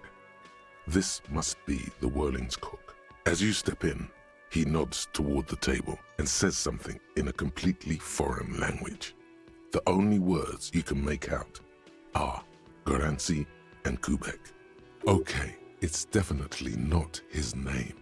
Whatever you do, please don't call him Goranci Kubek. Please, it's not funny. The man puts his cup down and replies something, his left hand drawing arcs in the air. Nice pots. He smiles and bangs his ladle against each of his pots in turn.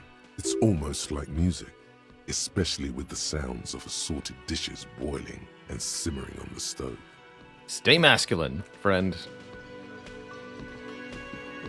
You see a heavy steel door with a prominent dimpled lock. It's painted blue. You immediately feel drawn to the color. Blue is for mystery. I'll be back door, mark my words. You do? It's a door in the back of the kitchen. Why do you care where it leads? You may find something pertinent to the investigation. Yes, I suppose it's worth seeing if we can get in. Just to be thorough, as a side investigation. It's hardly a side investigation. You already have a name Behind for the it. blue door. It's hardly worth a title. Anyway, Gart is the person to ask about this. The cafeteria manager. The door does not budge.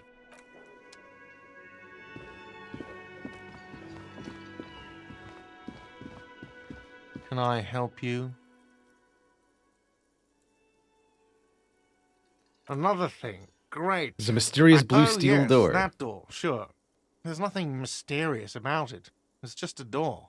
No, I don't have a key. I don't know how to get there. And I don't care either. It's not like I've been wondering about it for 10 years. It's just a frit warehouse, probably. Or some boring storage space with a bunch of old junk and dust. Junk and dust. He's attempting to maintain an air of indifference. It's absolutely not convincing. I think you'd like to know what's back there. Fine, okay, a little. But my job doesn't leave me time for wondering about one locked door in one of the cafeterias I manage. So I haven't opened it. I have cleaned the whole place 100 times over, though, after the animals. And I haven't found a key, so good luck with that. Yes? I see. And the dining room is open later. Who are you? That sugary black rum stain on the counter makes you teary-eyed with joy. It's almost touching how syrupy and sticky it is. How long have you been up already? Pretty long. Attaboy. It's coming back to him. You had your mesolimbic reward pathway worried there. not thinking about drinking all that time. It was like you weren't yourself. I've been secretly thinking about it this whole time. There he is, the old boy, the devil. You rascal, you. Let's celebrate right now by licking that stain off the counter. Do it. It'll be wild. Lick it, but only a little bit. Don't commit. Calmly, the lieutenant looks out of the window, then to you, licking the tasty rum stain off the counter, but only a little, then out of the window again. What are you doing? Investigating. We should move. You could definitely go for some more. The titillating scent of alcohol in your nostrils was beautiful. Just a little.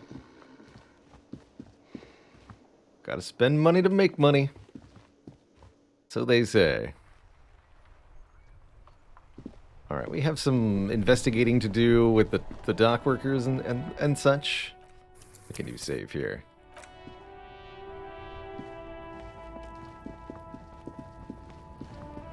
The big guy.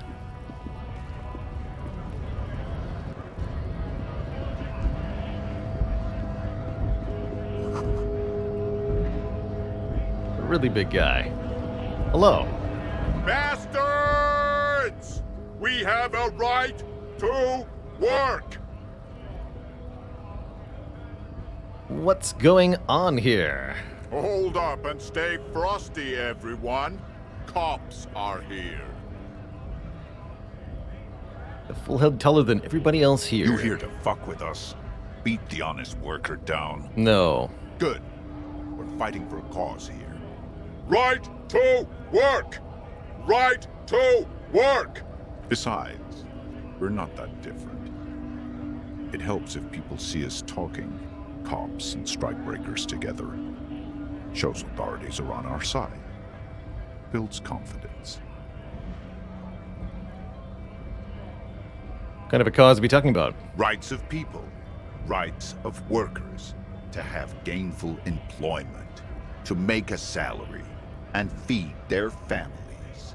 His manner of speaking is wooden, the tone of voice bland and uninspired, almost as if compiling replies from a set of learned phrases.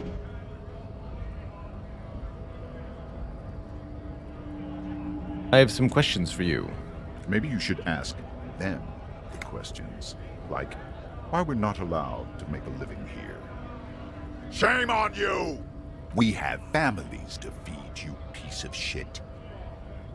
So do we, Scott. Who are all these strikebreakers? Honest men and women with rights to work, to be useful, not toys for corporate interests. We came here to help the harbor run smoothly in time of crisis. If union fucks don't want work, they ought to let in those who do want work. I have a question. Why do all these men follow your leadership? Because he's huge? Come on, easy question, Kim. You think they follow because I'm big and loud? No.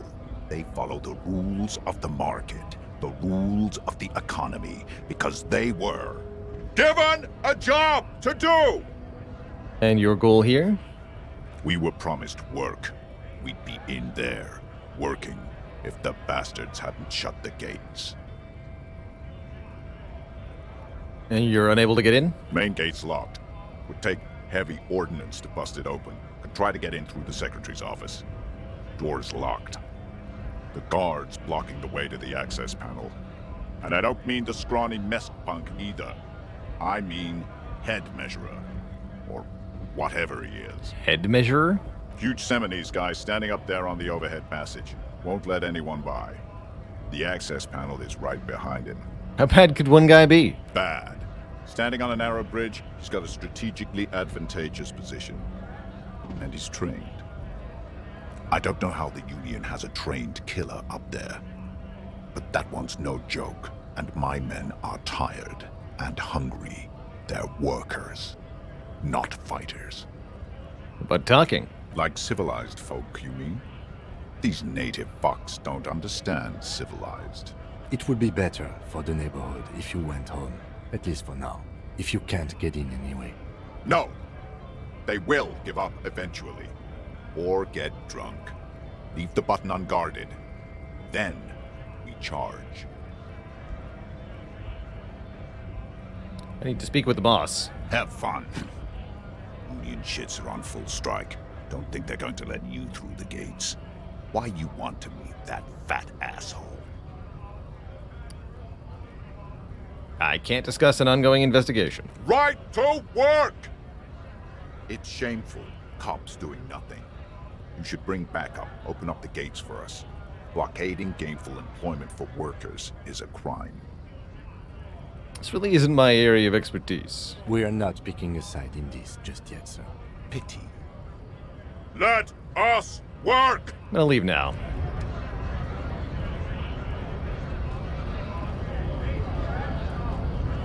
Hello. Grit. Scab? You're hazy on the notion of a scab. Smells like politics, though. Maybe it's got something to do with the flask he reaches for from time to time. I'm not a scab, I'm a cop. I was just messing with you. No one's ever seen a cop scab. Imagine, you cops going on a strike, but then another cop comes in and says, let us cop for less money. Speaking of, what brings the RCM here? To the Wild North? Come to see the strife? I need to get past the gates and talk to your boss. Oh, good, good. What matters do you want to discuss with Everard? Can't disclose details. So mysterious. So intriguing. Either way, the road in front of you is wide and open. Can you let me through? I don't operate in that capacity. I'm not a granter of passage. The passage grants itself.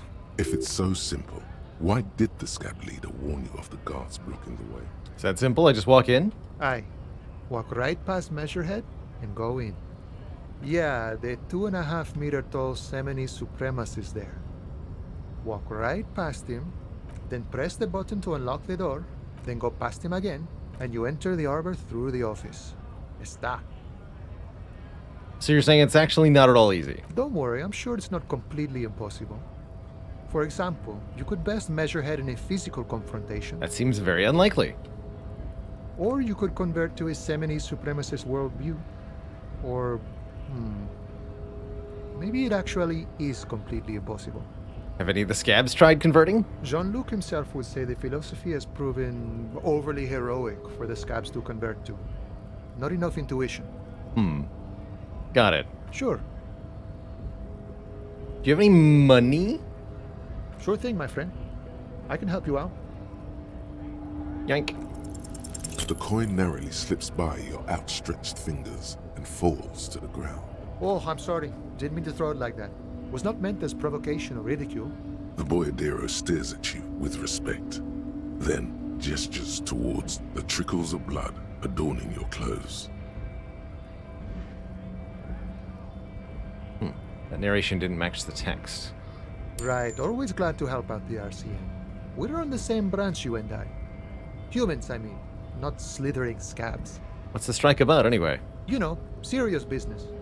I'm sure the big boss will be glad to tell you. He's a chatty guy. Wants to talk about the strike.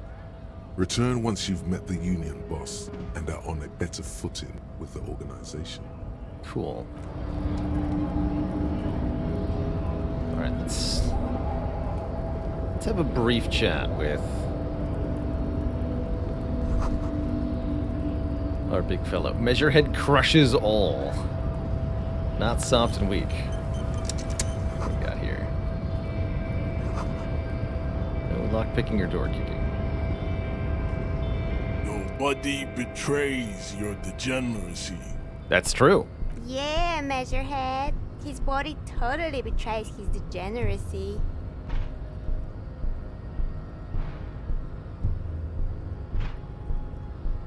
What do you mean? You have succumbed to Al-Ghul. You reek of it. An invisible sword of Al-Ghul emerges from your throat. You cannot see it, but others can. It is making the woman in my company sick. You're right. I'm a drunk. No, you don't. You need to get another drink. Occidental Haplogroup B4 is done giving orders around here. The influence of the ham sandwich race is waning. Oh, now I want a ham sandwich. Does this remind you of someone? The guy down there?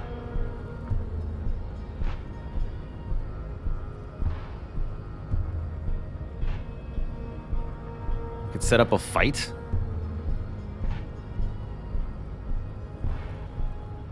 You're just that other guy after pumping iron. Look at my craniology. I am the pinnacle of my haplogroup. The pink blob is a bad example, even of yours. It saddens me. You were once a noble and powerful race. You gave the world eugenics, electricity, and powerful weapons of war like missiles and aerostatic aircraft. You made great gains in metallurgy, race theory, and statecraft. Okay, but aside from all those things, what has the Roman Empire ever done for anyone? You dominated lesser cultures, like the deformed Hemians and the inexplicably potato-obsessed Troikos. But now your ascent to the genetic summit has halted. You are obsessed with sadness and with frivolous pop culture. Okay, hitting a little close to home here, but your point? You will be superseded. Isn't that right, babe? It is, baby, yeah. You know it. There is a button right behind him, just out of reach. It must be the one that opens the door to the harbor.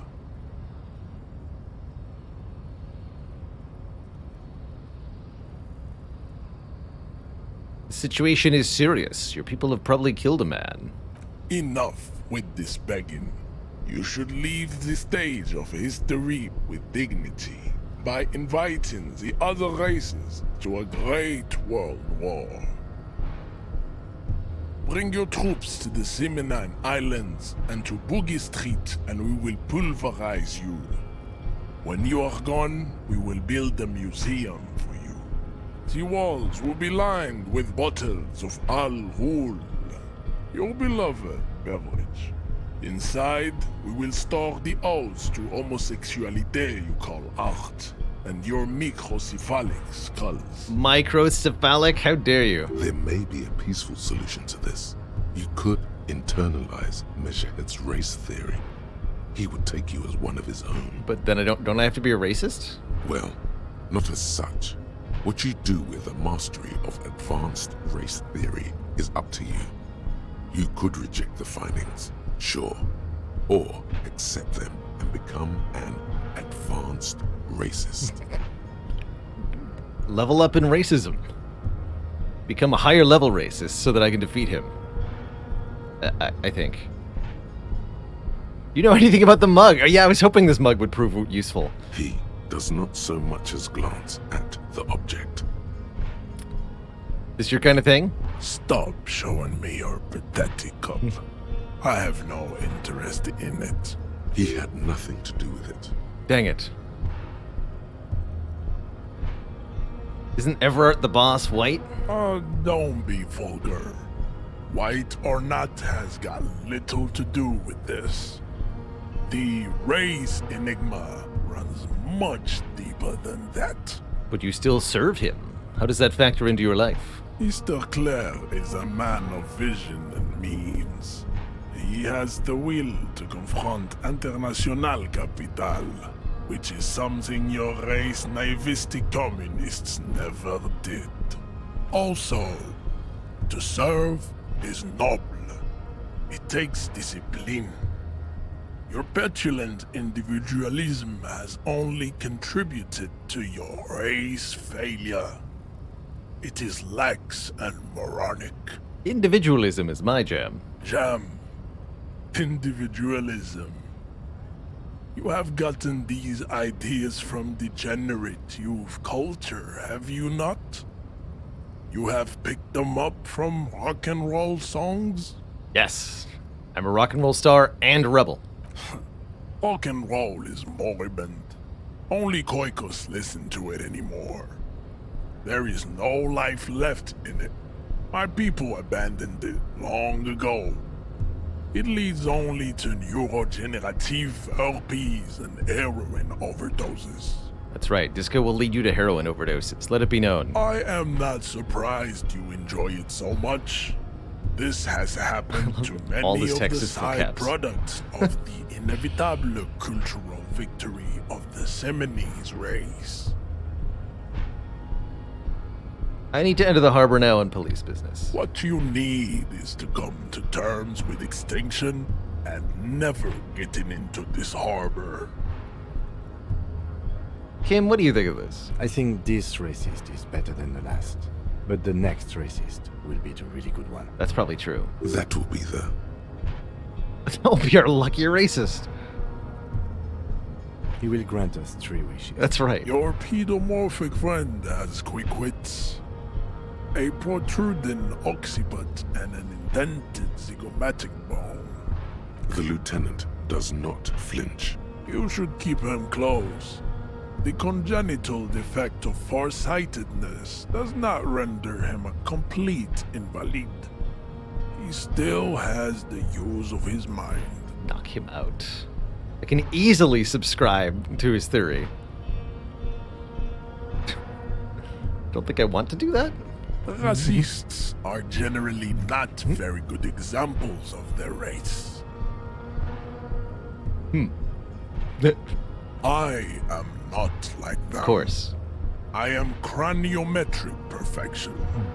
I have taken the trouble to permanently draw a phrenologic grid on my skull and features.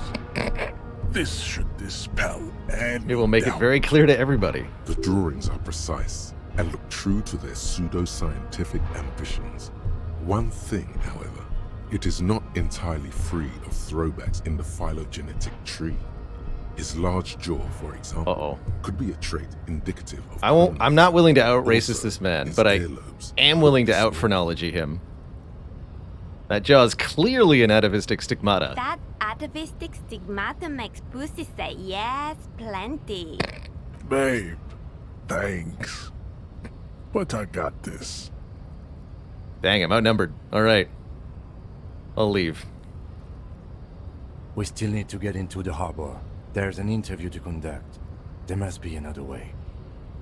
Off the Whirling's roof. That's right, I wanted to get onto the roof.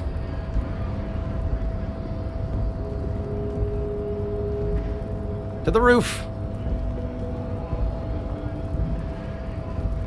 Escape is a straight up fever dream. No kidding, eh?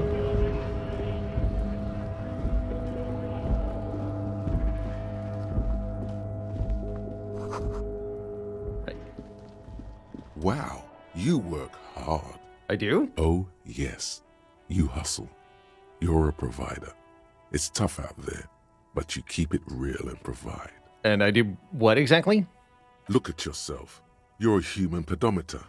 You must have walked 200,000 steps down cracked asphalt, mosaic, sand, and linoleum after you re-emerged. That is the sign of a hustler who never gives up. The world is harsh and people are evil. You didn't make it that way, and you won't let it break you. You ride. Ride till I die. That's just what it's like. Life and death. But you got gills on your side, baby. Got those black papers with the faces of the innocents on them. You bring in the Franco-Negros and the Solas. It ain't easy, but you do it. Day in and day out. You didn't make the rules, but you won't lose. You're a cop, and a sprinter, and a money printer. And I got money from the Manana guy, too. You didn't log that in as a donation either. You don't log any of that shit in. You're a straight rider. Sure, I've made some gills. Sure. And has it been Made easy? $3 today. Is life easy? Have you not gone into cardiac arrest? Are you not about to have an anxiety attack or shoot yourself in the mouth? But you still hustle 24/7, ride or die. Now, Ask yourself, are you rich? No. That's right. You work harder than anyone. You almost rode yourself to the grave, and you're still practically a hobo. Why is that? Taxes. That's right. 100%. Fucking G-Man's got his jam-covered sticky fingers in your pocket, stealing from you every time you buy, sell, walk, talk, fart, so much as sneeze. Aren't taxes almost non-existent in the Gotham estate that is Revachol? Every time I sneeze? Every time you wipe your ass. They got their direct and their indirect modes of taxation. Sales tax, excise duty, extraction tax, alimony. One tax that doesn't even have a name. Plus there's the stuff people in other countries pay for. That makes them ask for more money from you. Here. Total tax duties add up to 98% of all your money. No way! I guess I'm a free market fundamentalist now. Opt in. Seems like a pretty big number. It's only making me into a free market type. The free market. Here you go, hustler. Fight the righteous fight. Free the people. Keep it real. Keep it street. Keep foaming at the mouth furiously on the tax issue. No to taxes. Okay, and these are progressing. Success! We'll find our way home if I have to jump on all the roofs to do it. Alright, can I ask you about the roof, or do I just have to go sticking my nose where it doesn't belong? You? He's probably not going to give me a drink unless I pay up. So let's, Hey, these are actually just a straight bonus, so no reason not to have those. Got it.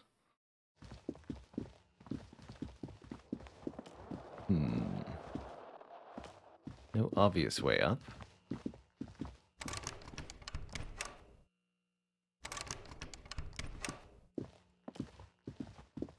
The door is closed. This door can only be... Still no answer. Still no... The lieutenant gives you a quick glance. Okay.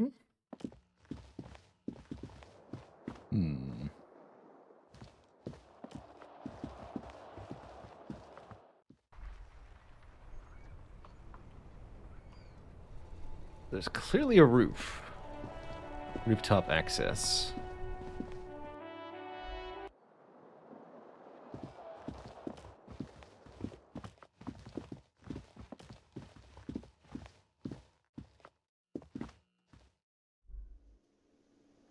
Seemingly no way to get there.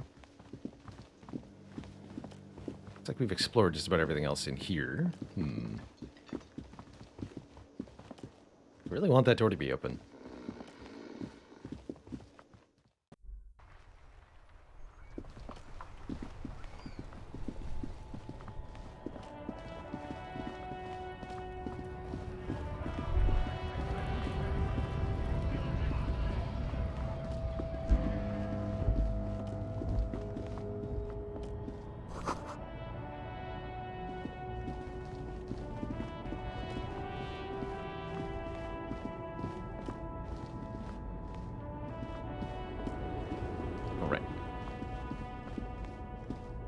An old monument stands in the middle of the traffic island, pointing toward the sea.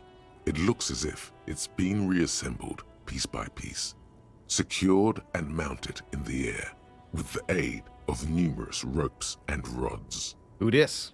A silver plaque on the statue's pedestal reads, "I am Philip III, the Squanderer, the greatest of the Philippian kings of Revachol, son of Philip II, the opulent, father of Philip IV, the insane." What did he do? Even by the standards of the Philippian kings, old sumptuous Philip was known for his profligacy. Well, he blew through the whole national treasury, starting the decline of one of the penultimate century's greatest superpowers, the suzerain of Revachol. His own maladministration foreshadowed the fall of the monarchy during the anti-centennial revolution, an end to his family line and the monarchy on the Insulindian Isola. How'd he spend all the money? Stories have it that he had his bedroom converted into a treasure chamber, where he stored unfathomable wealth. Krugerrands, bars of gold, ornate weaponry, armor, and various chalices. He called it the Sol Auron. It was obscene.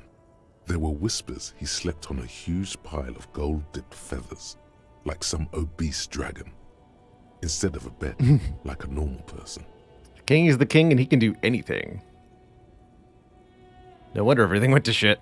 But wait, you haven't even heard about his fabled cocaine addiction. His what now? You see, old Philippe wasn't just good at squandering the national treasury on gold and ceremonial weaponry. He was also a prodigious snorter of nose candy. Bloated druggie?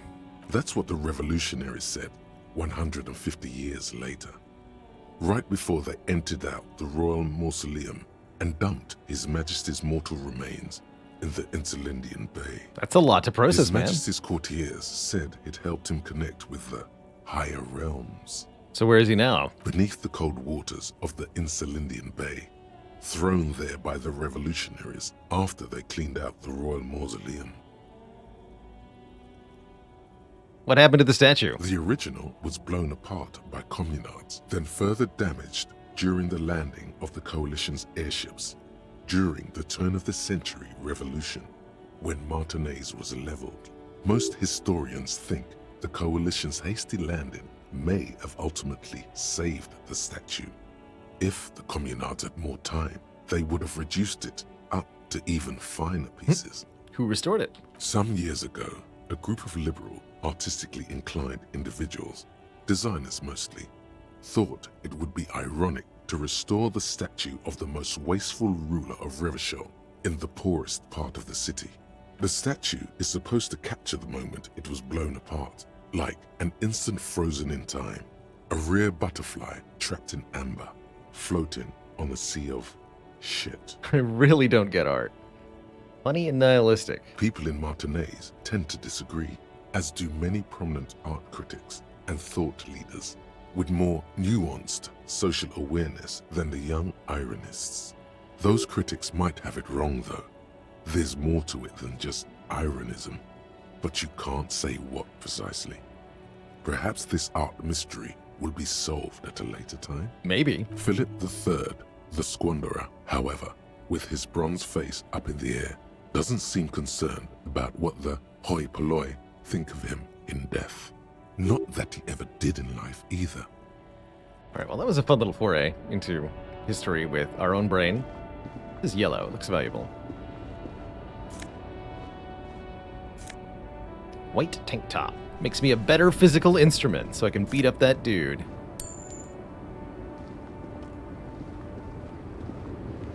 The small, wrinkled woman does not greet you. She nods along to something on her radio. A photograph is clutched in her hands. And the photo, an ambrotype from the turn of the century, as golden as her smile. It's the warmth of a winter night's fire. Maybe she could give you comfort and shelter, some cigarettes and food money. Maybe she's your... Grandma? Nothing. Her smile just keeps widening. Her hair is gray like lead. Excuse me, ma'am? No response. Wherever this woman is, your words fail to reach her. All right, let's try the physical distraction method. Wait. She's just a distracted old woman. Better to leave her alone. Why? Why? I just told you why. This is an RPG and I'm the protagonist. If I don't interact with her, no one will.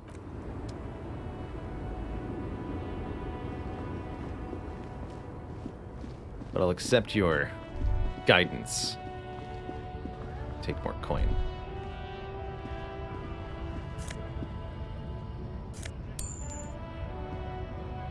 A lorry stuck in the traffic jam. This big, heavy Grad-made machine is well kept for such an old machine. The windows are clear. They've been recently washed. You can see a lorryman's cabin with personal belongings, stickers, insignia. What about the back seat? The back end of the cabin has a small perch to sleep, large ashtrays, There are several suns and wheels sewn into the curtains. A book with ragged edges catches your notice. The front cover features a large, muscular man.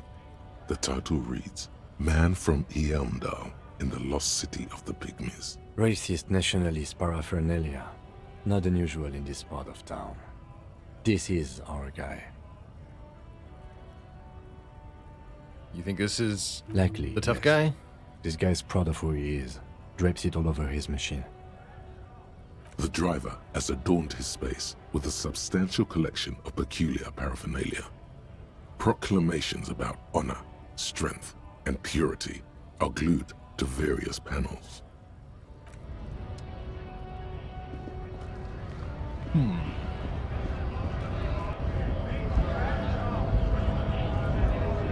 All my money getting there. Right to work! Right to work! Shame on you! Don't have any tips on how to punch a guy out, do you? Not before you get in there and get your ass whooped. Learn by failure, I always say. He might have some advice, but you got to at least try to fight Measurehead first. Return if you fail. Okay. Understandable. Let's make a save.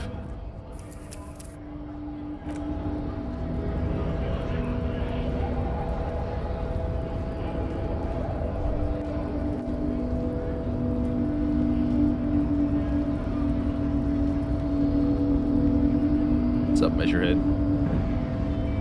Yeah, if we're gonna potentially get into a confrontation, we want to put on the top. I think top. Judgment +1.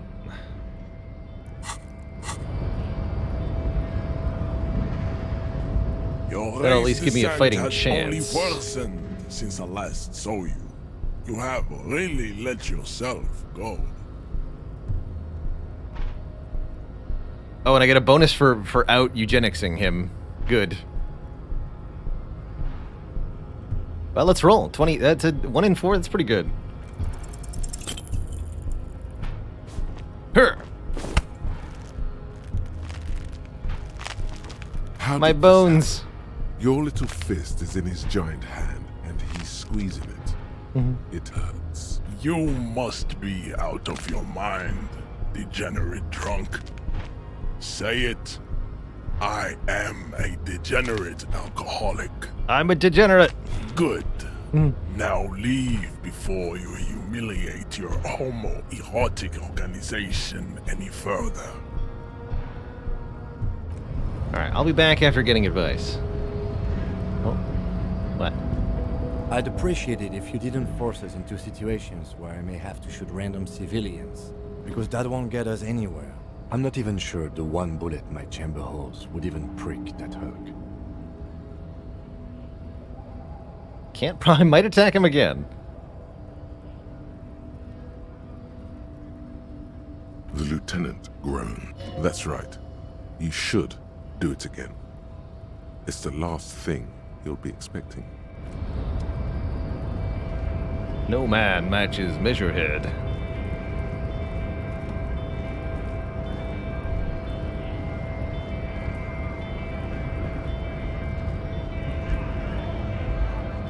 Nice aggression with the native.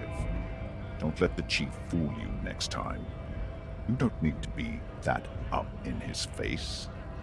Leave yourself space to move. Not bad advice, actually. This might do the trick. Let's talk about our right to work. I need you to be my champion. No, I'm not a fighter. I'm a worker. Fair enough.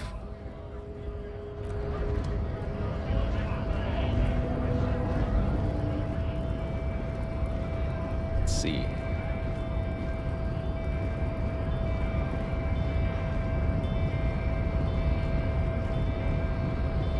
Your race descent has only worsened. Volition says to do it again, and we got advice from really the let scav yourself leader. go. The odds are in our favor. Can heal even in dialogue by clicking on the numbers in the bottom left, because we have medicine. That's good to know that we can do that mid dialogue. Here goes. Uh-oh. It has happened again. The Titan has your fist locked in his hand, and he's twisting it. Another fit of criminal rage. Who are you, in your own words? I'm a cop. Your fist cracks in his hand like a ripe apple. Pain shoots up into your brain as he's twisting it more and more. The words to the song have changed. Say, I am a violent drunk. I am a violent drunk. Good. Now go before you enter cardiac arrest. Skill points into physical instrument to try again. Yes, thank you for the warning. What the? Please, stop doing this. You are making us look bad. Fair enough.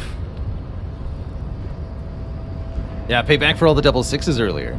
I think I'm gonna roll with the punches, so to speak. We could simply reload and force until we get a positive, but you can do that with any of the checks, and I don't think you're gonna have a necessarily rich experience doing that. So, we are rebuffed once more. Heal our morale again. Bit of a tough experience. A Stars Ryko, one of the finest Zhimsk-made motor carriages ever. An oldie, but a goldie. Discard that thought. Not interested in hearing about that at this moment.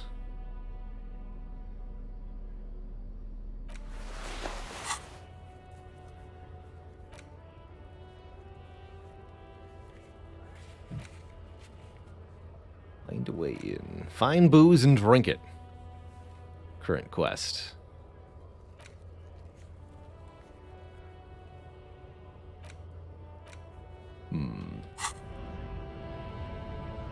Failure's part of the fun, that's right. Alright, well, I could subscribe to his race theory still. That's right, we were in here earlier. We have a little bit of money with which to buy things.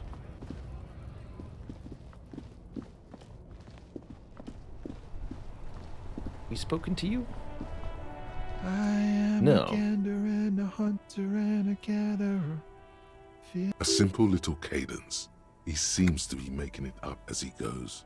I am the law. You sure are, my man. What's going on here? It's the jam, my man. It's a traffic jam for the ages. Harbor gates up the street are shut tight. No explanation given. Workers on strike, scabs agitating, an all-around clusterfuck. Meanwhile, we're all stuck here in long-haul limbo for days upon days upon days. Upon days. So how long have you been here? Feels like forever. Like I was born on this here roundabout and this was all I ever knew.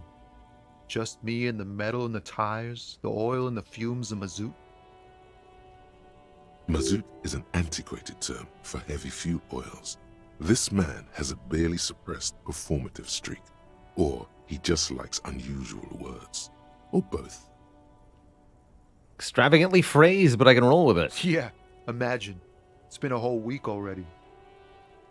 So tell me, what do you need? Got any spare change? Huh? Oh. No, I ain't got any money. They don't want to pay for unfinished work. The bosses, man. First work, then pay. Sounds like a good arrangement for them. Yeah, it sure ain't good for me. Or you. I'd spare a coin or two for a city cop down in his luck. If I had, say, 4 myself. What are you hauling? Oh, high-grade narcotics, illegal firearms, stuff like that. Relax. He's merely joking. Always wanted a friend in the underworld. No, I'm joking, my man. Found runs a nice, clean business. This haul of cargo is mostly sporting goods. You know, tracksuits and that kind of thing. They usually get shipped to Grad and the Occident. Though we've been making headway in the Il-Moran market lately. Can I get a tracksuit? We're pals and all, but I can't just freely hand out the merchandise. The bosses won't be happy. This rockin' beauty. Sure is. Like a rash you can't get rid of. You interested in heavy-duty cargo machinery? A motor lorry, also called a camion, on Caillou and neighboring islands. This one looks roughed up enough to be some sort of found rust bucket. Maybe the A6. That an A6? Good eye, my man. Yup, she's an old one, but reliable. Me and her spent a long time together. The man taps his fingers rhythmically against his arm. Tell me more about the strike. It's like whatever's going on over at the docks. Workers got a blockade set up, making demands, no way in or out. What do they want? Some pretty wild stuff, I hear. Like a giant new power crane in half the company? I forget what exactly. Good on them, I guess. I've heard talk there's a company rep in town, too. Like a strike negotiator type. They'd know what's up. Precise demands and so on. Anything else I should know? Anything else? Yeah, this ain't really my area of expertise. I just do my job and get paid. Us lorry drivers. Camionneurs. You still hang around here waiting for this mess to end. Most have scurried off somewhere to get drunk or high. Or laid. Not that I blame them, really. Not you? Not my thing. Chasing transient pleasures is a drag these days. I prefer the examined life now. Thinking, reflecting, observing. Good time. Don't be a stranger.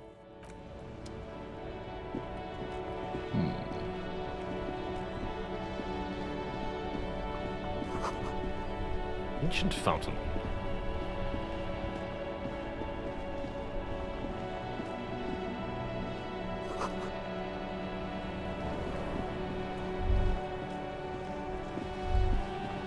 What's this? Swallows. Have you no shame? Whining about your back every time you bring out the measuring tape. René, you're a man with a fork in a world of soup. Please, let's just try to enjoy the game, alright? I'm trying to, but you keep breaking my concentration. You're old. I can see that. We're both old. Now stop grabbing your ass like it's a girl. These manly men are playing balls. This is a ball game. Grab a ball and play it. Don't ask questions. Shoot first. Ask questions never. Shouldn't I ask what game it is? No, you got this. There's the ball. You're the game. See? Your munching and complaining have ruined my concentration. Ah, mon Dieu. The pain in my back is unbearable. I can't even say if it's in my back or hip anymore. Feels like it's in both. I hope you pass out from it. You goddamn jellyfish.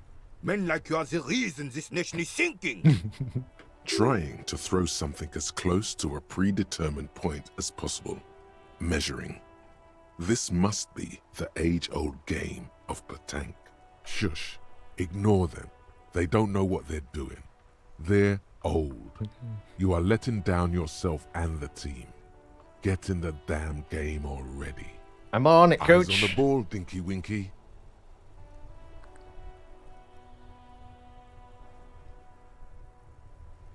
I should get a penalty for knowing what the game is?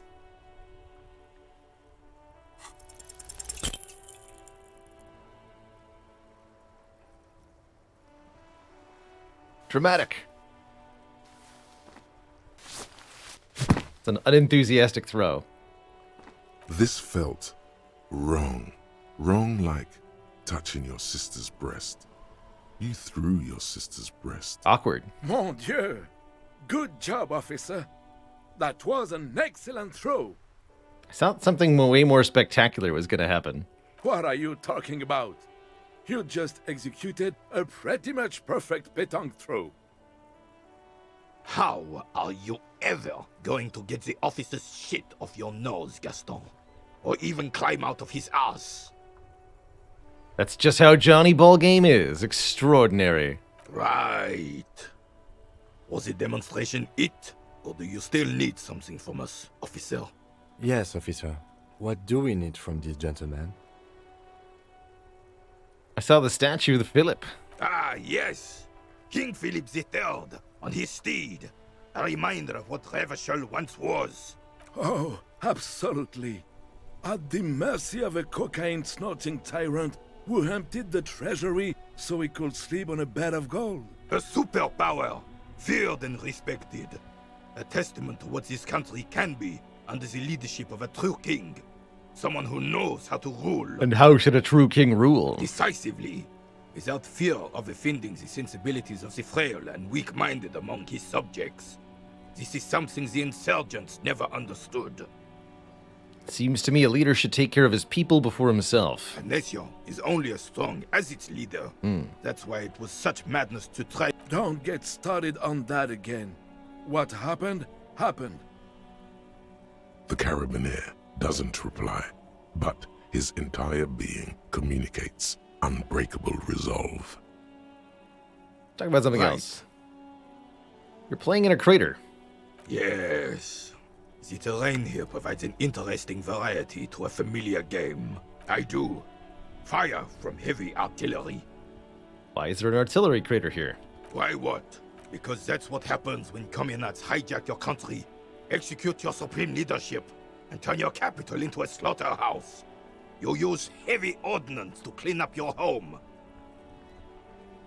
Is that you? Sadly, no. It was the foreigners who brought them to their knees. We fought valiantly. Too valiantly. So valiantly we got licked. Should have fought dirty, like they did with their suicide sex cult propaganda and mad anarchist women strapped to shrapnel bombs.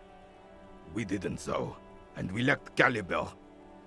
God bless him, but the suzerain's cannons simply weren't big enough. It was probably a bit more complicated than that. I'd bomb this place too. This place is a damn beachhead, son. They didn't do it because they didn't like it. They had to soften the commies up first. Yes, the military coordinated amphibious landing to take back Revachol. Martinez was used as one of the 3 footholds in Revachol during Operation Deathblow in 08. The other 2 are off in Stella Maris and the Delta. Sounds grim. This here is Blood Ground, where coalition boots first made landfall and cleaned those rabid dogs out.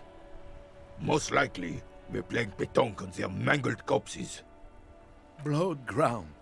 You got old René going there. Like he isn't hungry enough already. Explains all the war damage. Damn right, son. They laid the fire of hell on the city before they stormed it. And it worked, too. The rest of the city got cleaned up, but Martinez they keep as a monument. And now the Union Socialists are practically running the place. Well, it's your own damn fault. You, we, the coalition, Revachol, whoever you want to blame, never finished the job. Officially, the party never surrendered. Of course they still hold influence. You don't even begin to truly understand the players on the table, let alone the specific circumstances surrounding the... What do you think? Thinking men have opinions on these things. Present one.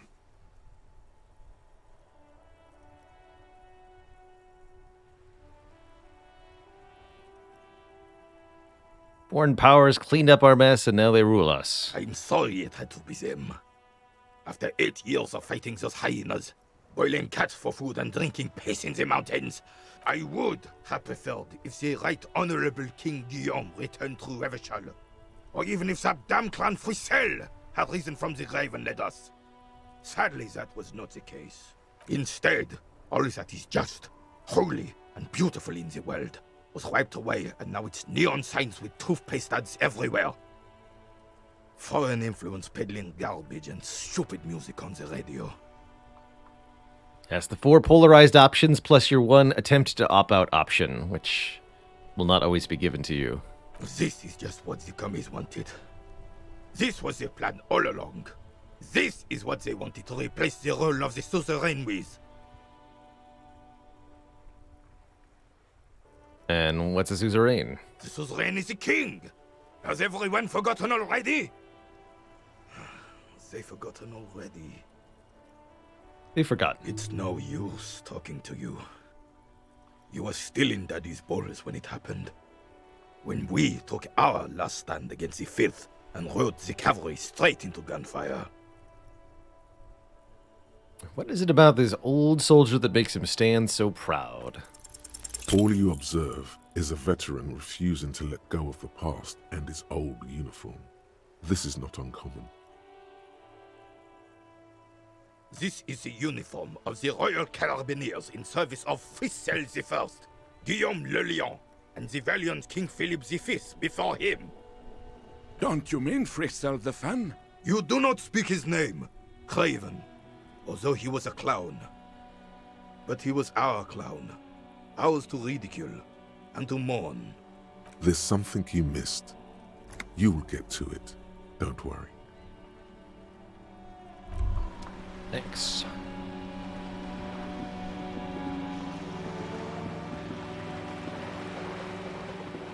Some of the observation things earlier. What we got here? A bag! Now we can loot the streets. Good.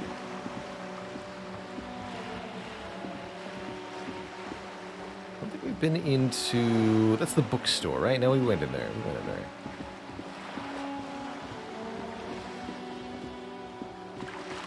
As you turn, a bright light catches your eye, making you squint. Where's it coming from? From a distant sunset, a stage light, flash photography, nowhere in particular. It's just what superstar law officers do.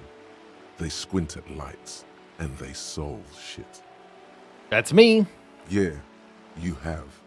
You're a big dick cop, Dick Mullen. Salam Rocky Bai, badass on-the-edge disco cop. Time to recede into a ludicrous fantasy world. Here we go. Camera, lights. Action. With a sudden flash, the world freezes around you, and you along with it. In an iconic monochrome solution, a black silhouette against a rasterized orange world. It's on. I need to have the bag equipped is good advice. Not that one.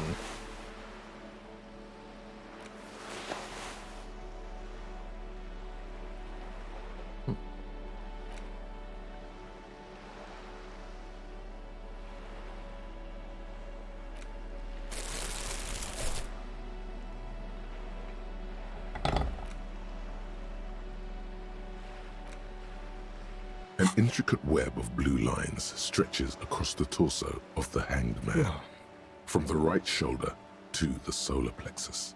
Each time the lines intersect, a small white star is formed in their crossing. Hundreds of fading asterisks riddle his skin. Their concentration is highest around his heart.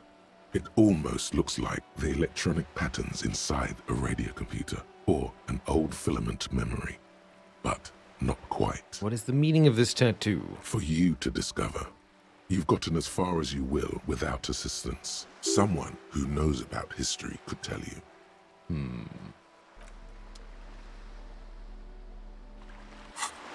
Like those two old men?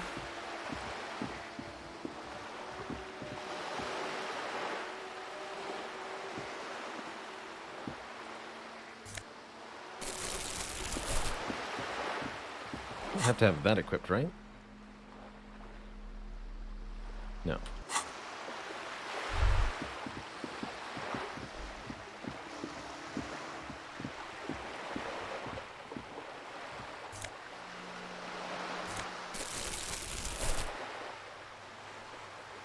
Kim, don't do that.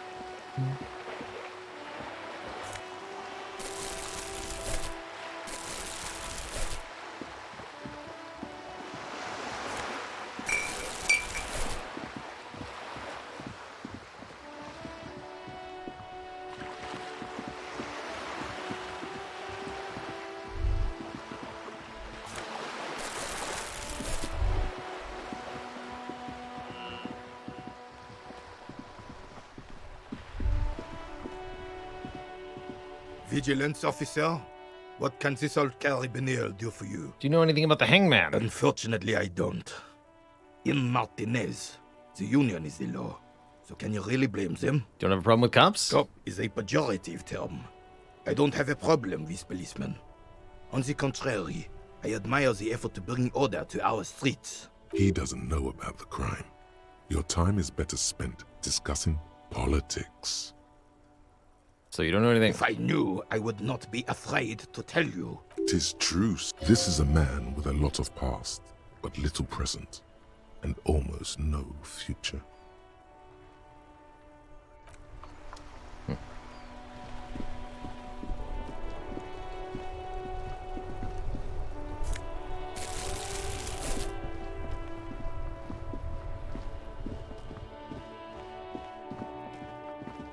So we haven't checked out the apartment button as much, but I don't think that's going to be important.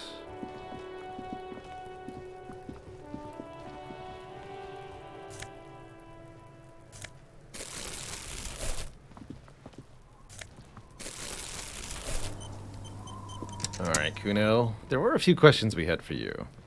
Fuck does Kuno care? Kids often play in this yard? Right, Pig. This is where Kuno plays with his little wooden choo-choo. Fuck do you want with it? Do you know how the dead man's clothes got in the container? Yeah, Kuno doesn't know shit about that. That shit is beneath Kuno. I need to know. Listen, listen. Kuno doesn't care about this small-time shit. Just listen. Kuno saw what you did there, dumpster diving. Sad shit. Kuno could hook you up with some sweet rags. Shit like Kuno's wearing. Your size, good price. 500 real.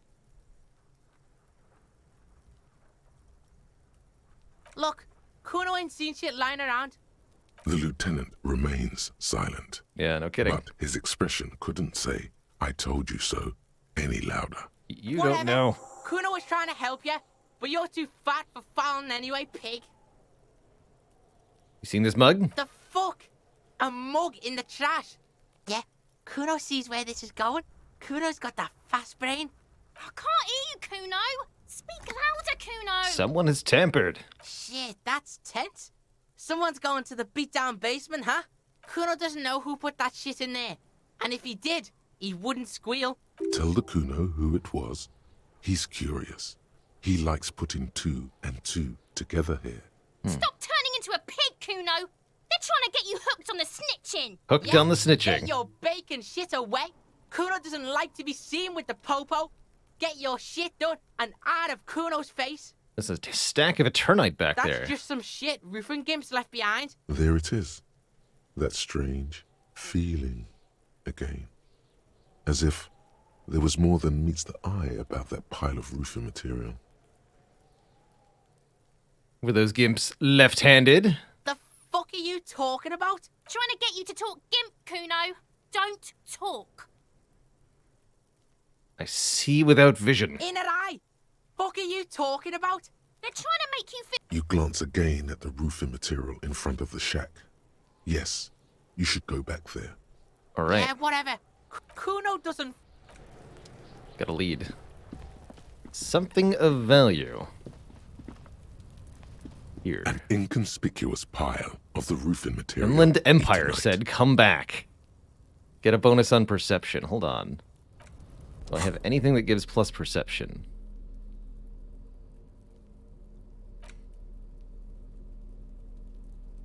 No. Look for that at least.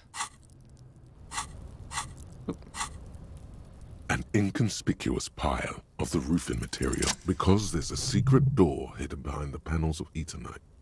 That's why they're too orderly. Pull them aside. There it is. You see a shabby little door. Progress.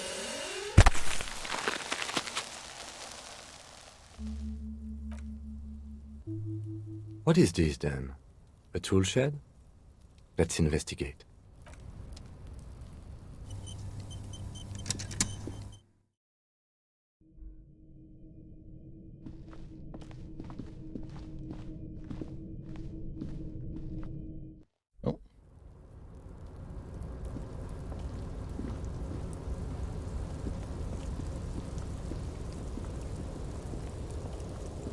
Looks promising. Postcard.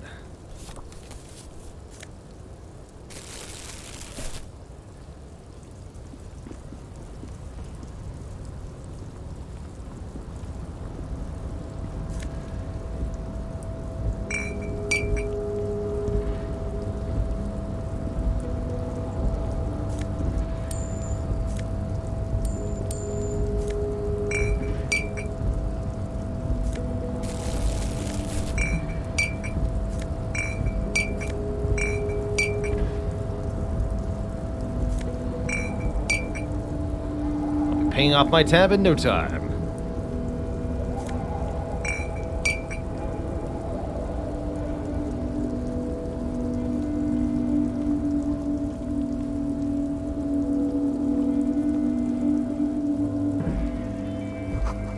Doorway's going to collapse soon.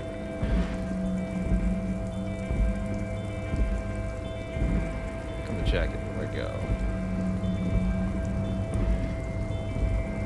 Looks like someone left his tarpaulin cloak hanging on the railing here. Look! Yes, it's probably yours. It bears the RCM insignia, and you have a habit of being careless with your equipment. You could probably make the jump. You look like you've done some track and field in your day. Ooh.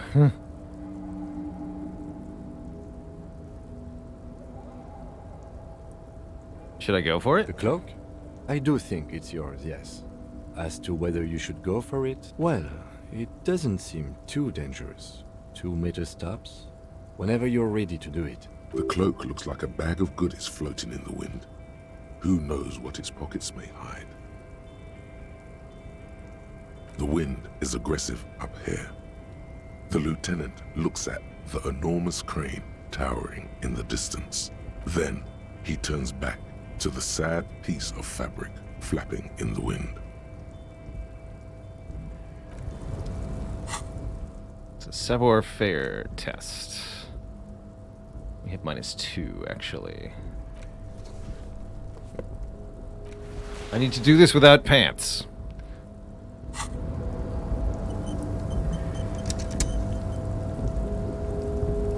A tarpaulin cloak is still caught on the railing. No one has claimed it for their own. Let's go.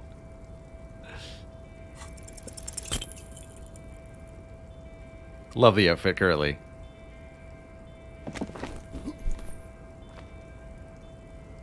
I failed to jump.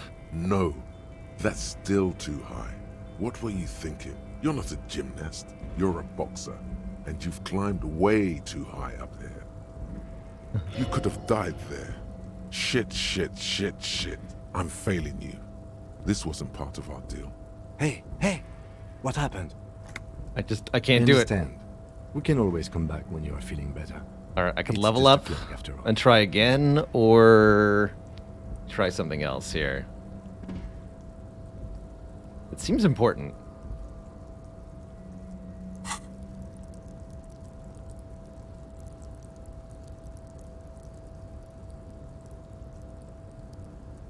Stun with immense panache. Sure, let's try it.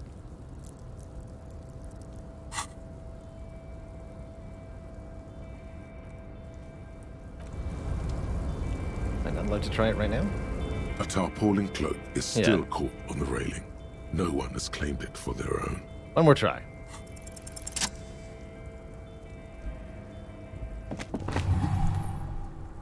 As you leap in the air, a chilly breeze engulfs you, sharpening your senses. Really wish I'd worn pants for this moment. Ankles tingling from the tension, blood roaring in your ears. You are ready for your rendezvous with the concrete pavement below. As the concrete floor welcomes you, you realize it's been a while since you felt so alive, alert, capable. Must be the adrenaline. Hell yeah. My climbing might not have been as disco as your jump, but can we still get an aces high? With your feet firmly planted on the concrete, the noise of the harbor rushes back in. Ta-da! Spirit Core in shivers.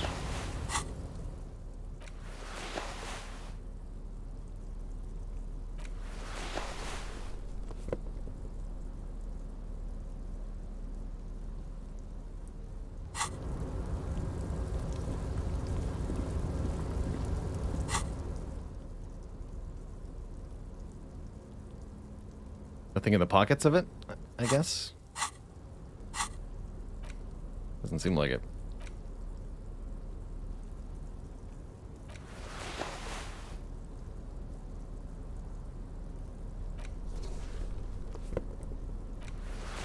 Cool.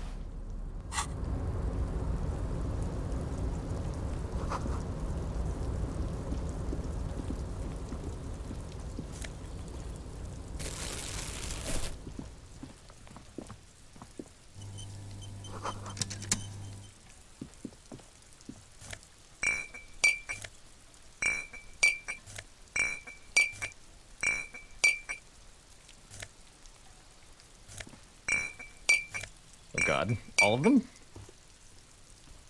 Yes? You seem to be following me.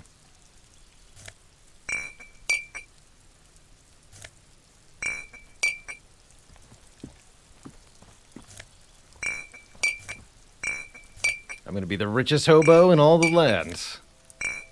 Excellent. This is the night watchman's booth. The name on the door reads, René Arnaud. Listen, it's okay to take a few minutes to yourself. Sit down and have a breather.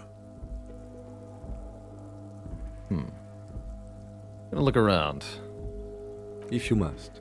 But please hurry. We are pretty easy to spot up here. Nothing incriminating catches your eye.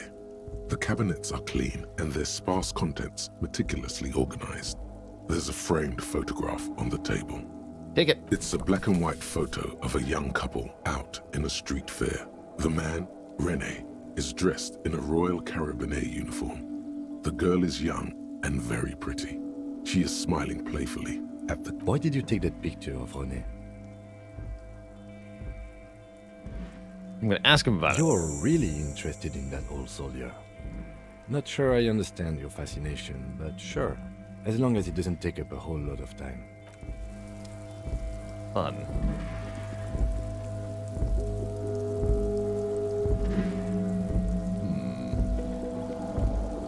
And this goes here. So are we through?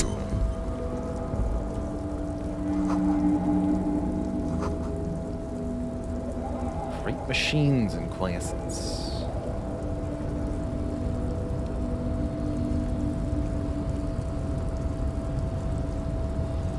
A rusting control panel with several knobs. 2 buttons marked Marche and Arrête are faded with use. It seems to control the large crane above. A container is attached to its hook block. Marche. On. Arrête. Off. Turn it on! With a loud grind, the crane shifts overhead, moving a massive metal container through the air.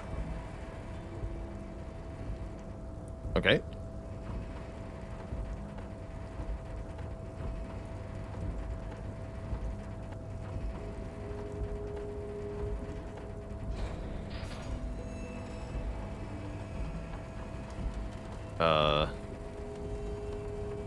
Okay.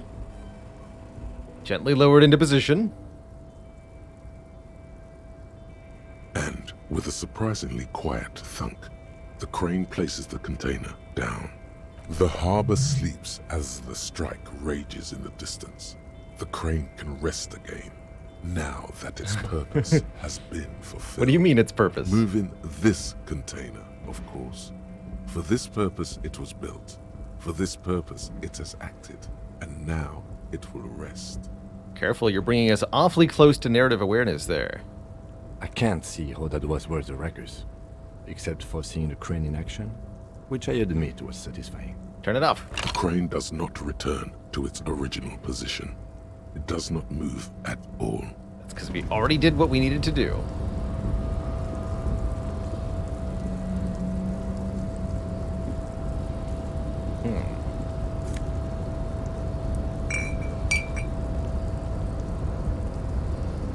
Suppose a crane is a pretty useful mode of transportation. After all, it can give us a lift. Can we open it? Before you stands a cargo container. Just one of many in the yard. I think this one's special, Lieutenant. You do? Because I don't. Why not? There are a million containers here. Why are you fixating on this one? Maybe there's contraband in here? There may very well be, but we are not here to look for that. No, but we are here to look in We this are not container. here to interact with containers. We are here to interview the Union boss. Open it. You attempt to turn the handle, to no avail. The doors seem to be mechanically locked. To your left, the lieutenant considers your actions with some puzzlement. Knock on the door. No reply. Persuade the door to open. Dear door. Why are you even trying to open a door with rhetoric? Because getting physical wasn't an Because option. what wasn't an option? Using my body Now over my is not wits. the time to get philosophical, detective. You can do that after hours. Let's see, I have a plus rhetoric item, don't I? Oh, it's minus rhetoric. That will not help. Can I try again with a lower stat? Probably not, right? You're back before the cargo container. No. Its drawer has not... Understood.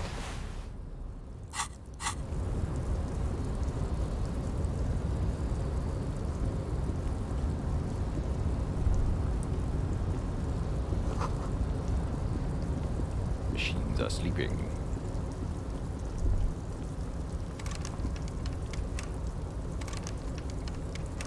Locked?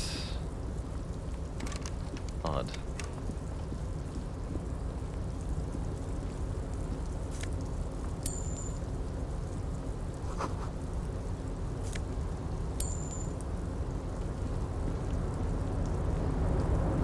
Hey, dude. Container, container, I'll turn you nice and red. Container, container, put the logos on. The lyrics to this container song are being made up as he goes along.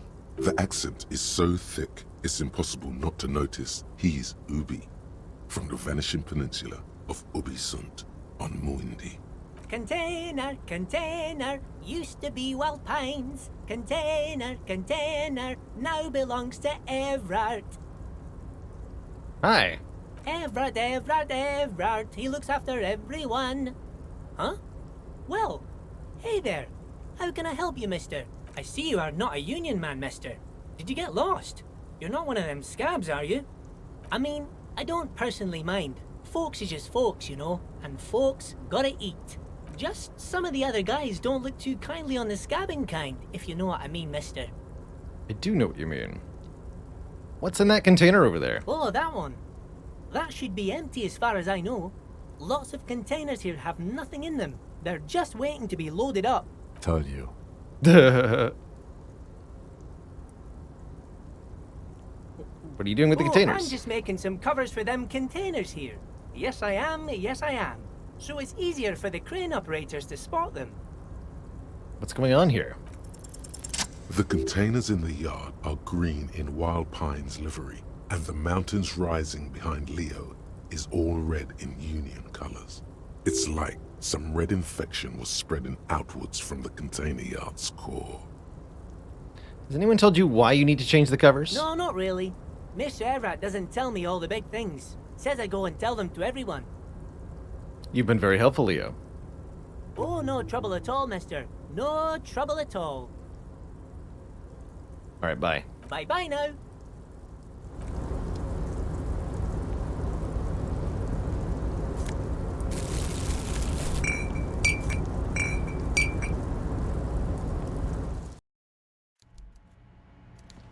The container that you can't open up, equip a pry bar. Wait a minute. You mean like this pry bar?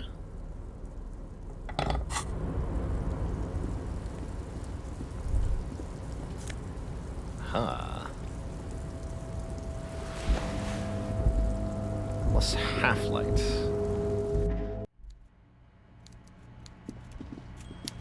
You must be the boss of the Union.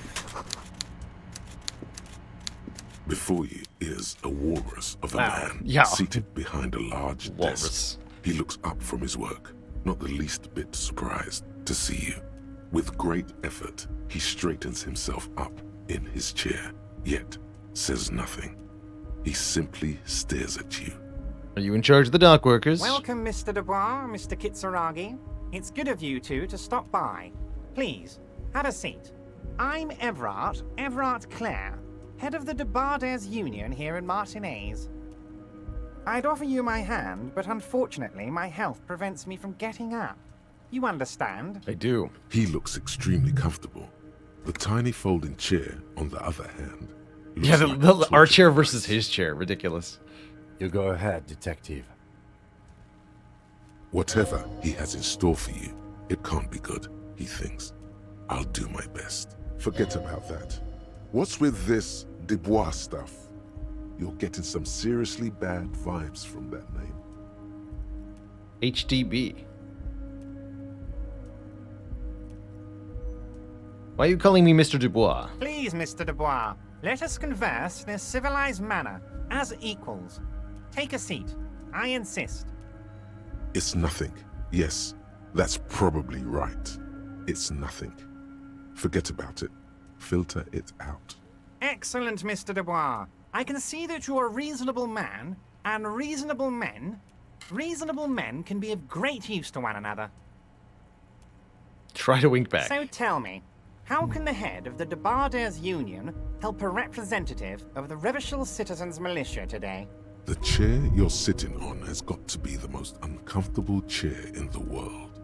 It's violating your backside. Ow? Oh, by the way, I heard you got a rather rude reception from a certain Lawrence Garth. Some people have no manners, it pains me to say. This should take care of that nonsense. Giant novelty check. It should be sufficient to cover your expenses for a few days and patch over your differences with a cafeteria manager.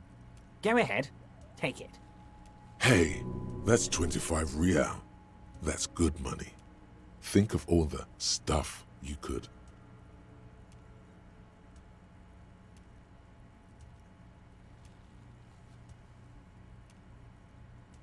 Thank you. Don't mention it. Holy Knight says I But died from the also, chair. Don't forget it. I'm just could kidding, still of happen. course. He's not.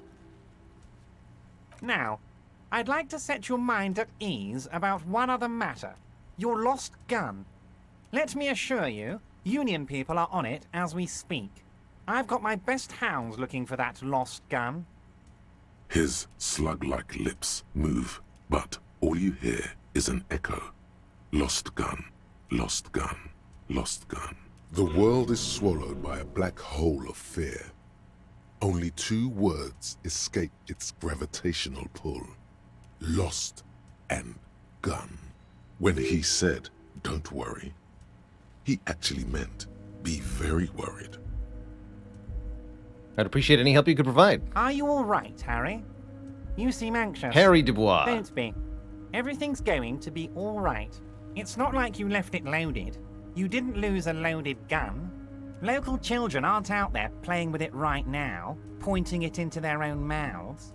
It's in a safe The chair is place. killing you. I just know it. I have a feeling everything's going to be all right. Kim? Officer, we will deal with this later.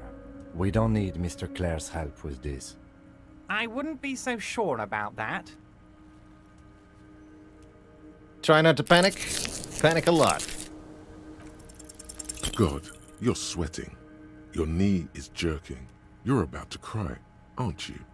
You're about to cry because you lost your gun and those children are gonna shoot themselves with it. I accept this fate. You want to cry? God, you're weak. Whatever you do, don't cry. He'll think you're disgusting. Mr. Dubois, you don't look so good. What is this, Mr. Dubois? He keeps repeating. What is he trying to pull here? You need to cool the fuck down. Chill. Mr. Dubois! Mr. Dubois! Harry!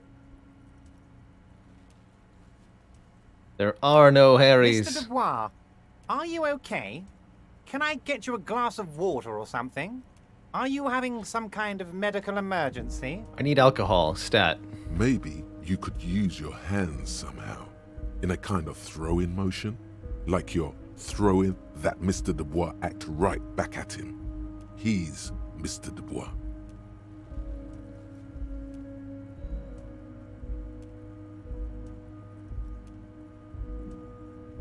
This chair is pretty uncomfortable. What an odd demonstration of...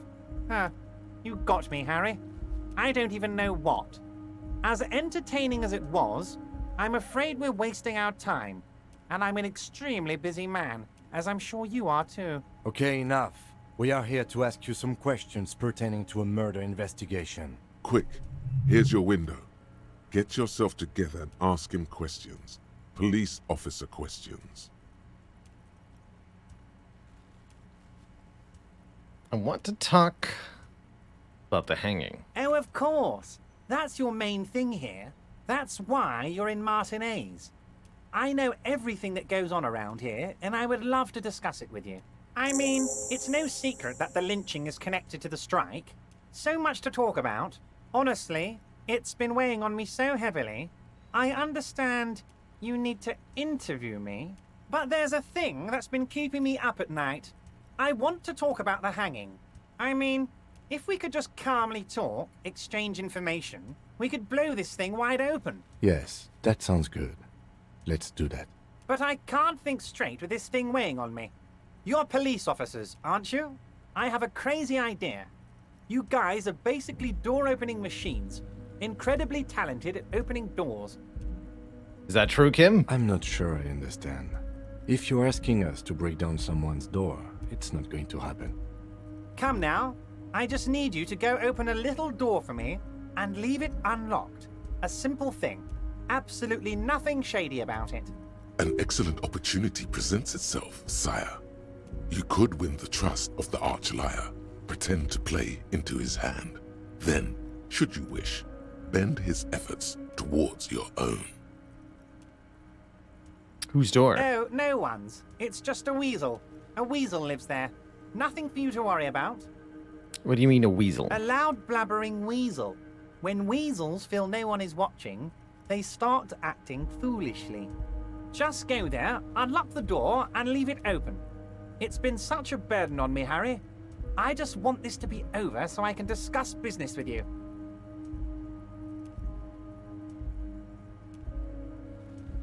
Yeah, not suspicious at all. Why not open it yourself? Harry, I'm a very busy man, and more importantly, I don't have that extraordinary physique you do. You look like you could run around all day. You want to send someone a message that the police are working for you. I repeat, I'm a very, very busy man, Mr. Kitsuragi, and therefore I must occasionally enlist outside help. So what will it be, Harry? Bet you don't even know Harry, anything. my dear friend, I am what people call a local bigwig. I know everything that goes on in Martinez. All right. Fantastic, my friend. Just let me know when it's done and we can take our friendship to the next level. You can get the key from Manana. He's down by the gates. Manana's like a free agent in the Union. Special operations. Hardened socialist. A real free thinker, too. He'll tell you precisely where the door is. One last thing, Harry. Just open the door. You don't need to go in or anything. I just want that weasel to come home and see the unlocked door. I met Joyce. Oh, that's very nice. I haven't gotten around to her yet. I'm very, very busy, you see. I hope you're getting along. One thing I want to make very clear, Harry, is that this is not some kind of union versus corporation situation. Everyone is just pals here. Yes, we're all trying to do what's best for Martinez. Don't feel like you shouldn't work with her just because you and I are such good friends. I'm not a jealous guy. What happened to Mr. Gomon? What do you mean, Harry? Nothing. I let him go. He made concessions in previous negotiations. Why would you let an ally like that go? He's an old man, Harry. I wanted him to spend more time with his family. God knows how long he's got left. You called him a midget. Harry, I have little people in my organization. I would never call someone a midget. What is this? Honestly, I'm beginning to think you're a midget, Harry. I'm only kidding, Harry. You're not a midget. No one is. We're pals.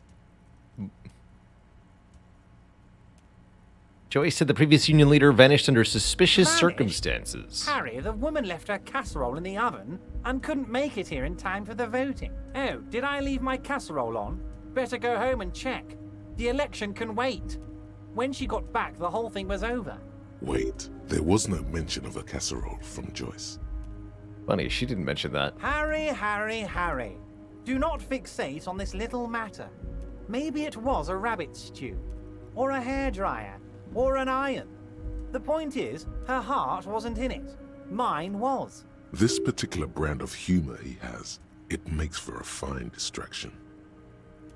Why haven't you let her in to see you? If she actually wants to see me, she will find a way. Any good negotiator would. And I just don't have anything to discuss with a bad negotiator. She seems to think the union's lowballing her. Yes, yes. Low balling, of course. This isn't a casino, Harry. Real people, real livelihoods are at stake here. But everything's a casino for those rich types. His expression makes it clear. This is childish and irresponsible behavior. Of course, Harry. Let me just assure you one more time. It's perfectly okay to share anything we discuss here with this Joyce. This is a completely transparent organization. I have no interest in what she is doing, but I myself have nothing to hide. I'm sure. Your business is your business, and I respect your privacy. Just remember, none of this is secret. Tell her about all of it. My brother's picture, my singing swordfish clock. Tell her how overweight I am and how I'm helping you find your lost gun. Tell her about everything. Everard doesn't mind. It is rather interesting to tell people things about each other, isn't it? It was nice telling him about her right now. Let's talk about the gun. Yes, your lost gun. My best men are on it. They're turning every stone, searching every playground, asking kids, grandmas, everyone. Your gun will be found, Harry. Let me assure you of that. It's just a matter of time and effort. The only way to find it seems to be working with him. He might even be holding your gun hostage. Who knows? Only one thing is certain. If you work with him, you're going to get it back. And working with him might be the only way to do it. Does this mean if I do things for you, I will get my gun back? Damn it, Harry. That's exactly what it means. I'm only kidding, of course. Of course. I understand. We help you, you help us.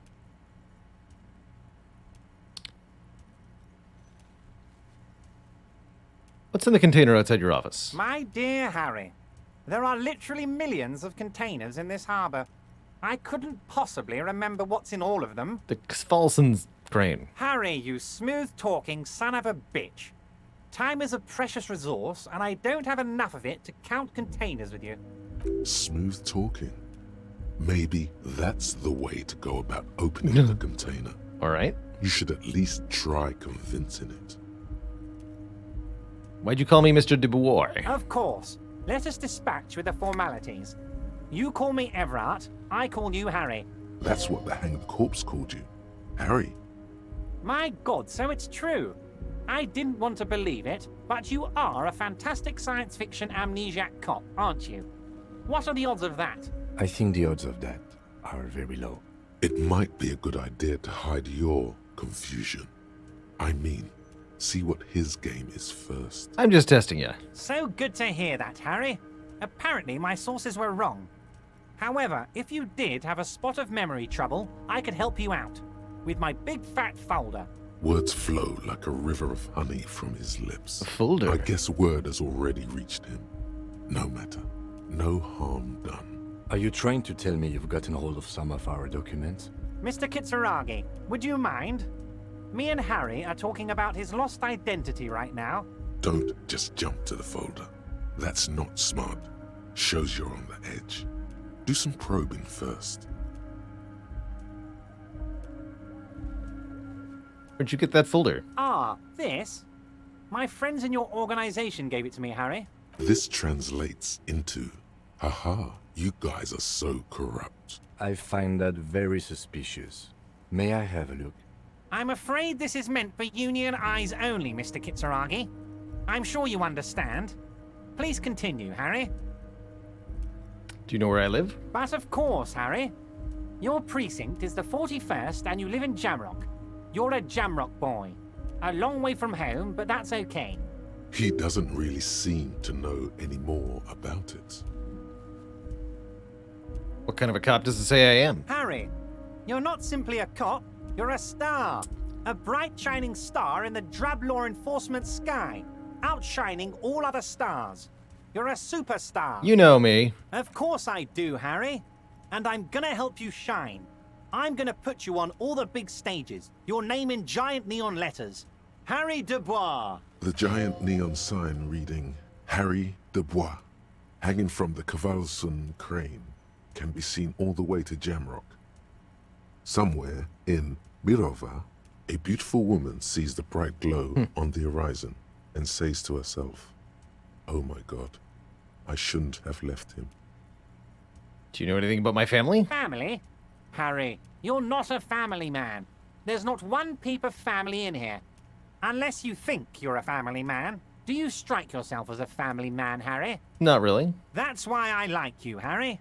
A good man knows both his strengths and his weaknesses, and you, my friend, you are one of the all-time greats. All right, what's my name? It's Harry. Harry Dubois. Okay, I can work with that. And I can work with you, Harry. Now, what else can I do for you? Give me that folder.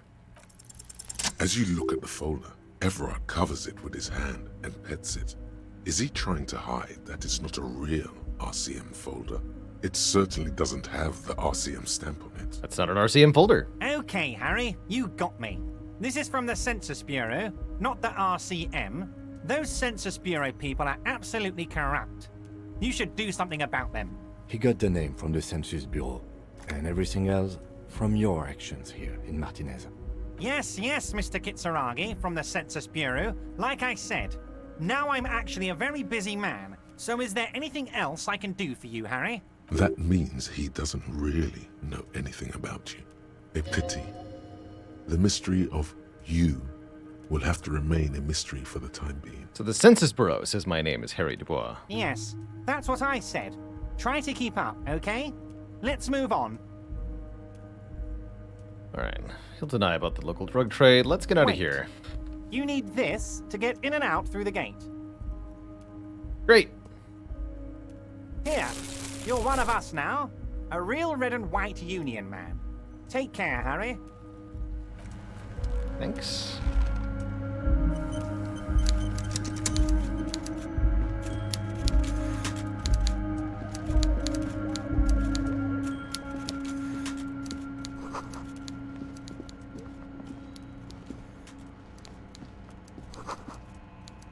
Thermoses. Don't have a lot of mental healing left, huh?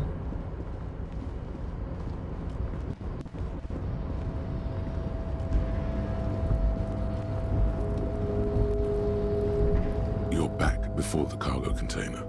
Its draw has not lessened since you were lost.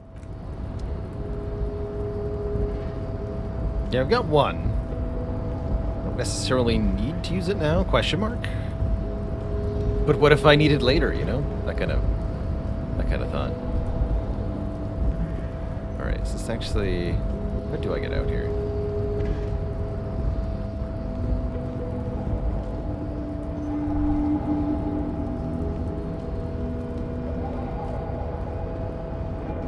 Am I down or around or something? Speaker tower. Okay, so there's clearly only one way there.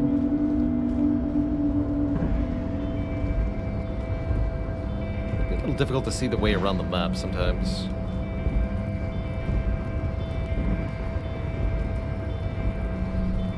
Way over there.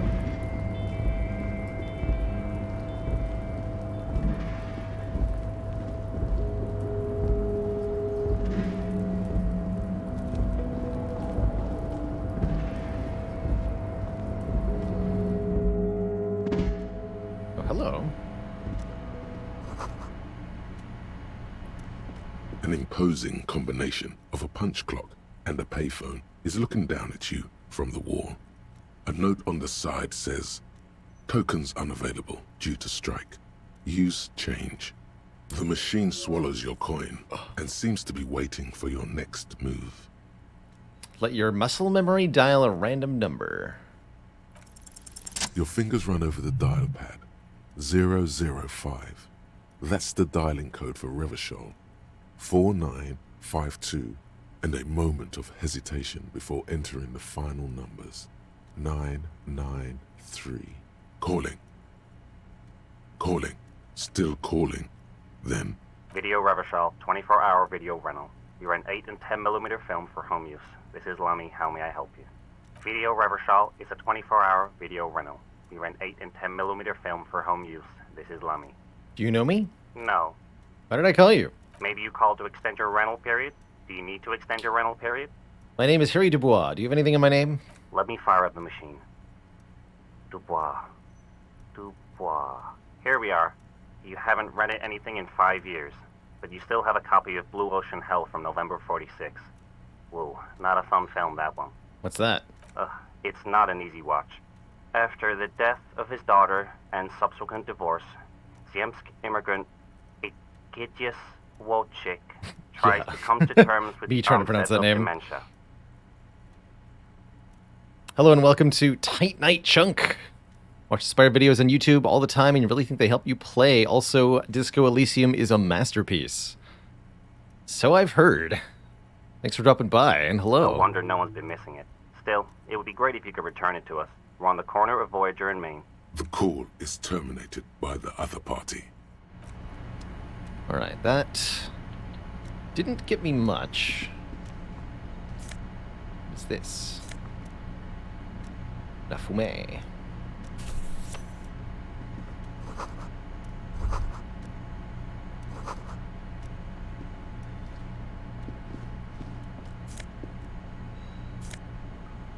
Postcard.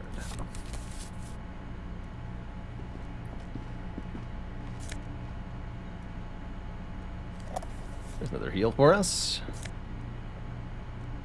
Visual calculus.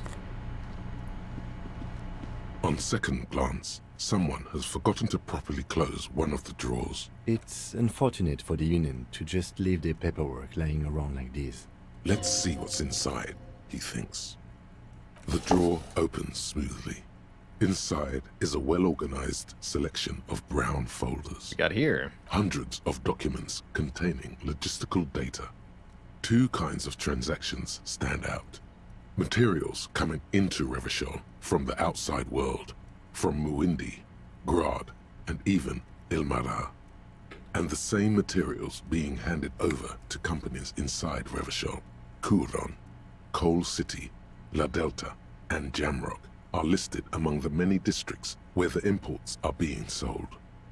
It's hard to make sense of this thicket of company names, dates, quantities, and percentages.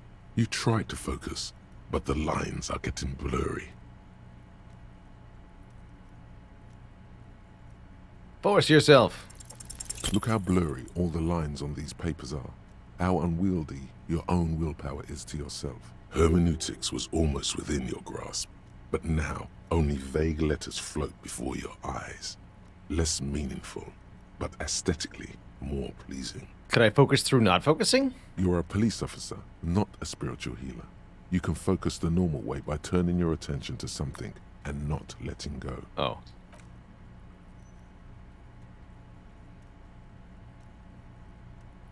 Position through focusing. You're trying hard, but the data here is unbelievably dry. Something about containers. Boring. The drawer slide. Jamais vu. Derealization. Jamais vu. The opposite of déjà vu. Not already seen, but never seen. Everything that should be familiar appears strange and new, like some half-forgotten day in your childhood. Only now. That's the feeling you've been having. And for who knows how long. You should go and ask Joyce Messier about this. What world are we in? This is a fundamental question. Bonuses. +1 XP for every orb clicked. All intellect learning caps are raised by 1. Neat. Oh, I see. So once it's been put into a slot, it stays there.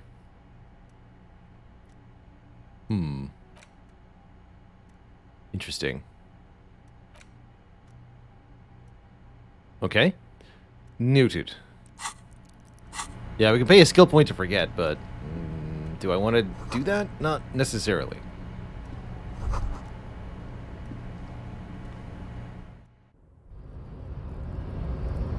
Yeah, it sounds like we have a reason to go back to Joyce at least. So, how'd you like our harbor? You've been in there, he means. talked to the boss man too, probably. Labor Utopia. It's but a rest area on the path leading across open plains. Right. You talk to the boss, eye to eye, like men of the plain. If you have any more questions, I'm set to talk. You said you had a key to a door? A key, huh? What door is this key supposed to open? You said it belonged to a weasel. Oh, say no more. I got that key right here. And let me tell you, it's mighty good of you to help us out during the strike. Working class solidarity, as they say. I'm a hustle grinder.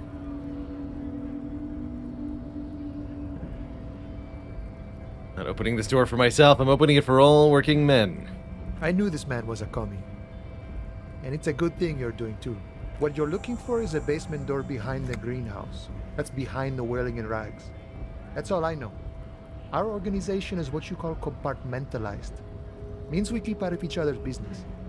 Okay, but where did you get the key from? The janitor gave it to me. Nice fella. We talked about life and things that really, truly matter. None of this mess we're in. This jiving and juggling. What's it for?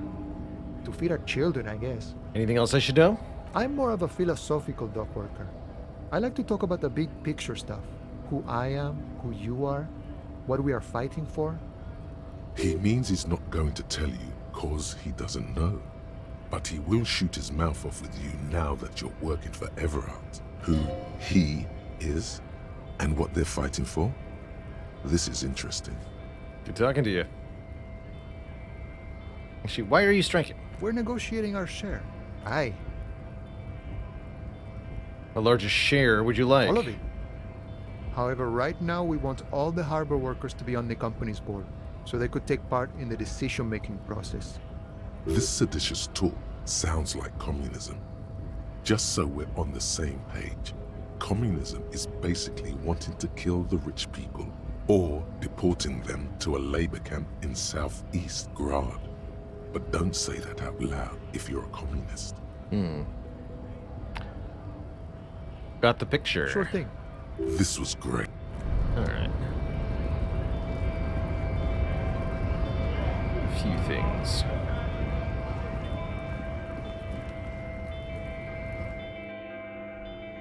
Don't be afraid to say weird things, said that loading tip. The tear machine stands in the corner. A sign says, 1 bottle equals 10 cents. How much we got? Your bottles clunk into 34 the machine bottles. and the money appears with a satisfying jingle. You're a richer man now.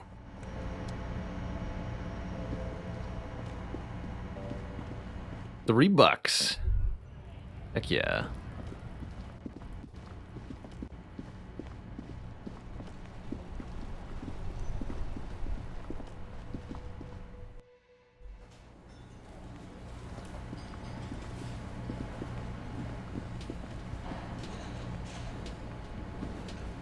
Can I help you? So about that money I owe. Yes. Have you got it? Can I pay you with this check? You must be joking, right? You come here, trash everything, and now you try to pay with a novelty check? This isn't a game show. I'm not going to accept it. You owe me cold, hard money. I want to see that money in the palm of my hand. Every single cent. You can cash it in at the local frit near the harbor gates, though it might not be enough to cover it. Like That's what? true, it's not. I was... Alright, so we can cash that at the frit. And many more things to do here in our first day of Disco Elysium. I think that's where I'm going to stop at least this segment of the stream for now. We've been at it for almost 6 heckin' hours, a lot of stuff to explore and investigate here in this game. I think we'll be back to this. I'm not exactly sure when, maybe sometime tomorrow. Or Thursday. But I would like to at least push a little further forward into Disco Elysium and see what else we can discover here. For the rest of today, I've only got a little bit left that I want to stream for, but I would like to unwind with a little bit of Brotato. As a reminder, you can catch this game currently on sale on GOG along with a whole host of other games. Another shout out I'll give, XCOM 2 on GOG is 95% off $3 for one of the best strategy games ever made. Pretty good deal, if you ask me. Also, if you'd like a chance to win some variety games, we're giving away 6 games during the last couple of weeks of this year. Hades, Brotato, Griftlands, Roguebook, Into the Breach, and FTL in a giveaway that you can get entries to by following me across various social media. Here's that link for there. If you want a chance to win 6 different awesome roguelikes that we play on stream a lot, check out that GiveLab link in Twitch chat right now. So, what I'm going to do here is take a quick break, refill the legs, stretch the water, and we'll be playing some Brotato upon my return. See if we can't get another difficulty 5 win or something. Jet says, you already own the games that you want? Well, that's fair. What do you get the person who has everything? After all, classic problem, right? You want something, you immediately acquire it, and then you no longer want for it. You just have it. What am I looking here for? Brotato! Difficulty 5.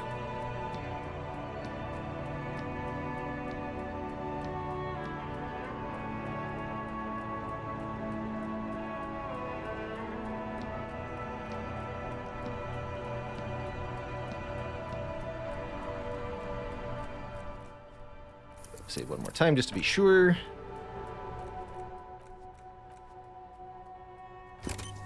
Get ourselves out of here for now.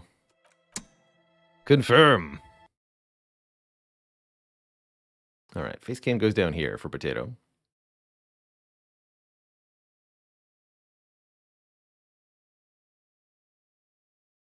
And I have to find my controller while I'm on break here.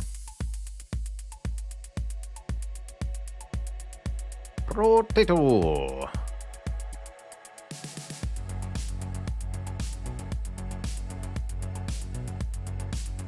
All right, Twitch chat. There'll be some spud shooting action in a couple of minutes, but I am going to take a quick break, refill the legs, stretch the water upon my return. Brotato time. Be right back, folks.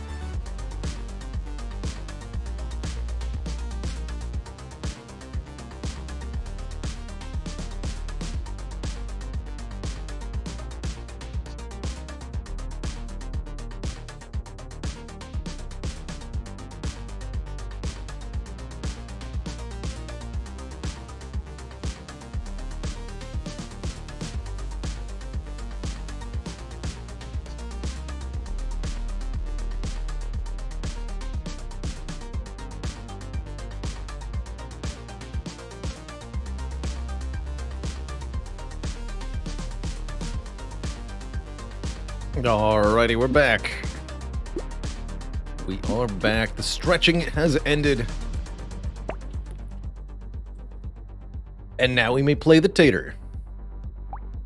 I'm just going to do random character difficulty 5 runs. We could hunt down the remaining wins that we need, but this will put us up against some of the most challenging characters in the game. I'm just going to play random here, starting out with Demon, who trades max health for items instead of money, but gains max health based on their money. So, constantly gaining money and max health, but kind of Binding of Isaac's style. We have to trade away that health to get items. I'd say wand is not exactly a good starting weapon here. Lightning shivs, those we can probably work with. I think you just want to get some good weapons early on as Demon. Really don't want more wand. Let's reroll here. Taser's a good elemental weapon.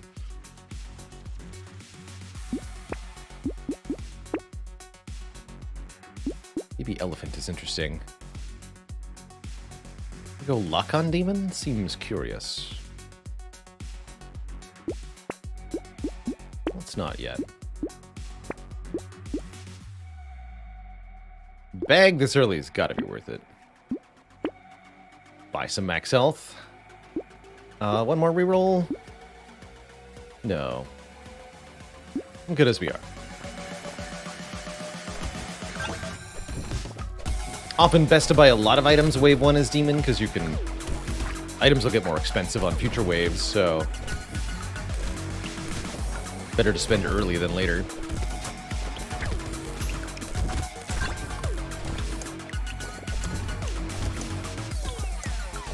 I like tasers and lightning shivs. That should be a pretty good combo, actually. Get me a little bit of that lifesteal. And elemental damage is the stat we're going to be taking. So lightning shiv's initial hit scales entirely with melee damage. That's good to know. Lost Duck does again seem like a nice way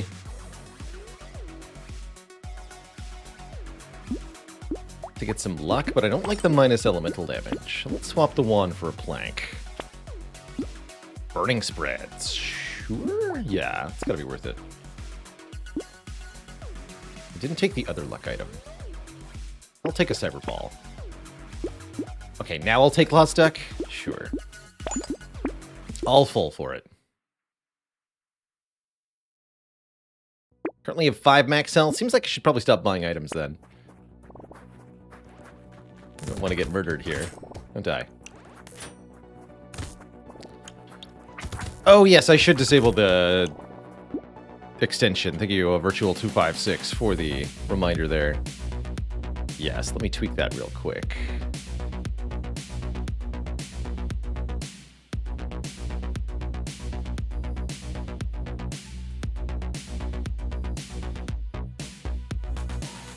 No, don't uninstall it, just deactivate it. Oh, there's... okay. Cool. Yes, now it's deactivated.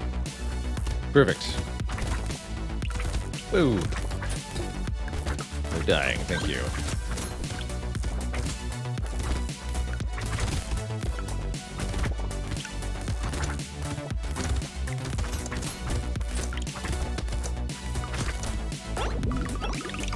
They'll take it.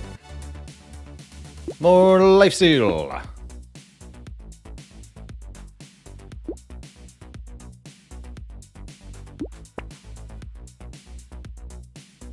Ugly Tooth is good.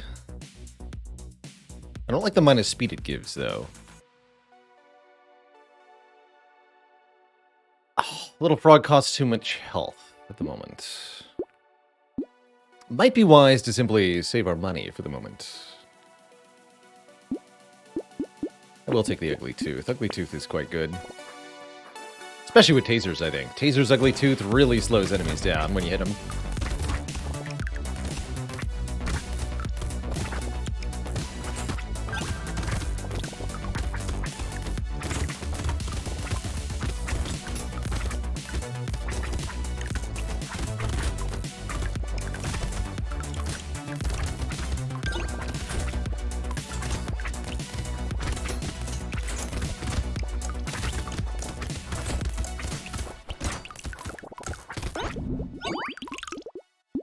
Not too bad. More health from consumables. Sure.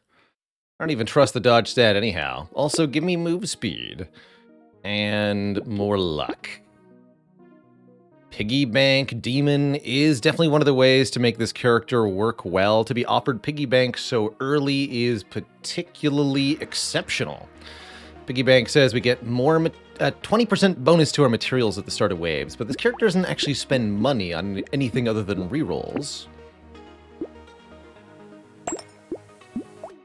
And then at the end of the wave, we get max health based on our materials. 13 materials equals 1 max HP.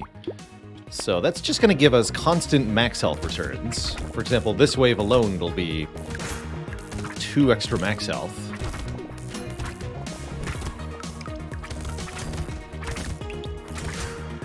And because percentages are involved, it's going to have even better returns in that long term. So, quite an exceptional find. Oh gosh.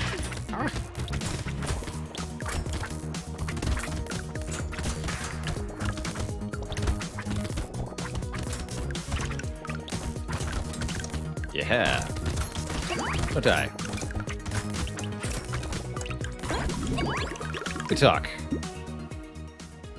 3 max health. I would love that, please. An explosion damage up. Sure. 6 melee damage? I mean, yeah. Not gonna say no to the purple perk. You kidding me? I also don't think I'm gonna say no to the whetstone, one of the better items. None of these weapons have native knockback other than the plank. And 4 is a lot of lifesteal. Better lightning shiv, please. One reroll. Ooh, Ghost Scepter 3. Wow. That'll gradually give us max health. And shouldn't be too hard to get kills with, because it's a level 3 weapons.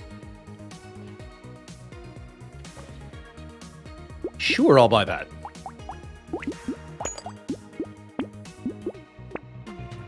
Alright, Piggy Bank, take us home.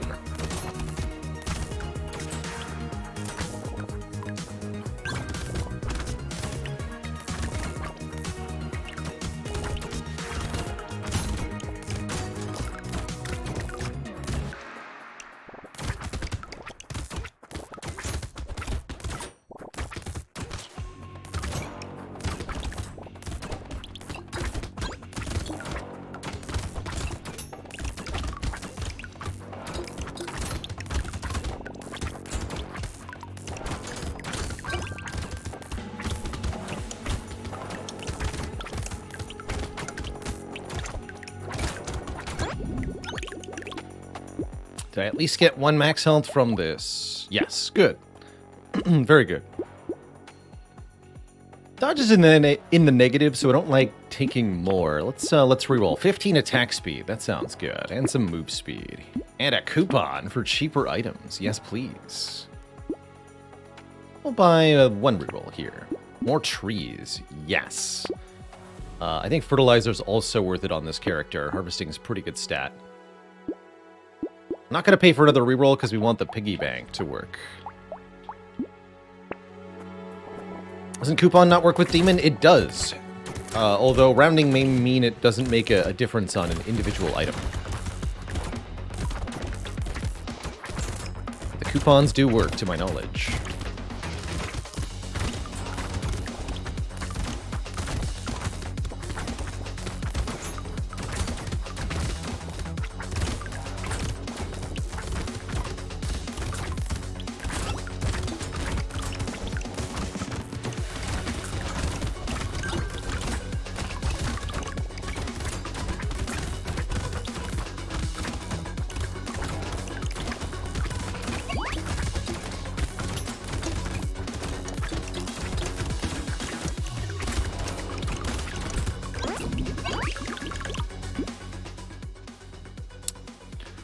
Lose a little bit of luck to gain some regen. I'll make that trade. And I'll definitely take the XP up. And I'll definitely take the lifesteal up. And the harvesting up. I'm a sucker for it. Wave 8 coming up next. -1 armor might be a slight problem. Happy with the poisonous tonic, though. Very happy with the poisonous tonic. Good luck to us. Shotgun? Shotgun might be a good weapon for having a lot of lifesteal with. Should maybe consider the range damage stat.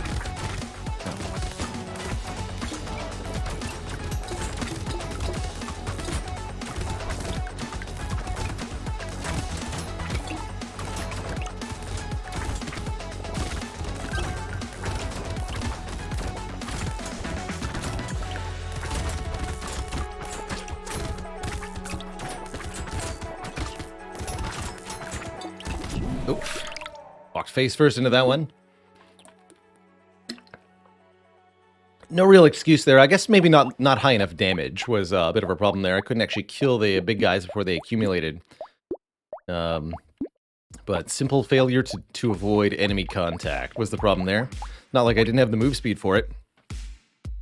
Alright, let's give the multitasker a go.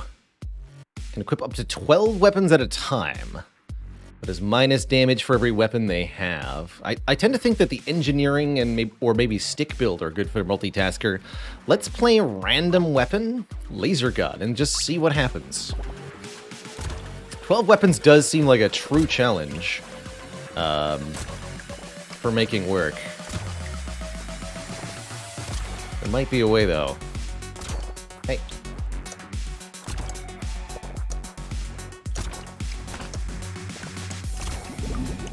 One laser gun does not fast enough fire, that's for sure. Okay, screwdrivers. Screwdrivers and engineering. I think might be the way to go here.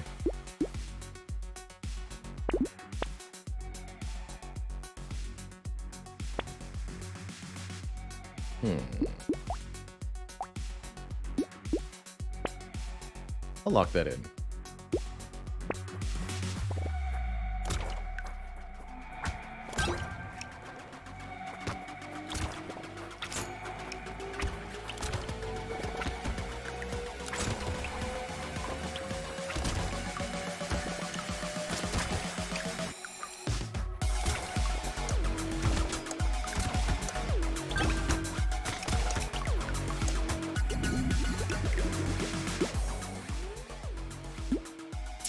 Start out with a little bit of luck. A little bit of luck goes a long way, I tend to think. Range damage stat could be okay. Let's grab a little bit of max health here. Okay, Shredder Double Barrel Shotgun could be okay. Bear in mind, we are losing damage for each weapon we equip.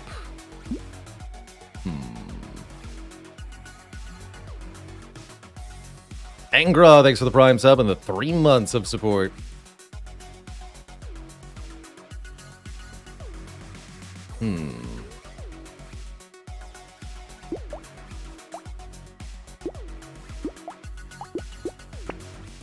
Just reroll here. Book provides plus engineering, but I really just need another weapon. Mistakes.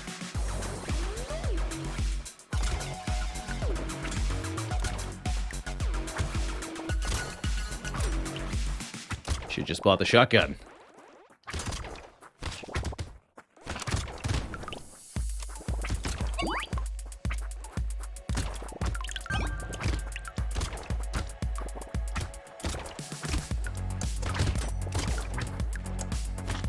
Die.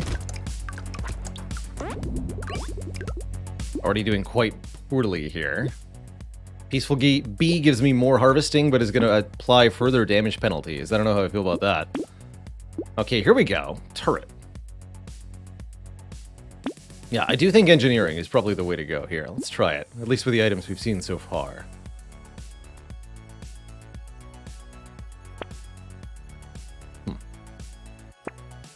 Blah. Buy that book. None of this is stuff I can use. Shoot.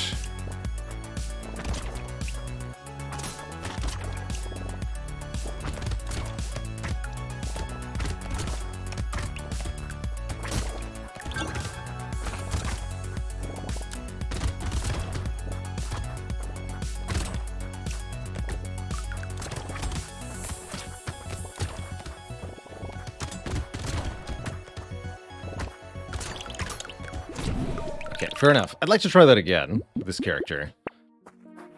We'll even take the laser weapon start. Although I think the laser gun is part of what went wrong there. That's the challenge of playing with random weapons. But our first shop rolls were just abysmal there.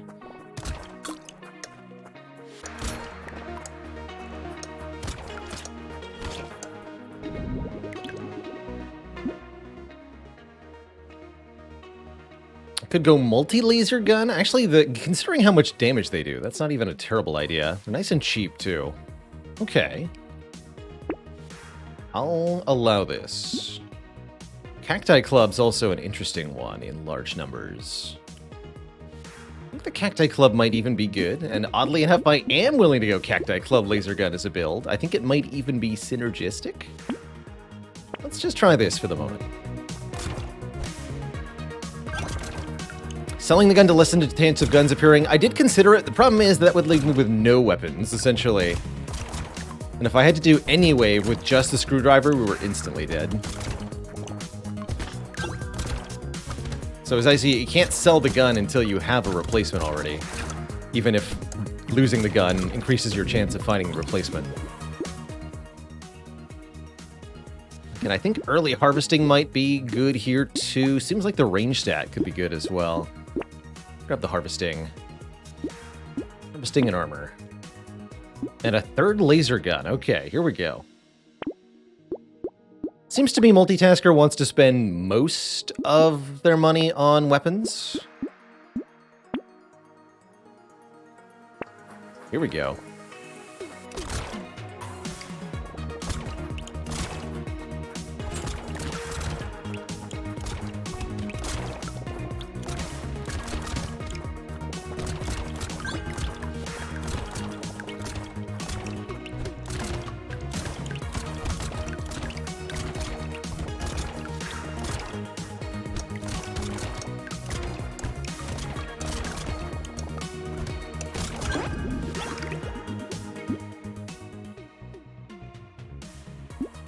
Both speed and luck seem important. I'm going to grab the speed first. Speed and luck. Happily take a coffee. Very cheap item. Not interested in Ugly Tooth at the moment. Take another coffee, though.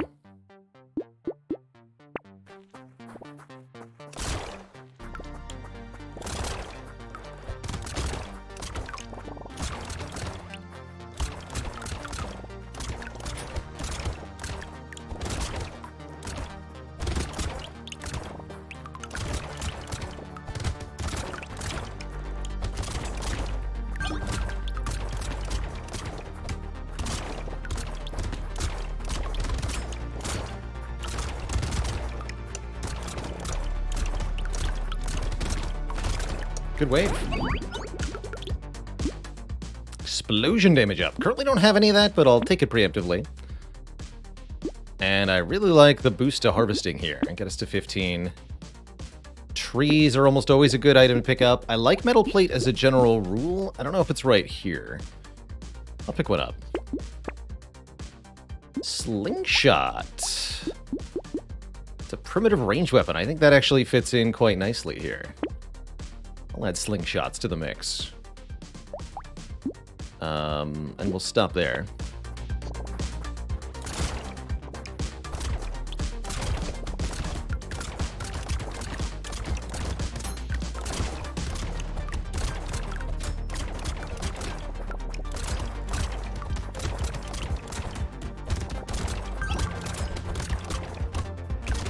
Even though this character can equip up to 12 weapons, we may not necessarily want to do so immediately because of the stacking damage penalty per weapon.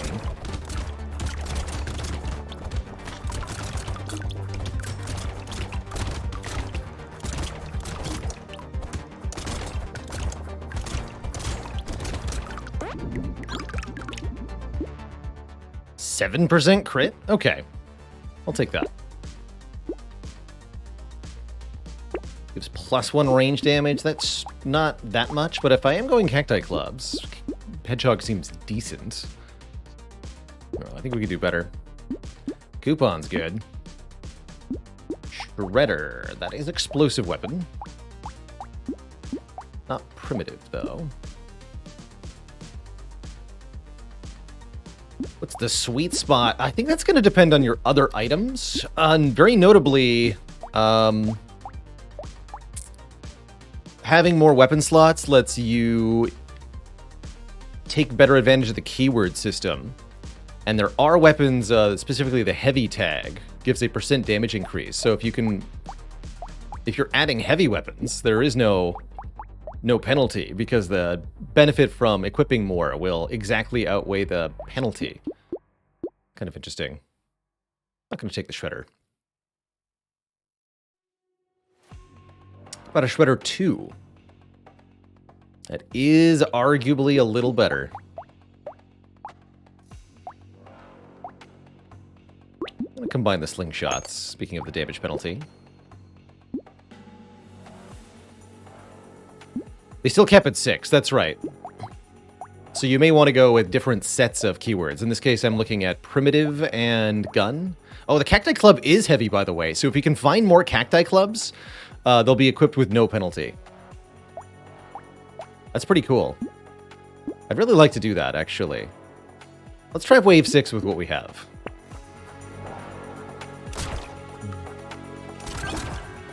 So that's really important to remember, actually. More cacti clubs are free, and will simply give us more max health and more club power.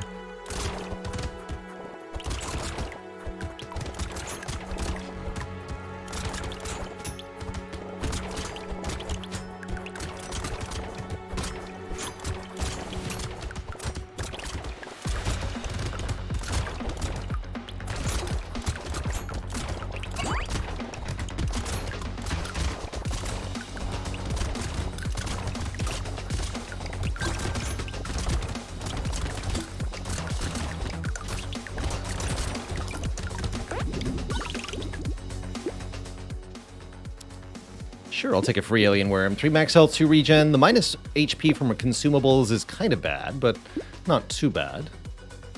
More range up would let us shoot a little further and swing the clubs a little further, but it's not the most important stats.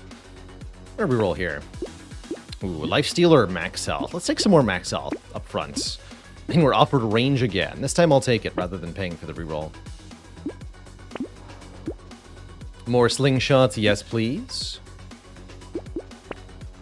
Even more slingshots and more laser guns. We want both of these. I think we also want the shady potion. I think luck is a good stat here. Alright, let's combine some of these. Minus 27% damage currently.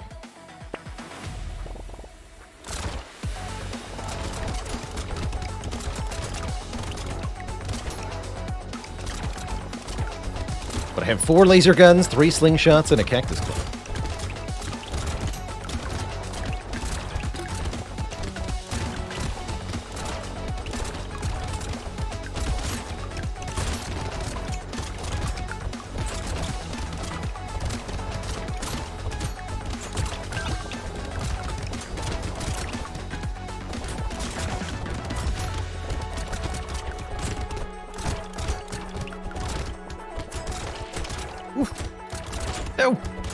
No! Ah, dang it. Oh, I want to try that again. Dang it. Got 2 cornered there. Not having any plus move speed really hurt. As early as wave 6. Really impressed, actually. Game's hard.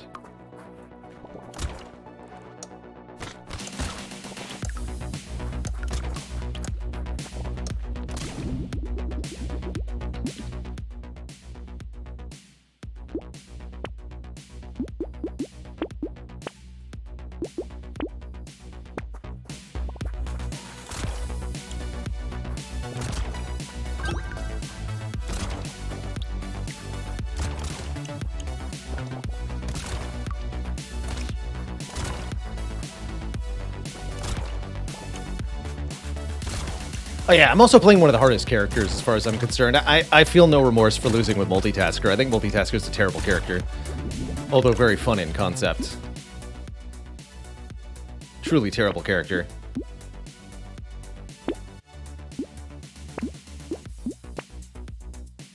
What my Cactus Club's back.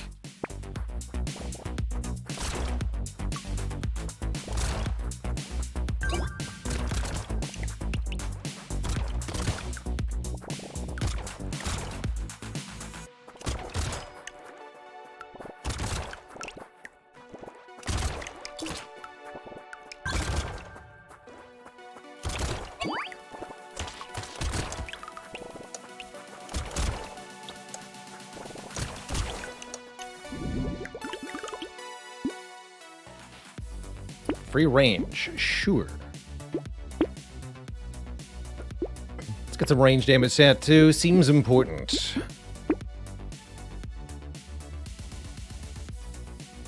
I don't really want to start SMGs. Seems okay.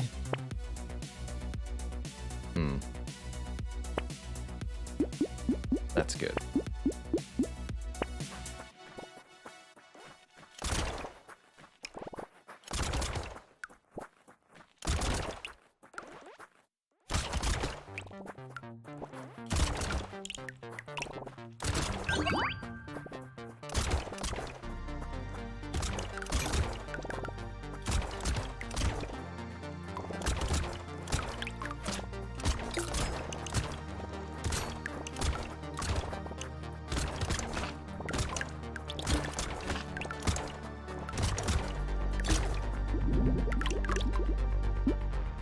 Okay, an early start to harvesting seems like a good kick in the rear here. I'll take the 2 lifesteal. Okay, shotgun, yes. Shotgun, ugly tooth. Probably worth it. Can't afford not getting a weapon, though. There we go, double barrel shotgun 2. And I do, in fact, want a slingshot 2 as well. Here we go.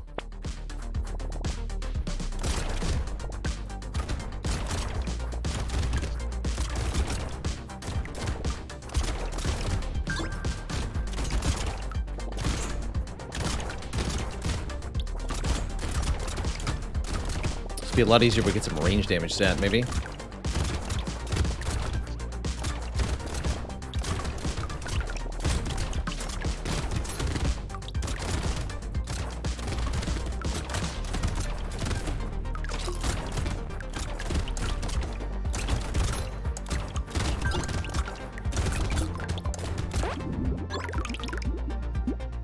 There we go. 2 range damage. Perfect.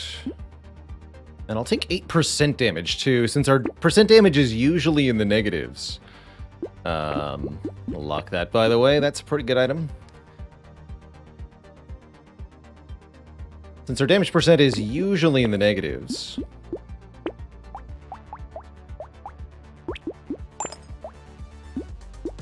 8% makes a big difference here.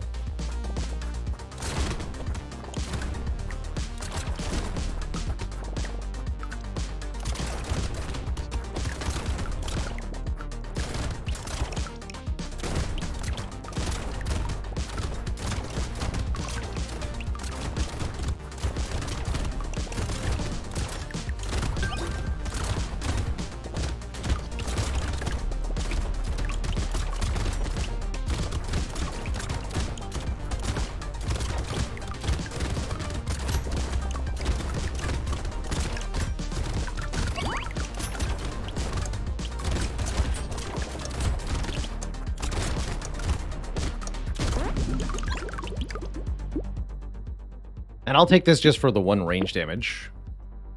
More speed. Take a tardigrade. So we block the first hit each wave, which should hopefully help a little bit here. Shotguns do have knockback. Lowering that knockback, a little spooky, but plus lifesteal, pretty good. Generally speaking, I'm a whetstone believer. Alright, this is looking like a somewhat promising start.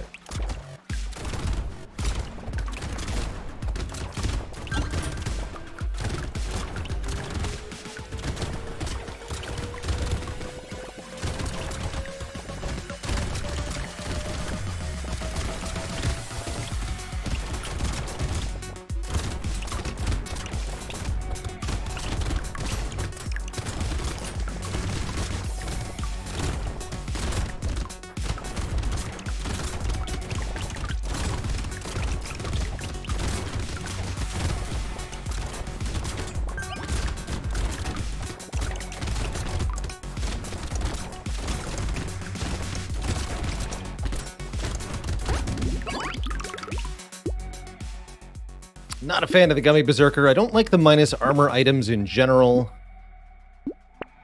I will take some more speed, though. Oh, and 12% damage or 3% lifesteal. I'm going to take the percent damage up for the aforementioned reason that when you're already in the negatives, a little bit more goes a long way. Definitely going to take fertilizer here. Potato thrower's fun.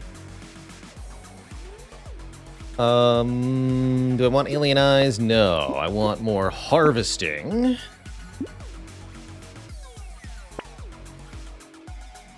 And I'll take the +1 range damage here on Terrified Onion.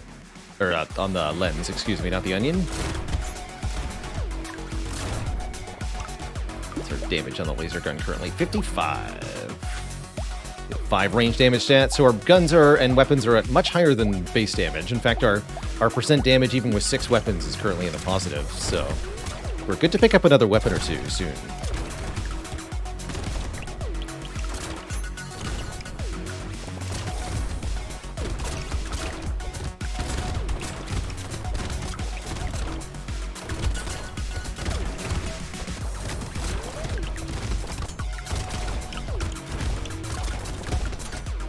Boy.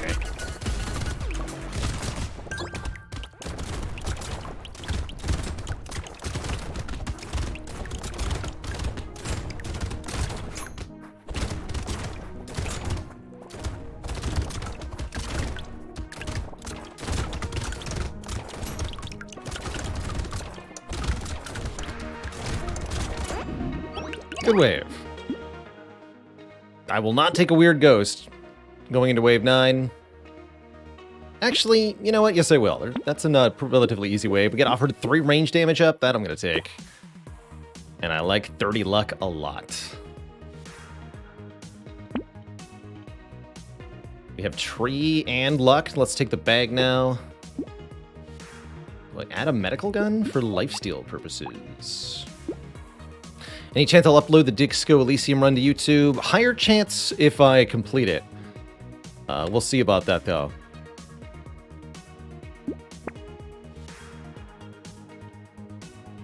Scared sausage could be fun. I'm just going to go as we are. I think we'll be okay. As long as the lifesteal does anything at all. Yeah, this looks pretty good.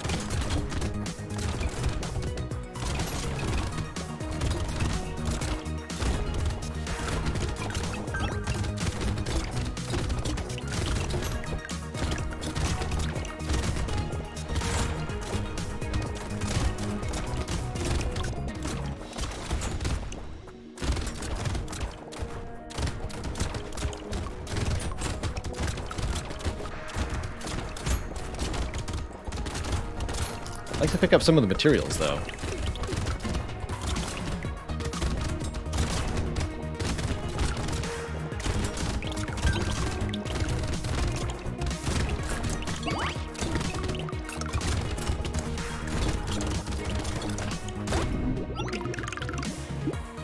Another bag. I'll take it. And a recycling machine. 2 really funny things to get from early crates. Want to add into crit chance here? No, I don't. I want either harvesting. Take more harvesting. Harvesting and move speed. Let's go. More enemies. Kind of spooky.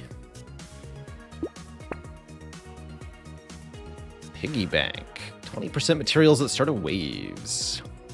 Kind of awkward to make that work from here. We really would rather invest in better weapons. With top priority. I've already got good harvesting. I'm going to skip the piggy bank. Here we go. Double barrel shotgun, laser gun. Interestingly, wisdom's also here to scale up our damage over time in waves. Might also combine these shotguns. Though these are 8x4, this is 11x4. Another double barrel shotgun 3. Perfect. Don't think I'm not locking these wings. And this alloy. 3 range damage, 5 crit chance, you better believe it. What about Peaceful Bee? -1 range damage for dodge and harvesting. No, because I'm taking the alloy. Got it. 9 guns. Let's go. It's time to shoot. The blappening begins.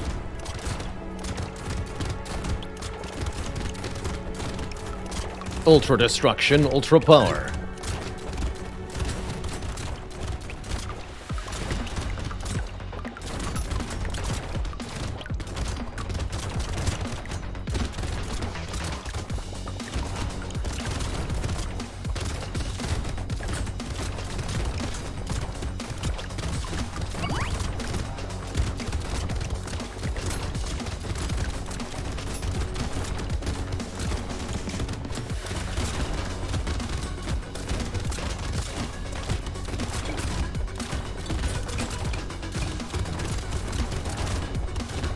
Spooky wave.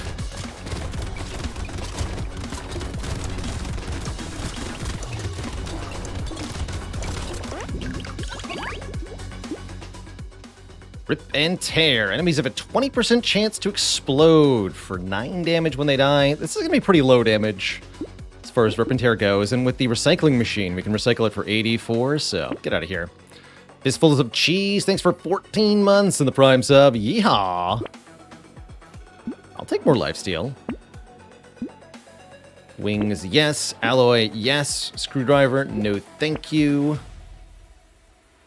Second whetstone, yes.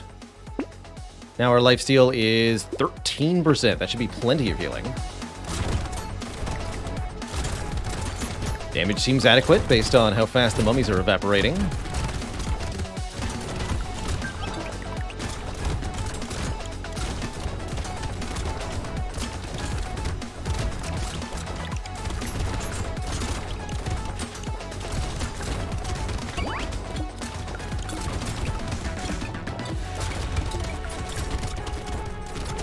Lifesteal seems pretty good now. Excellent. Gotta make sure we pick up all these doubled materials.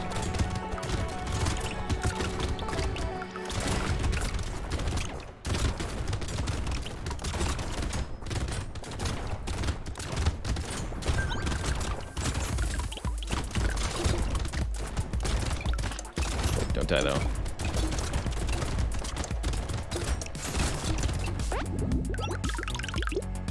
Better. No need for a pencil. Yes, need for luck. Armor going from -1 to +1 also seems like a really nice deal. Let's do that. And then add more range damage? Or is it time to get attack speed? I'm currently at 0 attack speed. Let's do scale with 450% of our range damage, though.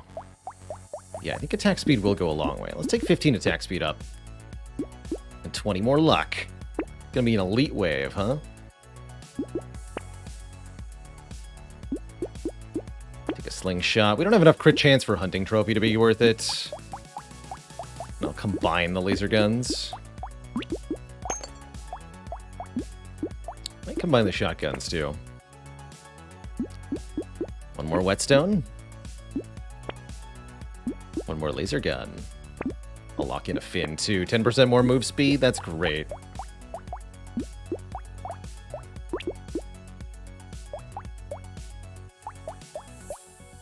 What's a purple laser gun do?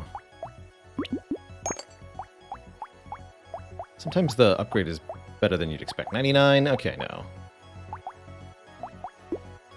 Currently better to keep the weapons separate. You.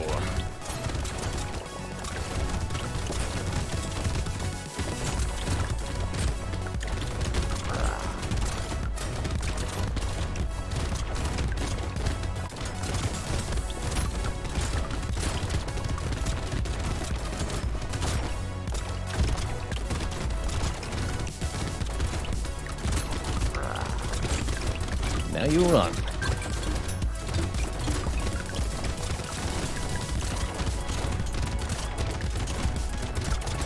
Whoa, that's a lot of tentacles. Good lord. Oh no. Oh, got squashed. Absolutely squashed. Not enough defensive stats there to handle that wave, and not enough offensive stats to cut through the chaff.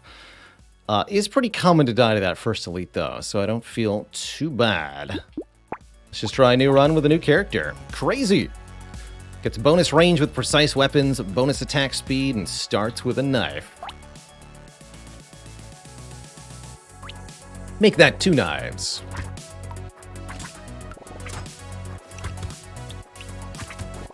No one's as happy as the man with 2 knives.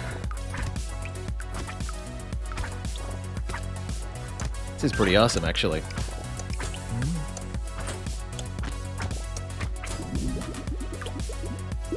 Does stick build work on multitasker? I believe that it does. That's my understanding of it. Go for stat harvesting. I think that can be quite reasonable.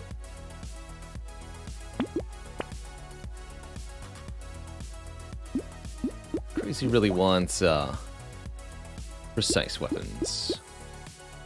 But I will buy a propeller hat.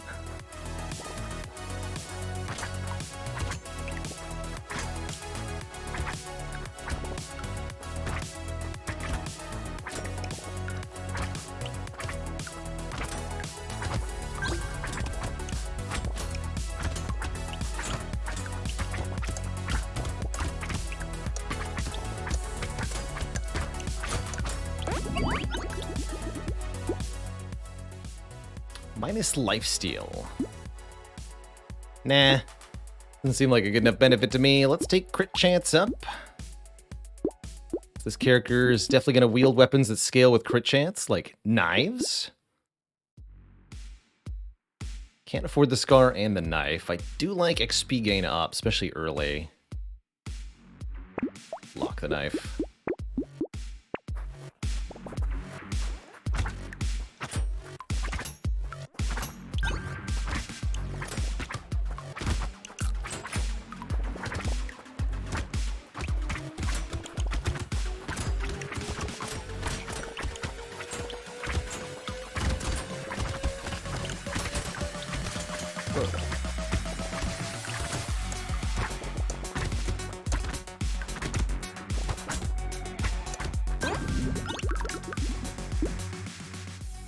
More harvesting. Getting over the 20 harvesting threshold is kind of important in my book. Oh man, the luck ups that were offered though. I am a certified luck believer. Lock this shady potion actually. Buy the knife, buy the duck. Pay for 1 reroll. Might even take the plus range. I think it's actually quite good with knife type weapons. We'll lock that in too.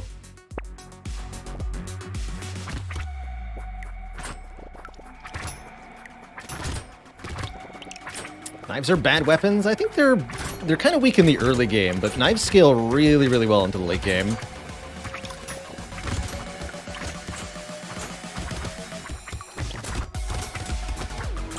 You've got good crit and decent melee damage. The output is enormous for knife-type weapons.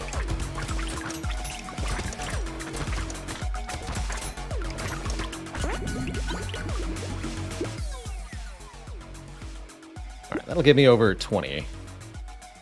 Take 8 harvesting here. Lock in the old ugly tooth. I don't think we're going to need it on this character. Definitely lock that in. And another knife. I probably should actually have bought a pair of scissors there. I think scissors on crazy are quite good.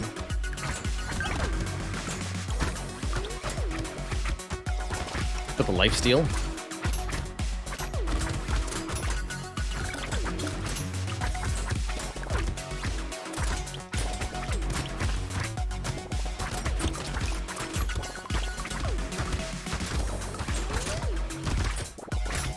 Whoa.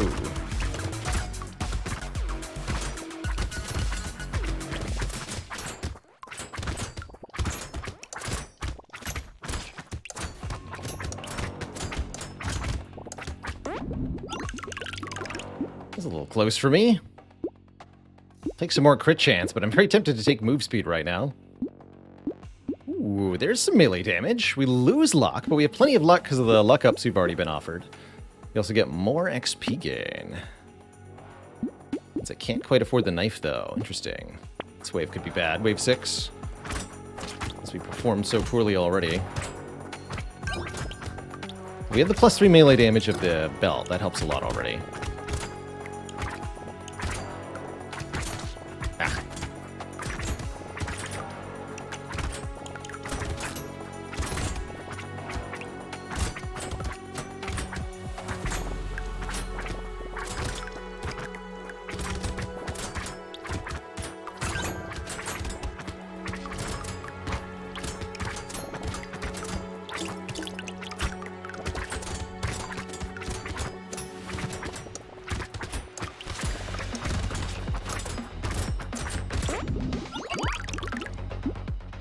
6 crit chance, heck yeah.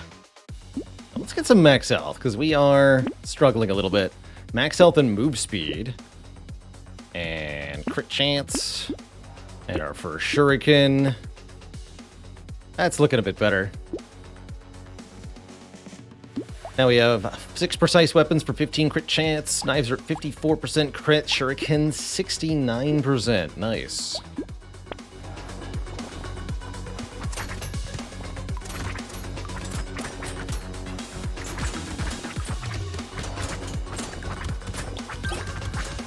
Oh dear. Not get to those quite in time, did I?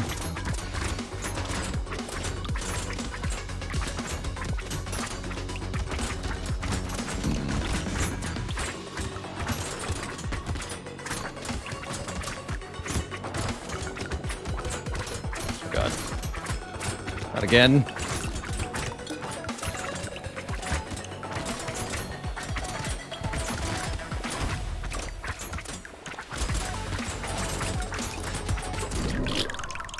Cornered. Just cornered. Dang. Not having a good time of it today. I don't want to play sick. Lucky. I do want to play Lucky. Lucky gets increased luck modifications and has a chance to deal damage to a random enemy upon picking up a material, but gets less experience and attacks far slower.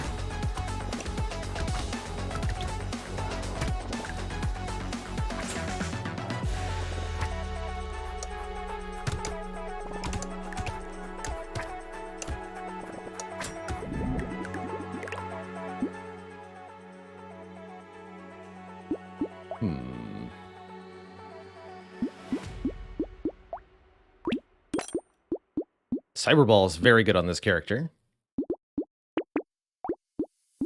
Lock that in. Corn has ears, the potatoes have eyes, and the beans stalk. Love that, Virtual 256.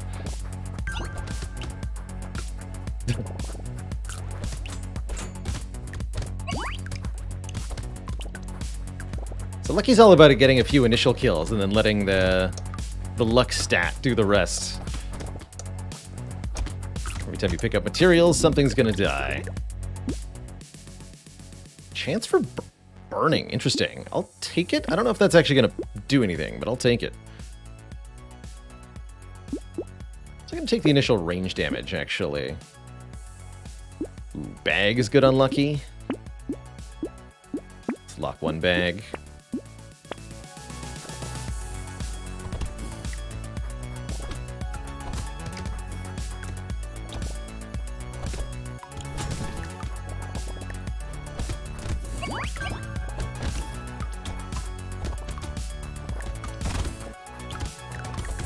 The high luck stat, you find a lot of crates, so more materials from more crates equals more stuff. Pretty good.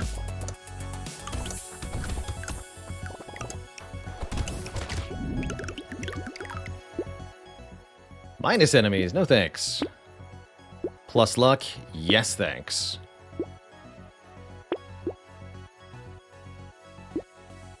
Even though I have a scared sausage, I'm not going to buy a fuel tank here. I am going to buy another cactus club.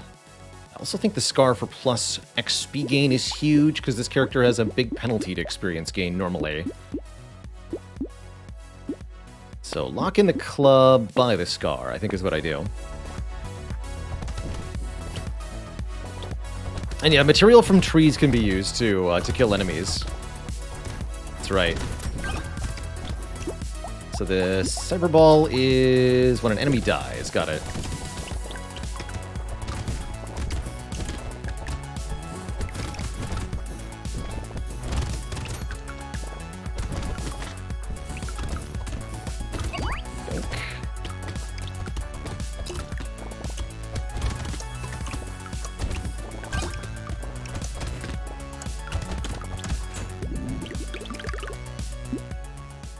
Burning activates faster. Comes with a range penalty. I'll recycle that, even though I do have, technically.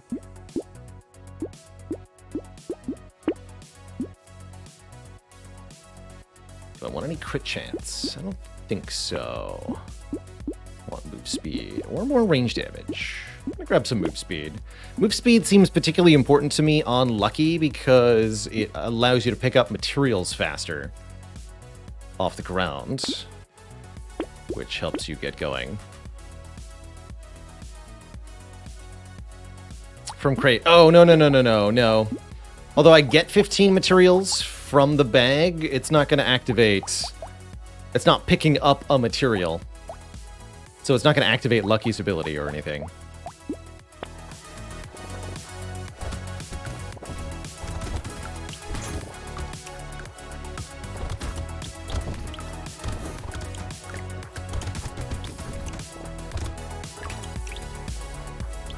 So as we talked about before, the Cacti Club has the heavy property, which means we get a % damage bonus for having multiple of them equipped.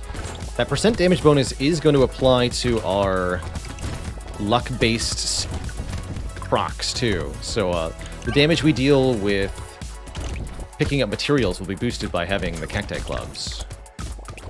It's kind of cool.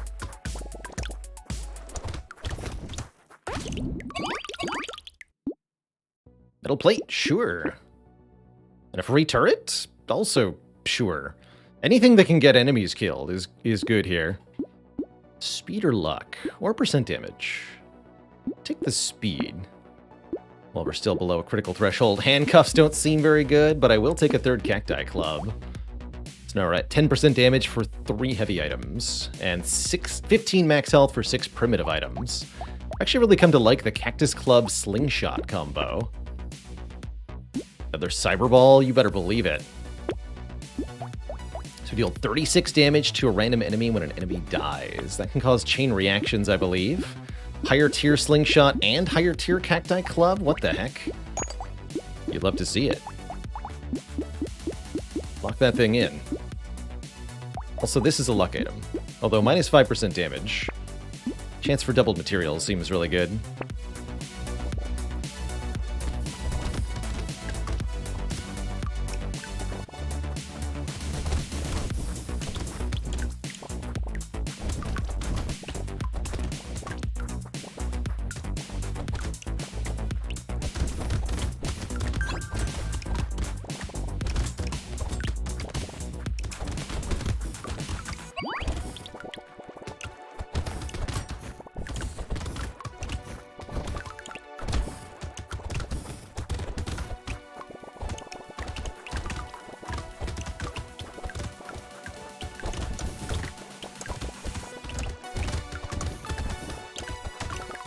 Well, this is going pretty well so far. Recycle that.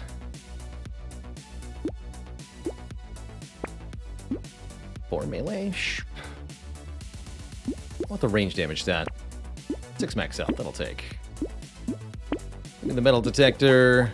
Give me the club.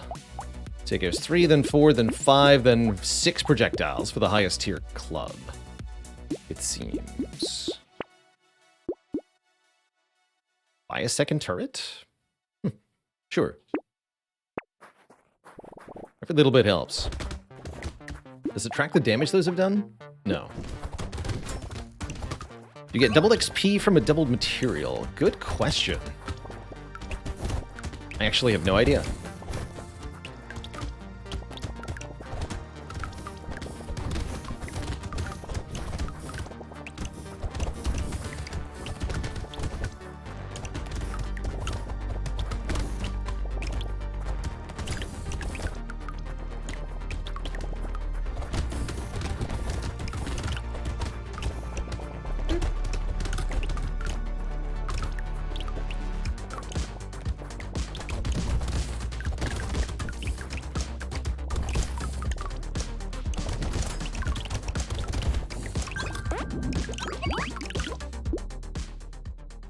Armor? I'm sure, why not?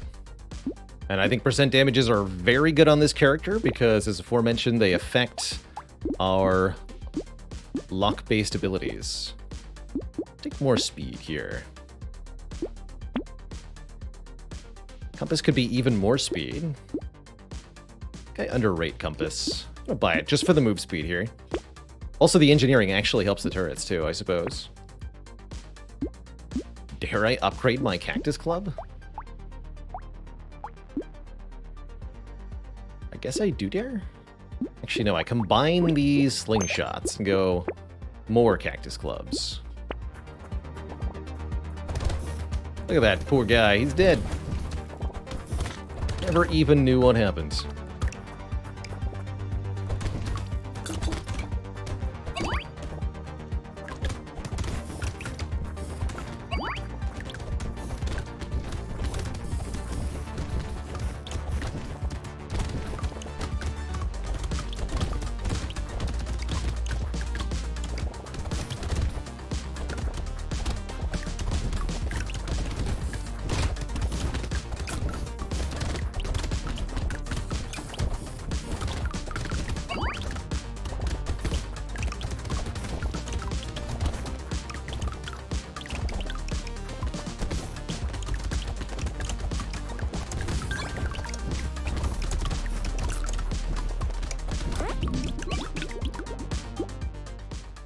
Ooh, free 40 materials.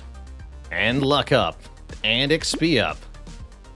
Ooh, and 3 range damage. Yes, please, as well. And more luck. And more range damage.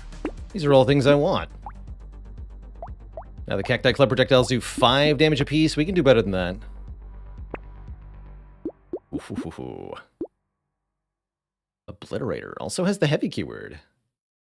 I like an obliterator. I also like trees and coupons. I think we can skip the snake at this point. Seems good.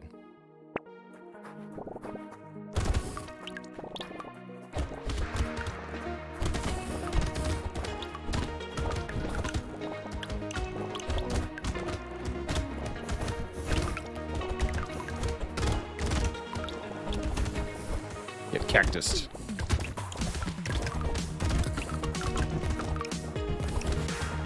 Look at that turret going to work on that poor tree. Good job, turret.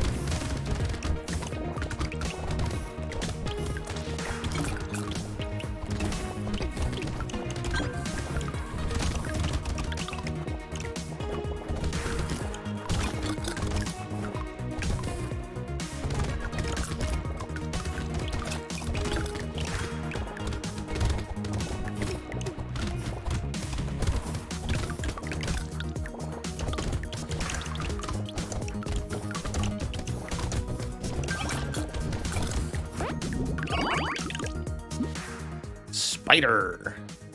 12% damage and 6% attack speed for every different weapon we have. Currently 12. So 12 damage, 12% attack speed. For -8 harvesting, we also lose some dodge, but currently dodge is at 0. I'll take it. And another bag. I'll also take it. And 15 more attack speed. I'll take that too. Harvesting to get our harvesting over 20 or more luck. Let's go more luck. Luck is the end-all, be-all here, I believe. Obliterators would be really good for killing elites in particular. Melee damage, range damage. This is +3 range damage. I'll take it for that reason. Now our projectiles do 8. Could buy the basic Cacti Club, but I don't see a whole lot of use to it.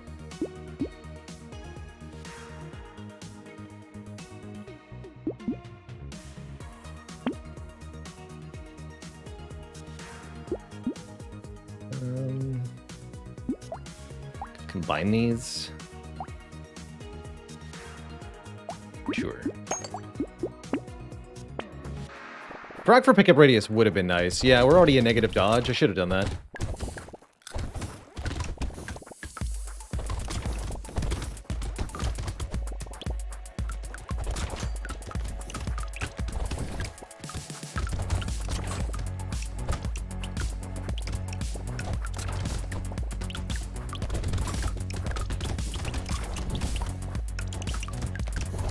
Did everybody go?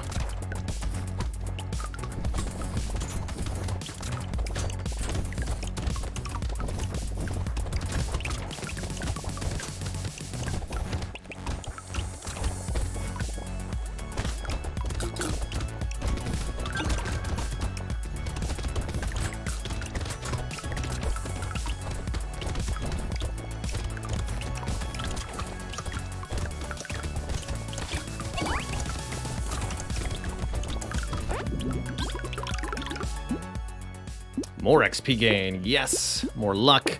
Yes. More luck. Yes. Gonna be an elite wave next wave. Tardigrade could help, but I'm not particularly impressed by it. Let's roll here. Up our lifesteal? Sure. Torture. Restore 15 max health. You get 4 health per second. I've actually not seen an early torture like this. That actually would be genuinely quite good. Sure. I'll buy torture. 4 health per second. Lock it in. Alright, Chef. I've got an obliterator. And that means you're in trouble.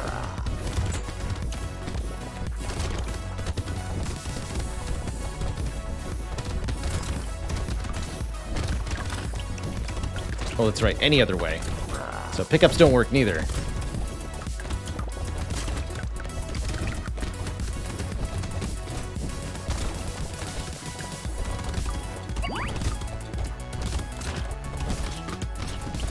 Oh no. Don't get squished.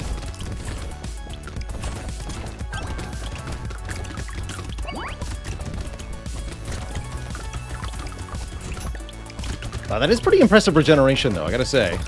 Despite the fact that we couldn't heal from the pickups there, the constant healing was very good. Nicely done. 4 crates, too. Alright, well, we recycled Blood Leech because we can no longer benefit from lifesteal or HP regen. Explosion damage up. This is not an explosive weapon. Recycle it. Dodge and harvesting. Recycle that too.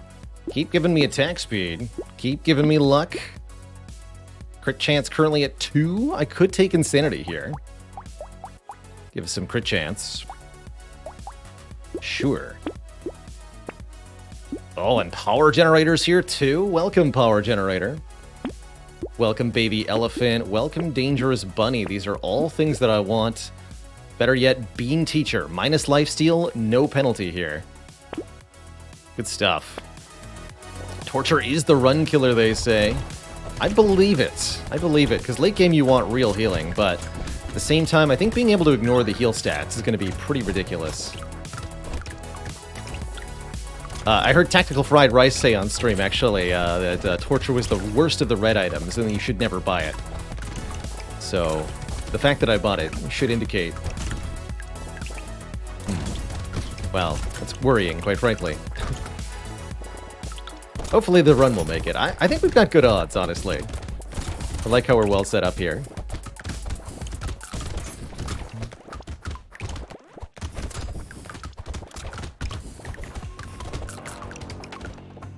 Chomp, chomp.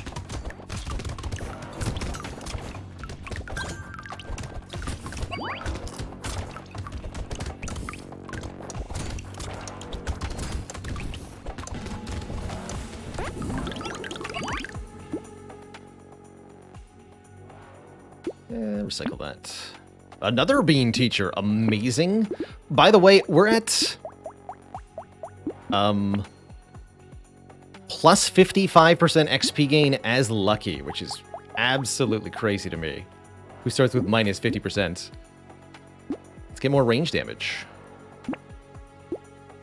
And more attack speed. Speed and dodge. Ooh, minigun is here. How curious. Does 9 damage. Wow.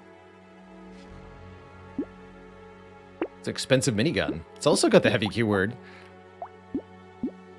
I think I'll take the jetpack first, but I am going to lock in that minigun. Not sure about the handcuffs. 55's not that much. This is good, though, and so is this.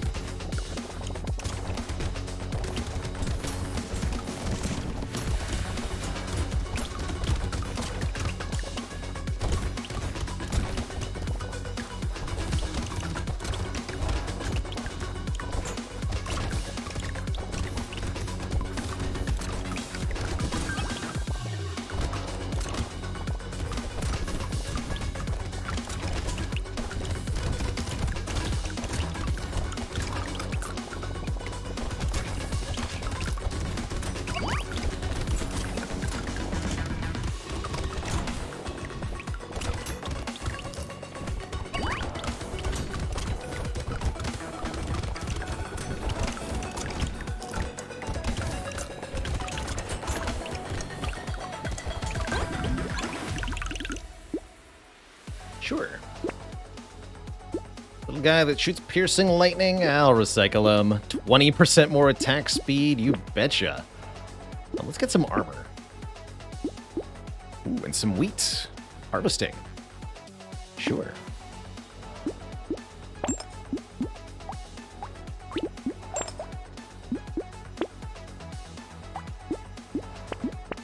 Lock that in too.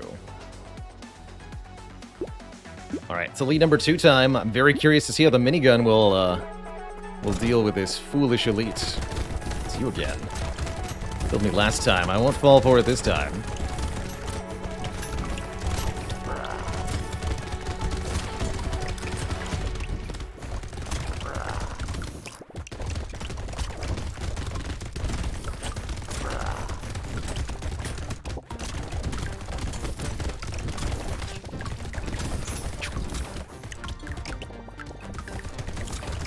The one bites the dust.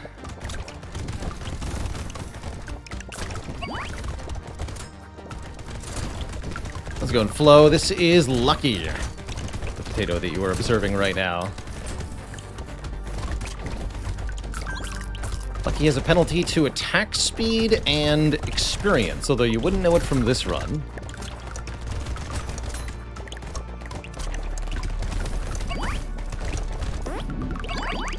Because we've actually overcome that penalty dramatically. We're in positive on both of those stats. Also, our luck stat is over 305 range damage. That's perfect. Welcome, heavy bullets. We'll lose some attack speed and crit chance, but what we gain is power. Also, the triangle of power. Also, the feat of move speed. Sniper gun. Hitting an enemy spawns 5 projectiles, dealing 11 damage. Skilling with our range stat. How curious. Give me that, and the Cyclops worm. Not the sniper gun, though. What about a medal? Damage and speed. We lose crit chance. It's true, it would be spider value. We're already getting really good spider value, actually. We've got 4 different weapon types. Pretty exciting.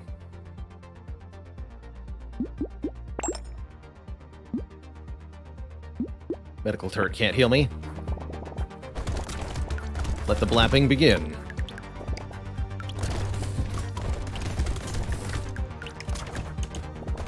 The devastating power.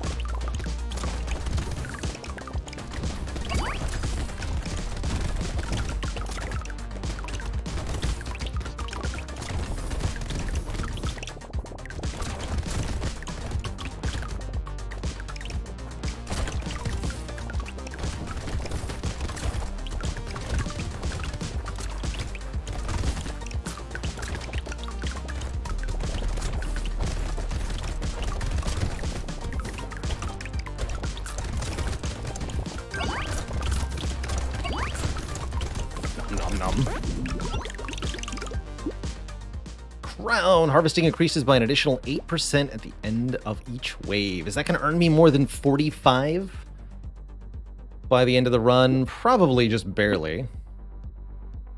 Mammoth will get recycled. Butterfly will get recycled. Puts me into the positive on dodge, but I don't think I care. Give me more range damage stat and more armor. Luckily, Tooth seems good on bosses, if nothing else. Sure, I'll buy it. How about a glass cannon? Trade 3 armor for way more damage? We're already at 93% plus damage, so I don't think it's a huge boon. But I do think it's a big enough boon I will buy it. I'm in. And if our dodge is negative, there's no downside to acid. Not really.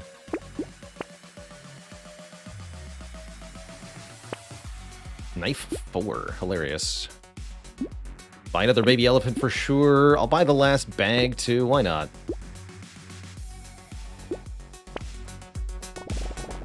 Let the blappening begin. / continue. 1,000 damage from the obliterator. Wow, when did it go to 1,000? I remember it doing 300. Holy crap.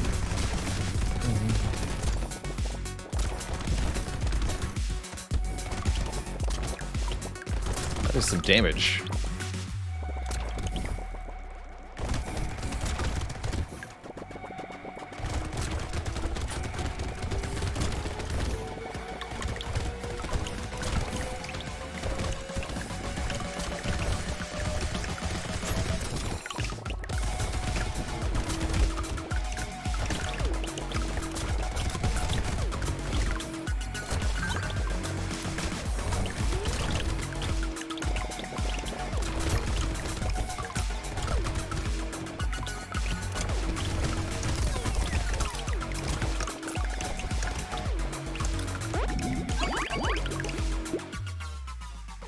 More luck. It brings our luck stat to 347.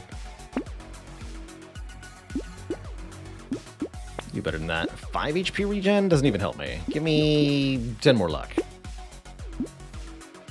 Percent damage up? Sure. Percent damage up? Sure.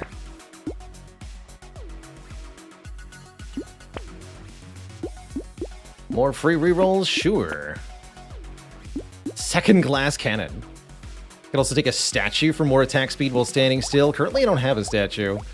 We recycled the one we were offered because I don't like minus speed, but it's actually kind of tempting. I'm not going to go double glass cannon. One more reroll. Okay. That's fine. Elite is next wave.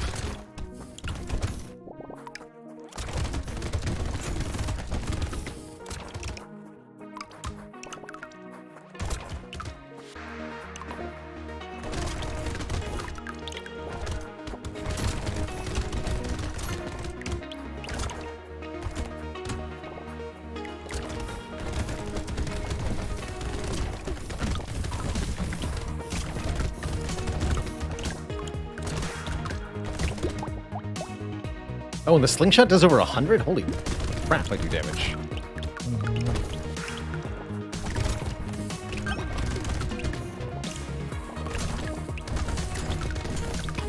Not really sure how this came to pass.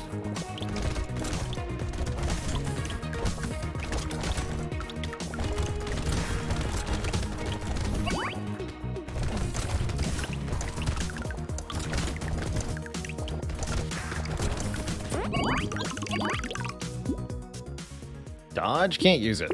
Luck, heck yeah. Engineering, can't use it. Crit chance. Sure. 20 more luck, let's go. Luck stat now 410.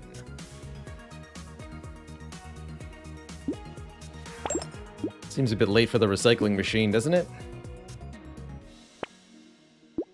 2 range damage and 10 attack speed. You betcha. SMG does 58 damage 10 times per second.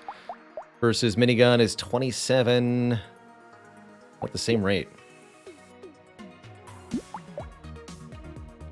Minus range is a little bad for the Obliterator. It's got a base range of 800, mind you, so the penalty doesn't do too much.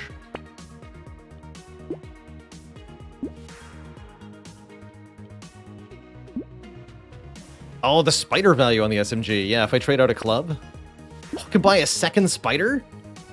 So this is another 12 damage, 24 attack speed. Oh my goodness. Well, that does speak then to getting a different weapon, because that'd be another 12 attack speed rather than just 6. Cacti Club's actually doing anything. They're providing max HP and percent damage, if nothing else. Don't think I want to give the enemies any speed here. Let's obliterate this elite. The Charger.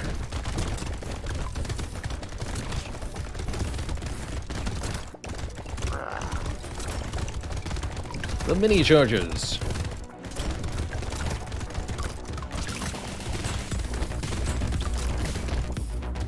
Deleted.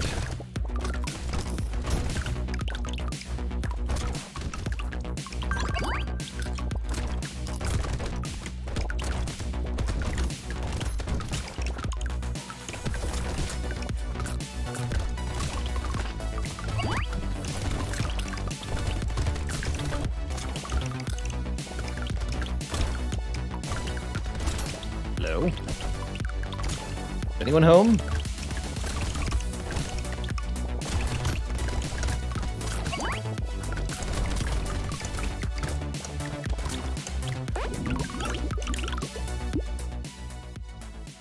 Who needs turrets, or books, or gambling tokens, or tractors? Certainly not me. I want range. And a bandana. Projectiles pierce through an additional target. That's pretty cool. Might as well take a pumpkin to go with it, make the piercing damage better. Another small mag seems good. Buy the coupon first. Another triangle of power seems good for the 20% damage up. Acid's okay, but I don't feel like I need more max health. Wait for one more reroll here. I'll buy a beanie, but none of that really matters. 1205 damage.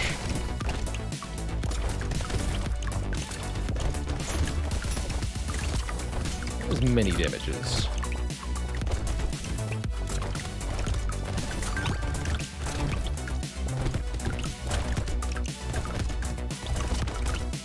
Just gonna go in a square pattern, picking up all the materials from the corners.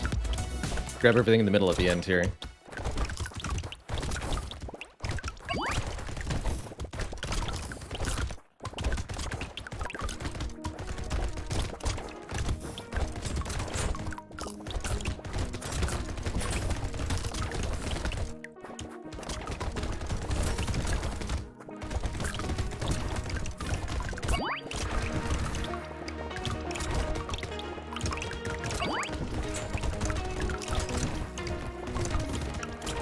Casual 5 crates. That's a lot of materials. Cycle, recycle, knockback, sure. Crit chance, even better. And as my last trick, take some armor. Ooh, and can I get 4 range damage? Yes, I can. Obliterator now does 1,301.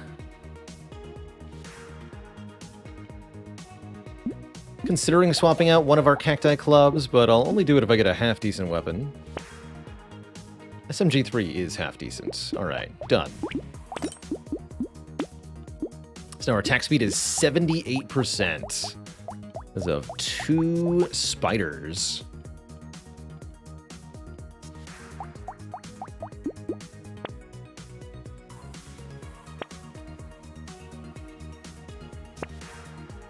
Plasma Sledge. Minigun 4. Oh boy, okay. I could trade out one slingshot for one minigun. Double minigun. The power. Let's do it.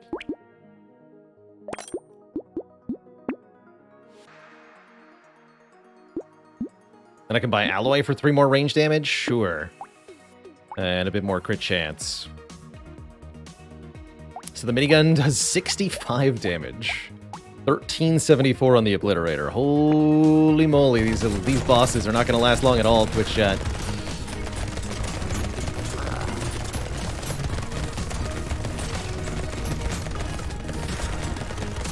The best defense is a good offense, as they say.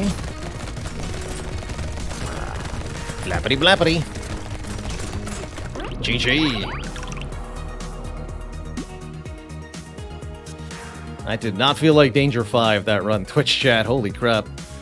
That was a good one. Just melted. Well, as they say, Twitch chat, quit while you're ahead. That is going to be where I bring the stream to a close today. With an excellent run of Brotato. Had a really good time with Disco Elysium and Brotato both.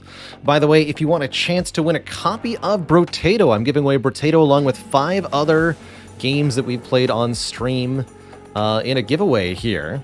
And you can earn entries into the giveaway by following me across various social media or answering just a quick couple poll-style questions there for your chance to win. So if you'd like some free, or a chance to win some free games, check that out there real quick. Jack Thee, thanks for the 9 months of support. You keep watching, I'll keep streaming. See you later, Atlas WW, Olivia 5K, good night. That's so delicious. Jedit Ojanin, Annabelle, Durior, Randy B, Infidel Zombie, Olivia 5K, and everybody else. Thanks so much for watching. Tomorrow, I think I'd like to record a tutorial-style vid for Spire tomorrow, and then we'll probably do some more variety as well. That's my kind of plan for tomorrow currently. Hope you all have a wonderful, wonderful evening, everybody. Thanks so much for watching. Ta-ta for now, and I'll see y'all soon. Till then, toodaloo, and good night.